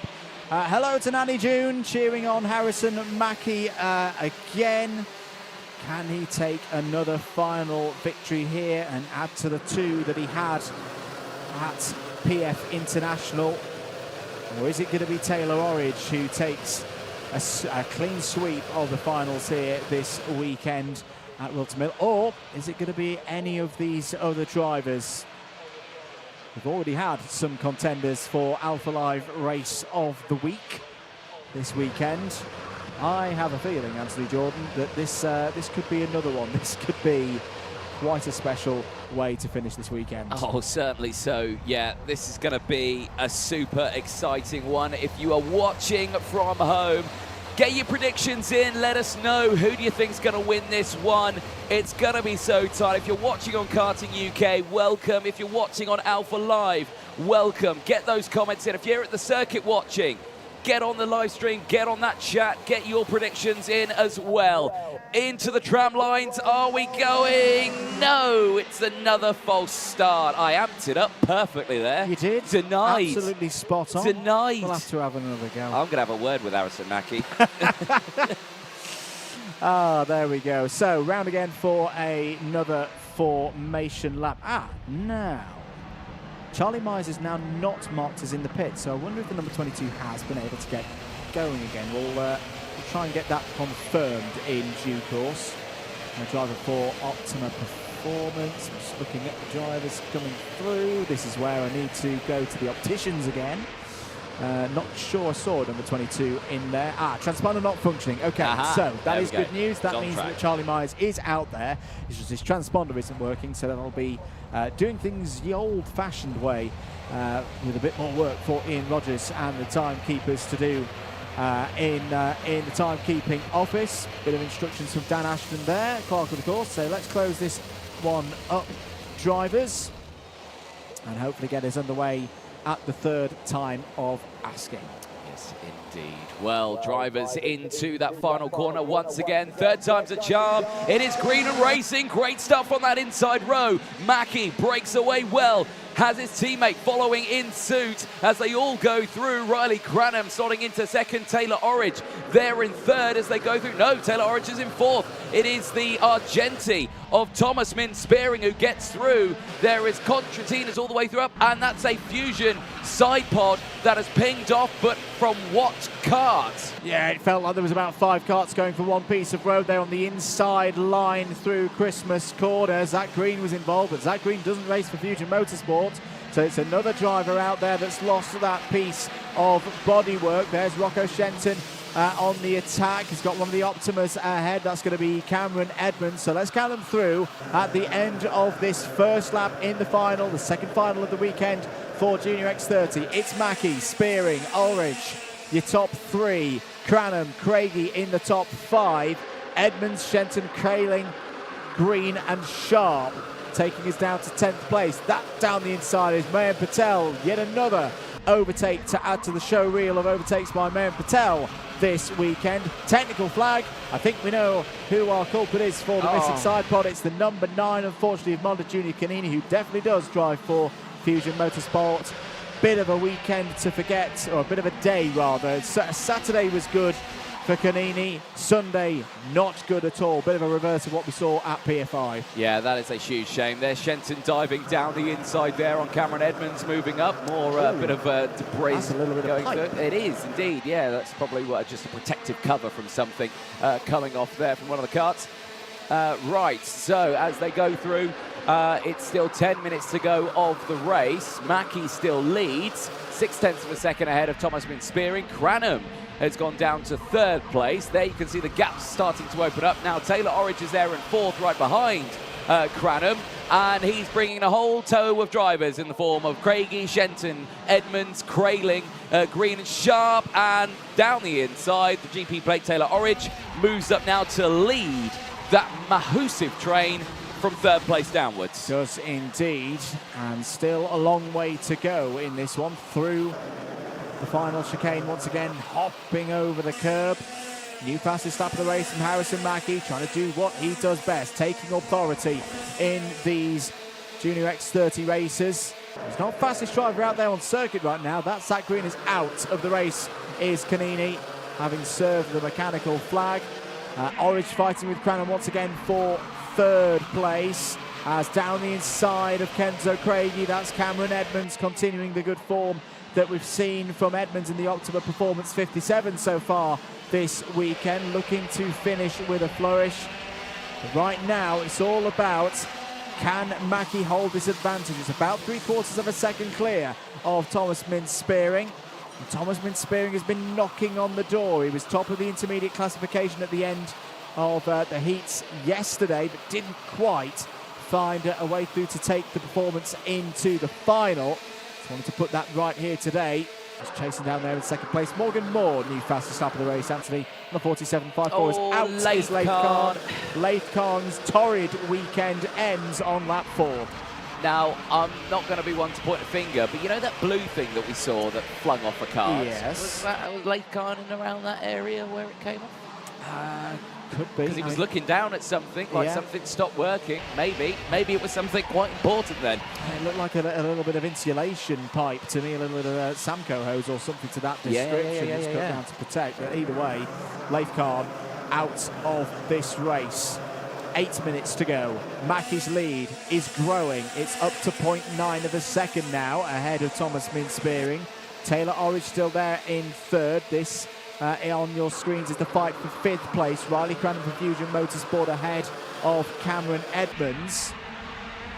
Zach Green now showing as the fastest driver out there on circuit, just under 3 seconds off the race lead. Yep, this train still forming up, a huge train still forming up here. Zach Green just closing in, fastest up the race, is using that to gain positions, gets past Cameron Edmonds and moves up into P6. Kenzo Craigie's dropping to P8 there.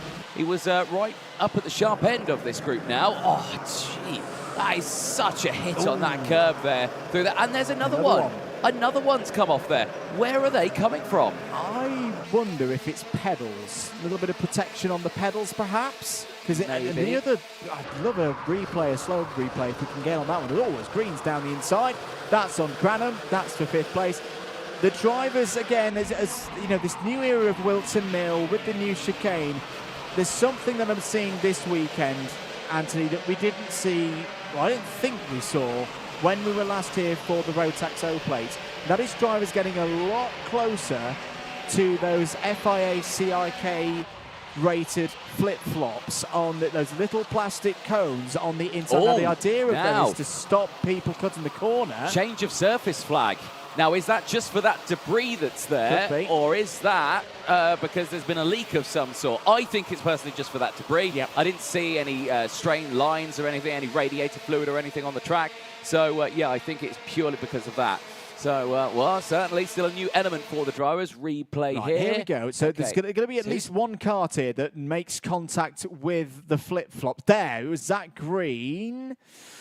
Yeah, but who did that come off? Now, was that the Mick Barrett car, or was it the Argenti that came off that one? Well, either way, if anyone's in the business of collecting little bits of blue insulation knows, they better get back down to the last corner at the end of this race. Anyway, 6 minutes to go. We're into the second half of things on time. And Mackie still leads, but he's now 1.2 seconds clear of Thomas Min-Spearing. Thomas Min-Spearing now falling into the clutches of Taylor Orridge, Anthony, because Orridge took 2/10 out of Spearing last time around. Yep, he certainly did. And that gap is certainly coming down. Half a second between the two of them, as you're calling it. Still 5 minutes to go. Plenty of time in this one. Now, what does Orridge do at this point here? Because he can get past. He can do that. If he wastes too much time doing it, though, he risks having Spearing attack immediately back. Does he stay behind? Does he push Spearing along? Try close that 1.23 second gap? Because, you know, Mackie's in the lead. He did this earlier on, and he just drove away from the rest of the field. I would give it a lap max to see if you just push along and see if that gap closes. If not, you've got to go for second place, because Rocco Shenton will be closing in. Zach Green will be closing in as well there in fifth. New fastest lap of the race from Riley Cranham. So Riley Cranham's got a good bit of pace at this stage of the race, 46.80. Who's coming through the field? I think the biggest move at the moment is Mayan Patel, up 6 spots to 10th place. 4.5 minutes remaining. Orridge hasn't quite caught up to Spearing yet. They are both quicker than Mackie by a 10th, I'd say, over a full lap. So this isn't done yet for Harrison Mackie, but we know he is the master of race management. Of course, he prefers to lead these ones out from the front, but we've seen some spectacular finishes from Mackie in the last few weeks, whether it be here in the British Kart Championships or overseas. He has very much been the driver in form across the continent when it comes to Junior X30 racing. Certainly has. Zach Green, fastest lap of the race. Confirmed there on your screen by the graphics. And again, looking very, very strong here in P5, pushing his way through. And as we talk about him, he's just received a warning flag, so he's being kept a close eye on here. And, well, he's trying to go for the moves there on Rocco Shenton. Shenton not giving up the positions here. Orridge and Spearing switching places, of course. And now, are we going to see that gap come down? 1.27 seconds, cross the line this time around. Oh, 1.1 seconds here, Andrew. 3 minutes to go. Is it going to close? Yeah, is that enough time? There's enough time here at this rate that second and third place. Oh, Rocco Shenton. How about that down the inside, son? Into third place with a spectacular move. It drops them off the back of Orridge. That could be good news for Harrison Mackie, because that group, that chasing group, has fragmented a bit now. It's more warning flags coming in for the 53, the 95 and the 11. The 53 being Alex Dodds, the 95 being a bit further down the order, number 11 being Joey Brown. I'm just interested with the number 8 warning flag, though, of Zach Green. Yep. I haven't seen anything, unless I'm getting really, really old and forgetting things within 10 minutes, that would be like, oh yeah, that's an obvious one. Apart from those runs through the final chicane and that close proximity with the flip-flops for the number 8 of Zach Green.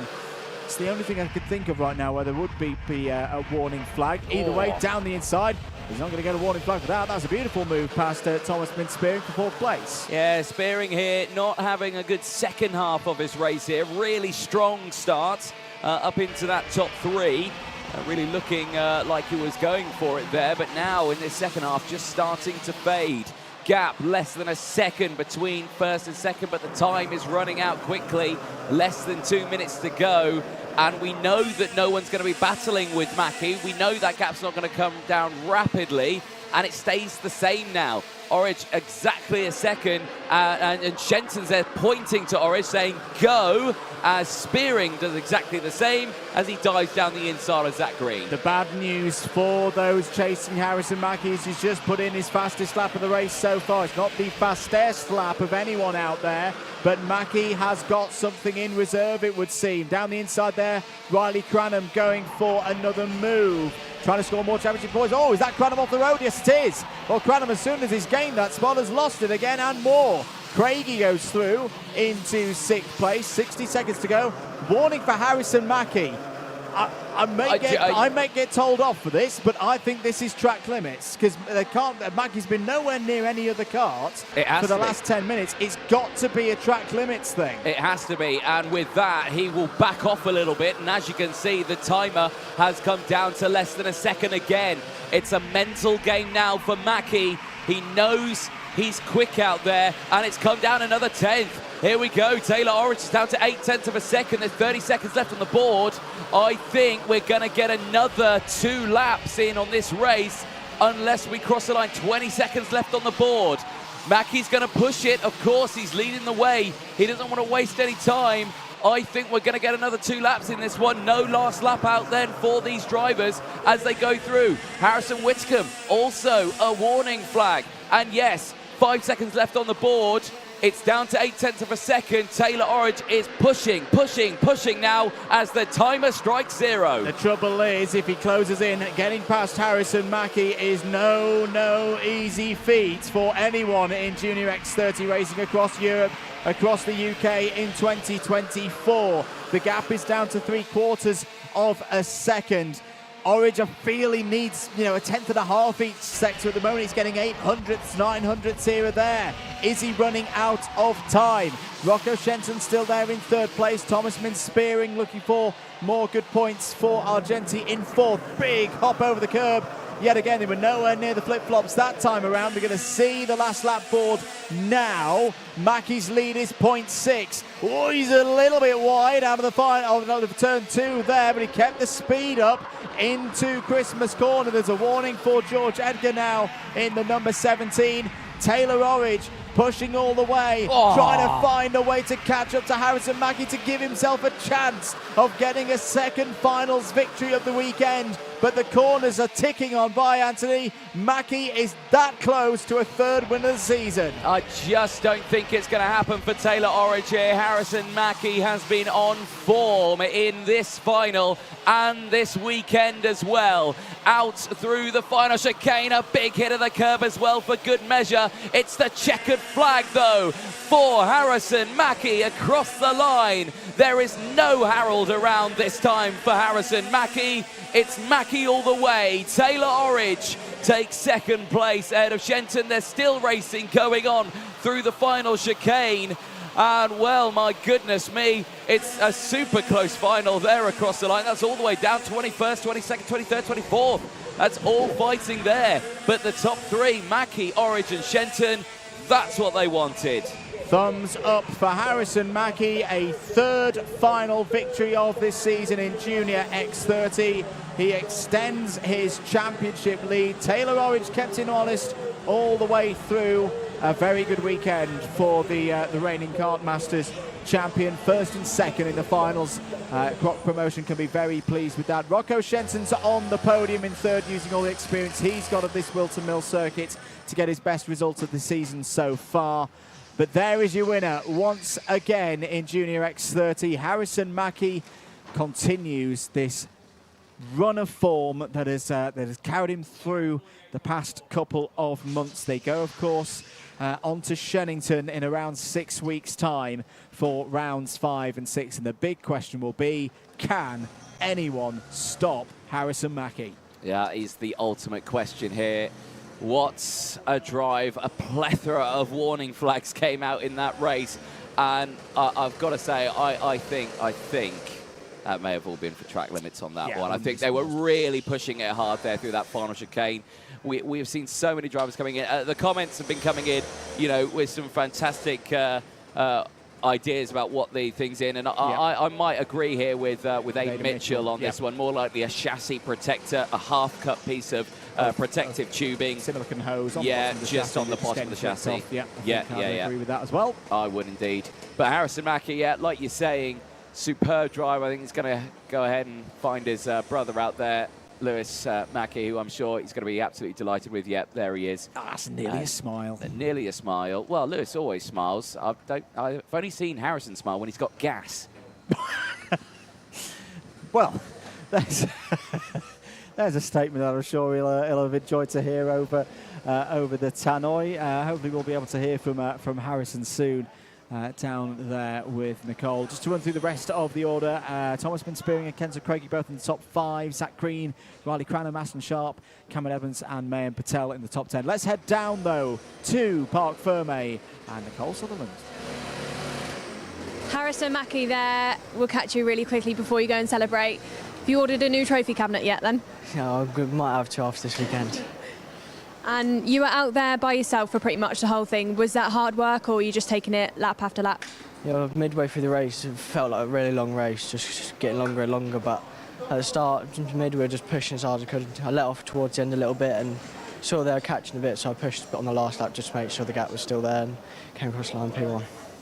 You've now got a little bit of a break in between the Wera Tools British Kart Championships this weekend and the next. What will you be doing in between to make sure that in the rest of the rounds you'll be picking up the rest of the trophies? I don't want to make myself too stressed about it all, but I think I'll just stay calm, go on to the next one and hopefully do the same.